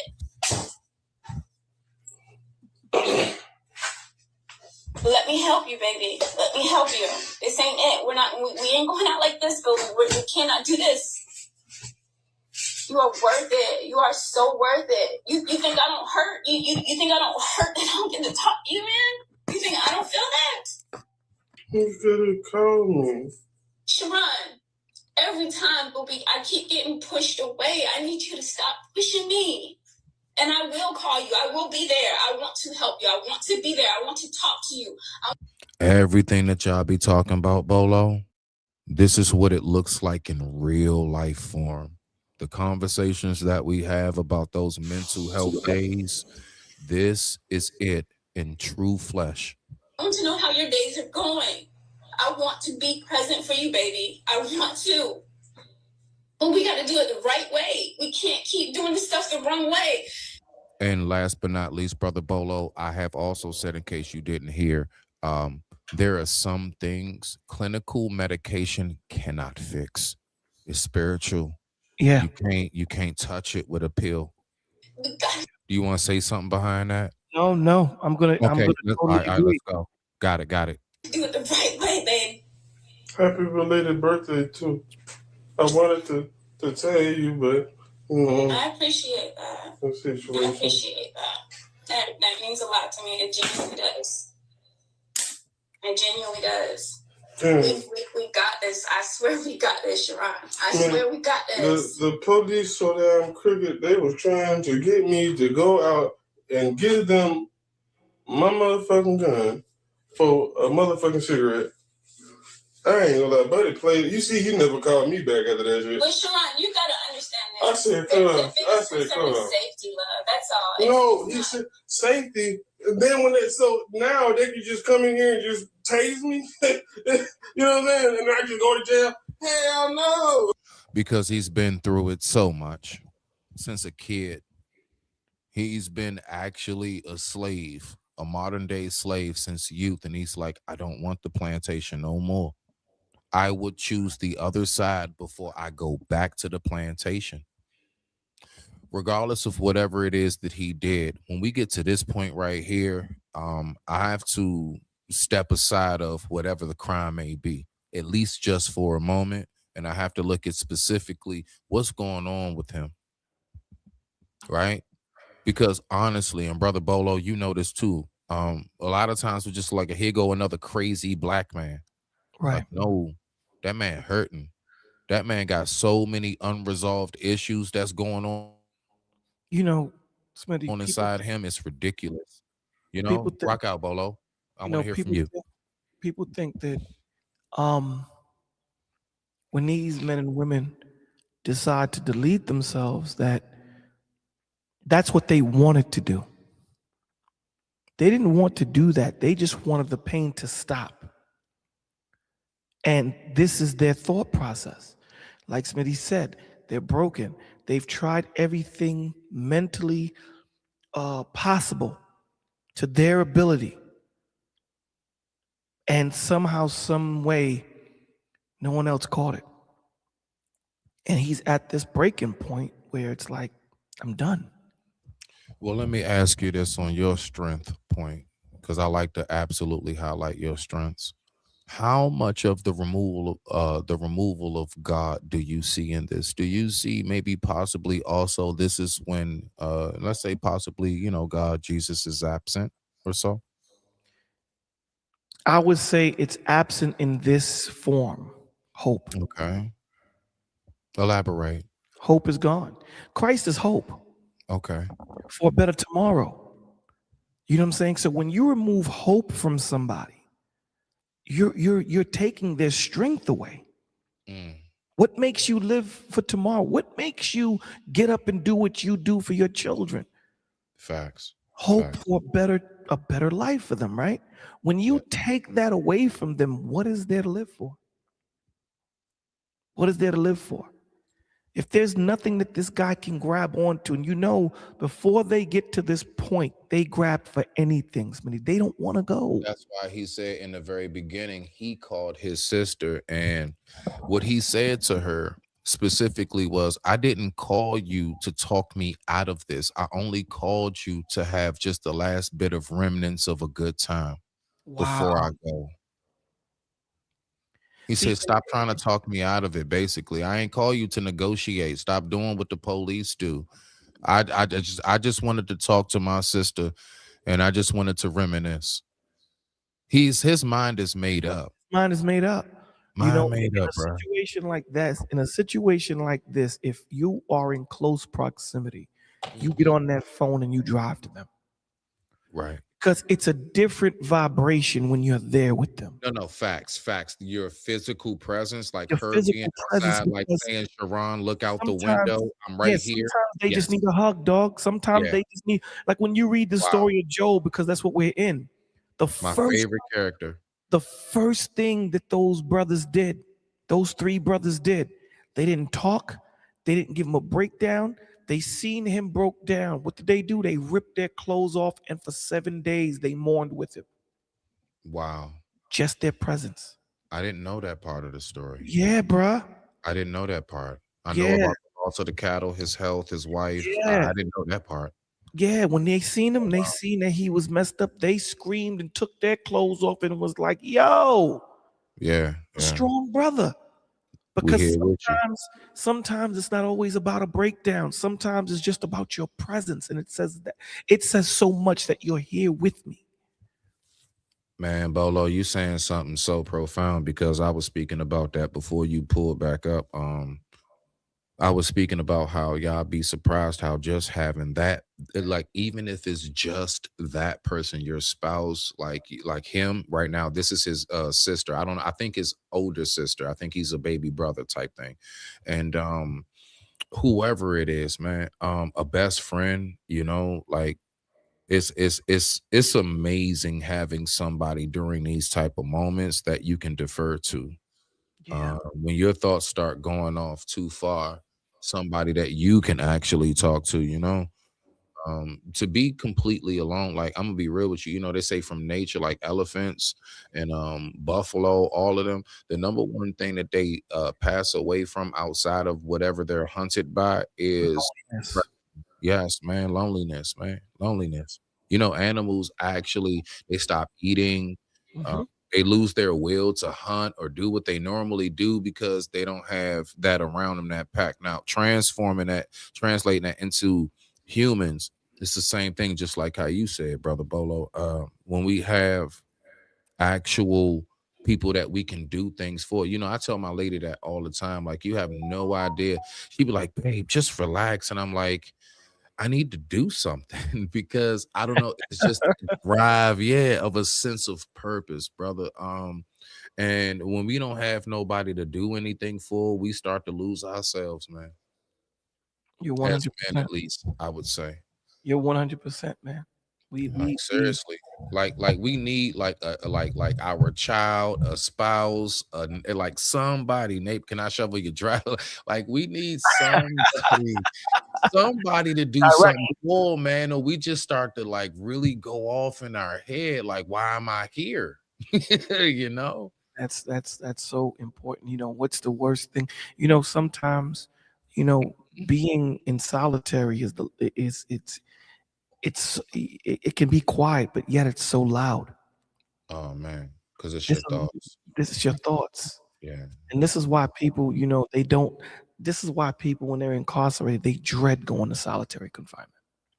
He spoke about that. He said the main thing he said when he got to crying, and he said, I'm not trying to go back to solitary. He didn't even say prison.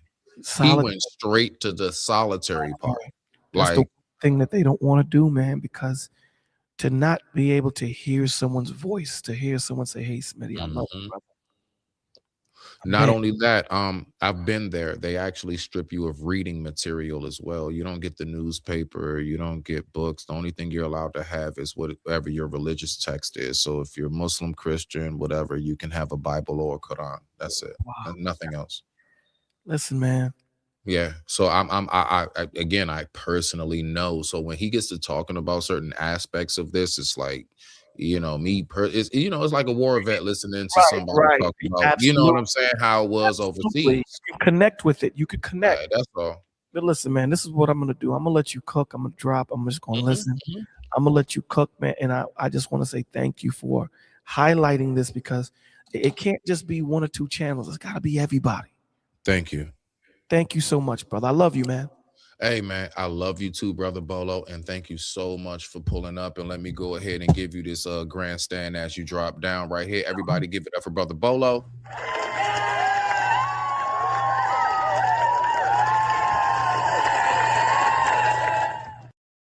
All right, man. Always a pleasure to chop it up with you, my G. Thank you so much for coming up, man. I wanted somebody to come up and speak on something with me, so I appreciate you.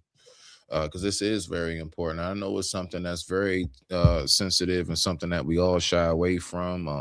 You know, a lot of us may have a close person, you know. We hit that. Okay. So, you know, with that being said, let's get back to the video. Let's listen up. I'm not going back to that motherfucker. You crazy as hell. You know, I ain't know about that. That's just crazy. Eventually, they're going to attempt, you know what I'm saying, to get in this motherfucker. Or they're going to do something that pisses me off, and I'm not going to take it. I'm just going to pop. So I'm not going back to jail. I don't know why. Like, them popping some shit off or throwing some shit in this bitch or whatever, that ain't doing nothing but, like, I don't even want to say the word. But I'm not trying to make it about them. They might as well just go ahead and just collect their check and stay back and just wait till I'm just saying, okay, fuck it. I think what's going to happen, and I kind of already know it, they're going to push me so far because they're going to do something to enter into this motherfucker instead of leaving me alone. Because, you know, they got to eventually come in. I wonder how important that is. As much as that is against the actual tactics of how the feds move, right?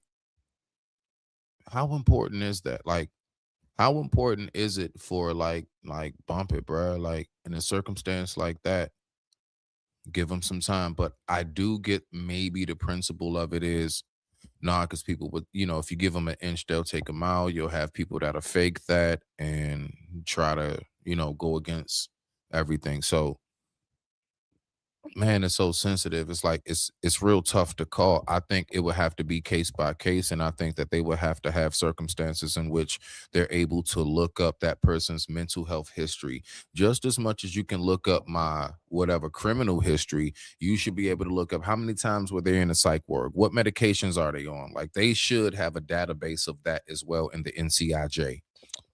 Let's keep on going. And that's when she's gonna get crazy. That shit gonna get egg. I ain't gonna lie. That shit gonna get egg. And I ain't trying to goddamn even feel me? And you know, that also is what happens as well. You're gonna have your moments where in between, in and out of these times, like you're gonna have moments where, like, you know, the whole you laugh and you cry. This man was just weeping. Nah, it seems like he's back to normal. Maybe there's some hope. These are all the small symptoms that's a part of the largest process of it. This is what brings it all together. Let's go.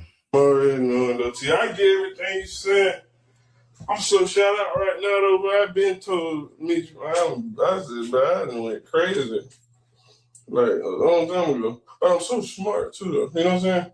But I done went crazy.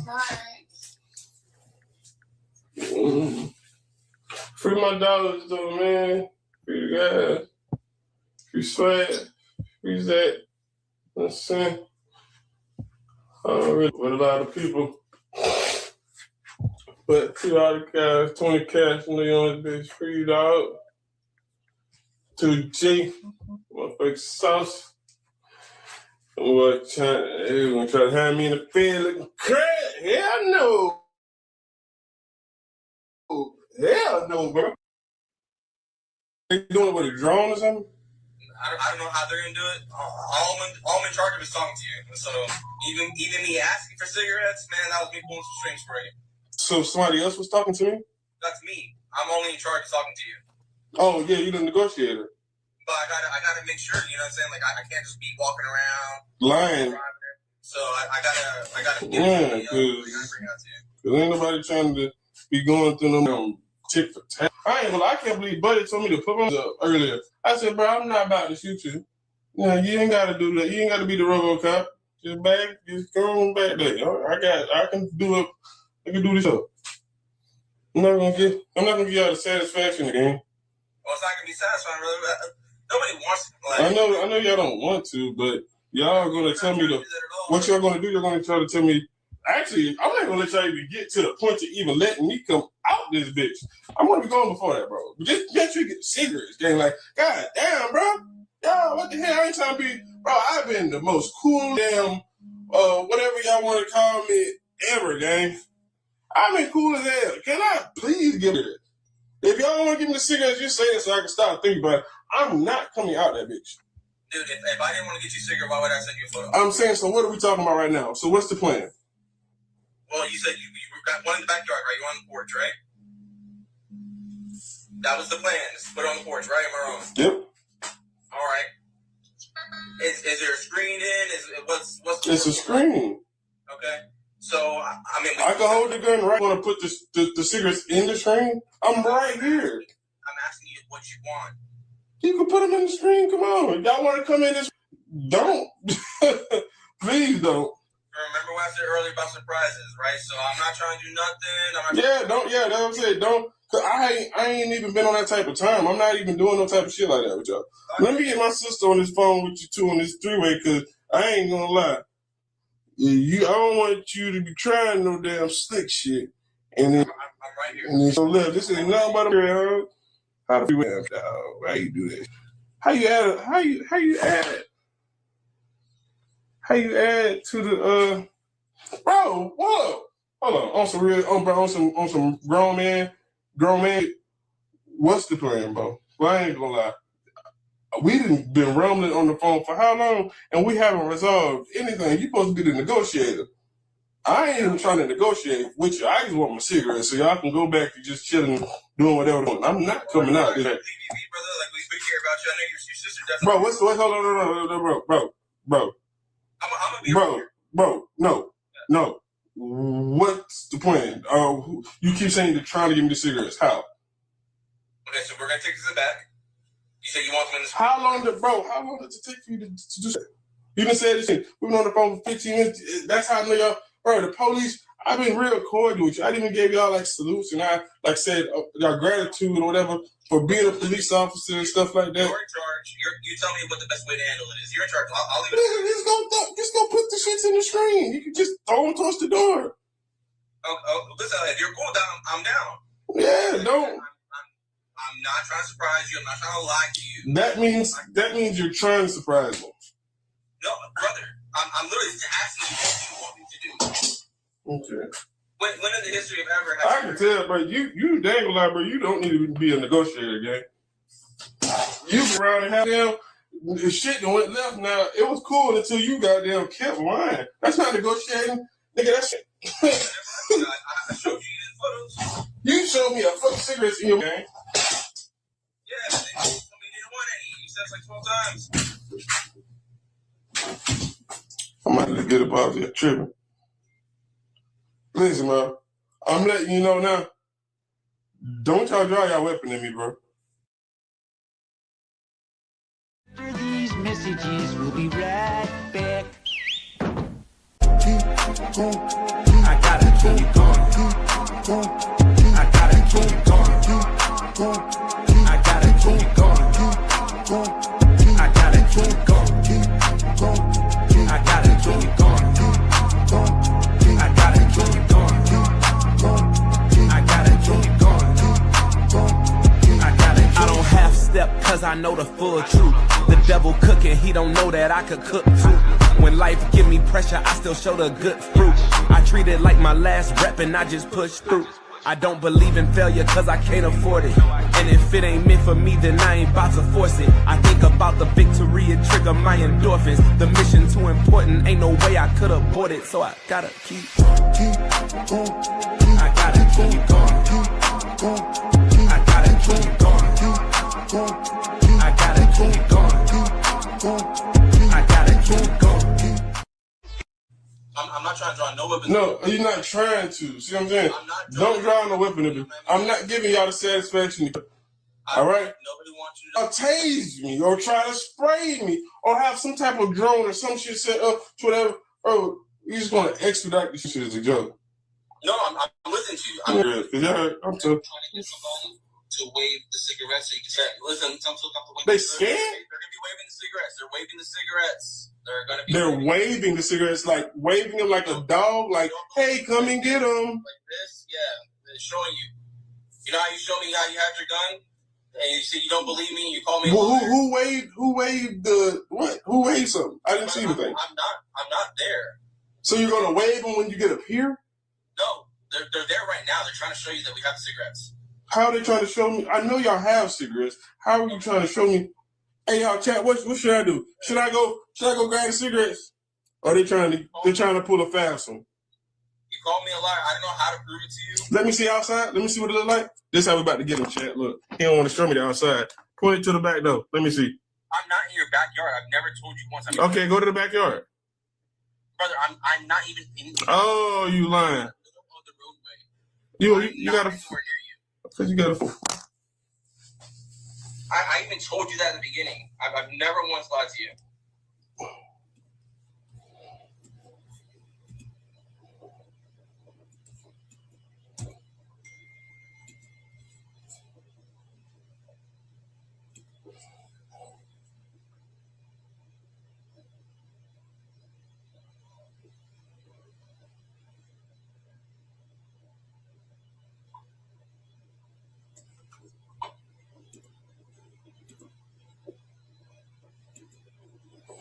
What you trying to say, Sharon? I can't even look at your log right now.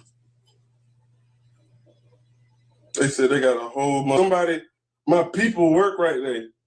I got an essay that work right there at the construction spot, and he told me to check my DM. He got to show me everything. Okay, hold on. You ain't got to text. Look, see I hear you over there. He got an essay over there. Check and see if somebody's over there. Clear the airway. I mean, probably showing you where I'm at right now. I'm not even. No, I don't care about you, but you just go to find them boys. Hey, I know them shit. Look, I gotta walk. I'm gonna walk out with this chop just so I can get my motherfucking whatchamacallit. So y'all don't try and shoot me, bro. All right? Don't raise no gun at me, bro. You said I'm gonna walk out with my. So y'all don't. Shoot I said I'm walking. I'm gonna walk with my chopper. I'm about to put my hand in. I'm gonna walk out with my chopper. All right? Do not put aim at me. I'm not aiming at y'all. All right? Y'all can really bag up. I'm not going nowhere. I'm here. We posted. We chilling. The only way I can promise you safety is just, bro, when you go get your cigarette, just don't have it in your hand. If you want to leave it on the. You say don't have it in my hand? Brother, yes. Okay, so I can have it. I can just bring my hand. I was talking about my chopper. I'm saying so I can have my handgun in my pocket then. Brother, I don't want. Just grab it with your hands. Well, there's no need for you to have a gun in your hand. Okay, so I'm gonna have it on. I'm gonna have it on my side. That's good. Brother, as long as you got your hands up. Oh hell no! Hands up! I'm not putting them up. Yes. Oh, like that. I'm going to grab. Then I'm coming back in. Yeah, and I'm coming. How you getting the light with one hand? Huh? You got a we ain't doing that. I got it. Okay, that's it. So they back there. Let me confirm. Let me confirm, because I ain't trying to lie to you, and you go out there and they ain't there. Let me confirm. You gonna go out there and get, and I'm gonna go out there and get you. And I should have just stayed my ass here. Now I done gave y'all a dub on me, and I could have did it my damn self. Bro, don't let them people think. I ain't gonna lie. I mean, if they want to, that's what they do. But I'm not gonna do anything to where it makes y'all want to shoot me. You know what I'm saying? I'm not against y'all. I'm not against nobody. I just be one anybody else. We're not against you. Yeah, the fuck you is. Cuz just told me to drop. He just told me to what he said. He said he pulled his gun out, told me to put my hands up. I said, cuz you crazy. Huh? Don't have a gun. Make sure I don't have a gun. Yes. Y'all That's smoking. the only thing we're asking for. Bruh, is the cigarette about it though? What about the cigarette? Bro, listen, check this right. Let me tell you something. If you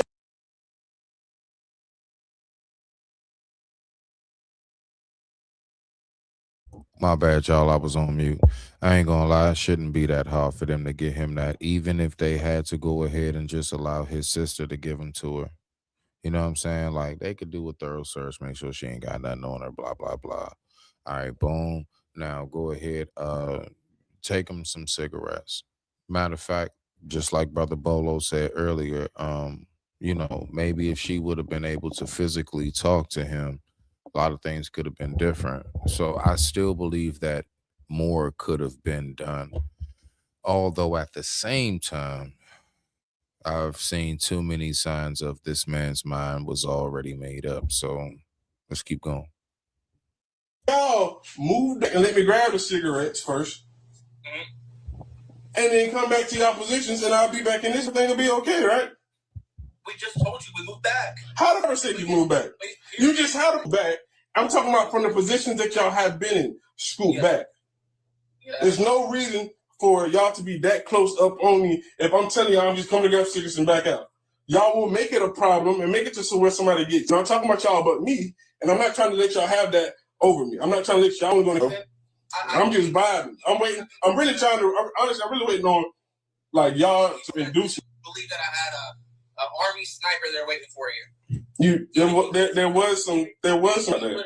And shortly after the third laugh had ended, the suspect had came out just before 9 p.m. But when he got on the ground, he fired his weapon at deputies, and they returned fire, striking the suspect. The suspect was transported to the local hospital where he was later pronounced deceased. May he rest in peace and love and condolences to his family. With breaking news tonight, a man is dead after getting shot by deputies in Osceola County. I'm Summer Knowles. And I'm Stuart Moore. This is all unfolding in an apartment complex off Earl Bronson Memorial Highway in Kissimmee.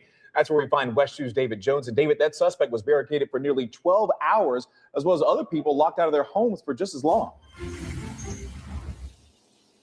The Osceola County Sheriff's Office literally just released details about how this standoff played out this evening and about how they say they had to kill the man who was involved. But first, let's give you a live look here at the scene. Again, police still here more than 12 hours now after this all started. Still a huge law enforcement presence out here at the Jameson off Earl Bronson. Many residents who live in these buildings are still out of their homes. And now this building is a scene after deputies say they shot and killed a man here. Osceola County deputies say it started when they responded to a domestic battery call at this apartment building. This is, again, the Jameson off Earl Bronson. When they responded, they were met with who they say is the 30-year-old suspect who shut and locked the apartment door. Deputies and residents here watched online as the man went on Facebook Live making suicidal remarks and displaying a gun. Hostage negotiators tried reasoning with him. His family did as well, trying to get him to surrender to deputies. The sheriff's office says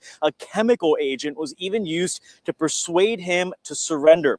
All of this was going on as residents watched both on their phones and hear from the parking lot outside of the crime scene tape. We've spoken with some who are very angry about the lack of information they've received, how long they've had to be out of their homes without a place to stay, and just concerned in general about security here now. They also had the helicopter, they had the drone, like it was a lot and it was very scary, you know? And I feel bad for this building and I feel bad for the kids. Very scary. Yeah, especially I was on a meeting when the explosion happened. So the people that I was on the call with were very worried. I was very worried. I tried to evacuate at that time, but police officers were saying, stay inside, stay inside. So I ran back in. I locked the door, trying to figure out what happened, because anytime you hear an explosion, of course, it's very worrisome. The man you just heard from lives inside the apartment. He's been inside for most of the day because he works from home. He literally heard it all play out. He's frustrated as well by the lack of information. Eventually, the suspect here left the apartment, and just before 9 p.m., the sheriff's office says he fired his gun, and they fired back, shooting and killing him. The investigation has now been turned over to the Florida Department of Law Enforcement. No information or no word yet on when these residents could return to their apartments. For now, covering Osceola County, live in Kissimmee, David Jones, WESH 2 News. Now, apparently he was on probation and he was scared to go to jail, having flashbacks of solitary confinement, and rather ended his life before going back. You never know what somebody going through. I mean, less than 24 hours prior to having that call to his home, he mentioned about putting God first and overcoming every obstacle that was thrown his way. You got to hear a poem that showed a glimpse of how he was feeling while locked up, having flashbacks throughout those four walls of his early childhood, making him the man he was today. It's a very unfortunate situation. Once again, I do want to say rest in peace to the victim. I love and condolences to his family. I'm praying for anybody who's going through it mentally. Trust me, I know it's no joke. With that being said, fam, y'all let me know if y'all ever had an experience like this. I know not to this extreme, but moments where you thought it was over. Nonetheless, this was the story of a man who was determined, to say the least, to make December 6, 2025 his last day on earth. After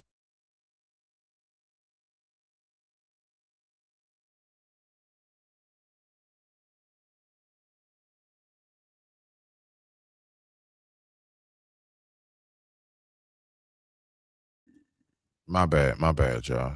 I keep on forgetting to take myself off mute. Nah, but we hear what's going on with that. We see exactly what it is and how this operates when it comes to when a person is getting to that point, when a person is feeling as if they're at their lowest.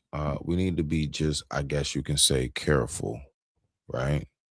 Let's just be careful with how we deal with people in this day and age. Let's just be careful with how we take certain circumstances and don't always look at something as, oh, this person just saying that or saying this. And also pay attention to your peoples, to the best of your ability. All of us have so much going on in our own lives. Sometimes it's difficult to even pay attention to ourselves sometimes, right? I'm somebody who gets that aspect. That can be so. But I'm just basically saying that there are multiple forms of therapy. It's not just inside of an office on a couch. It's also the therapy of your community. And this is why how we raise our children, how we treat one another is so important, because if you go back and listen to it, you'll hear all the things he talked about he was fed up with. And primarily it's everything that had to do with those around him in his either household and or community. So how we treat each other is very important. But with that being said, much respect to the family. Y'all already know what time it is, man. I digress. My mic is muted. And much respect to you all. I'ma get mine.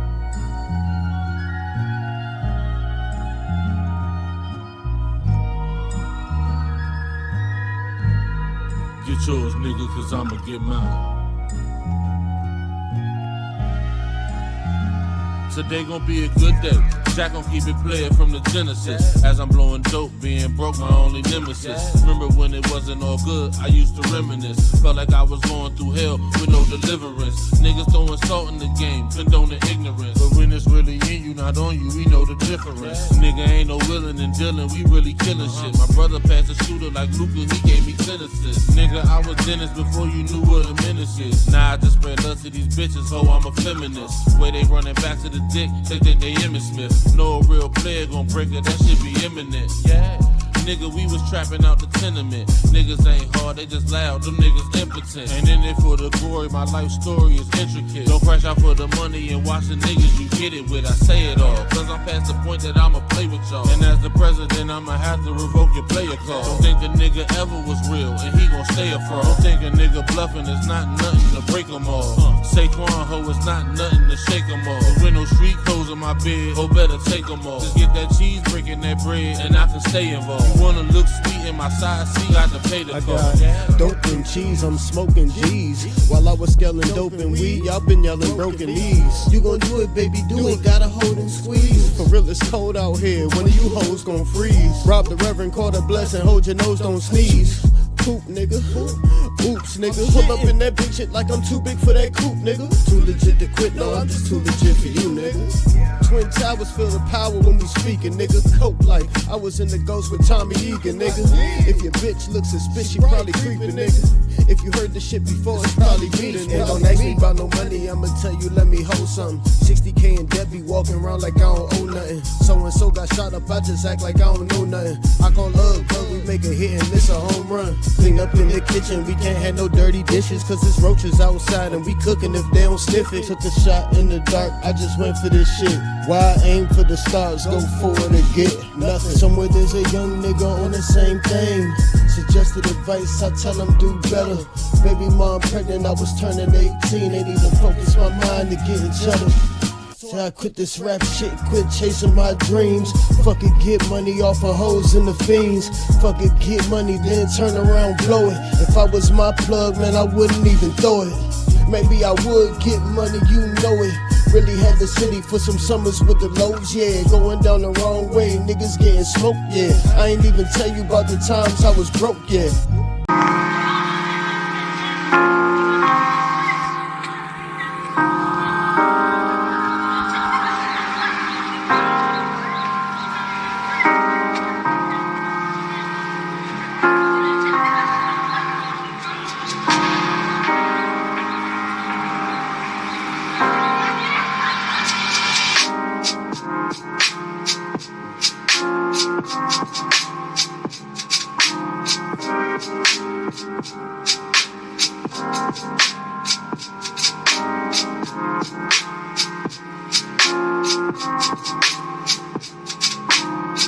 Thank you.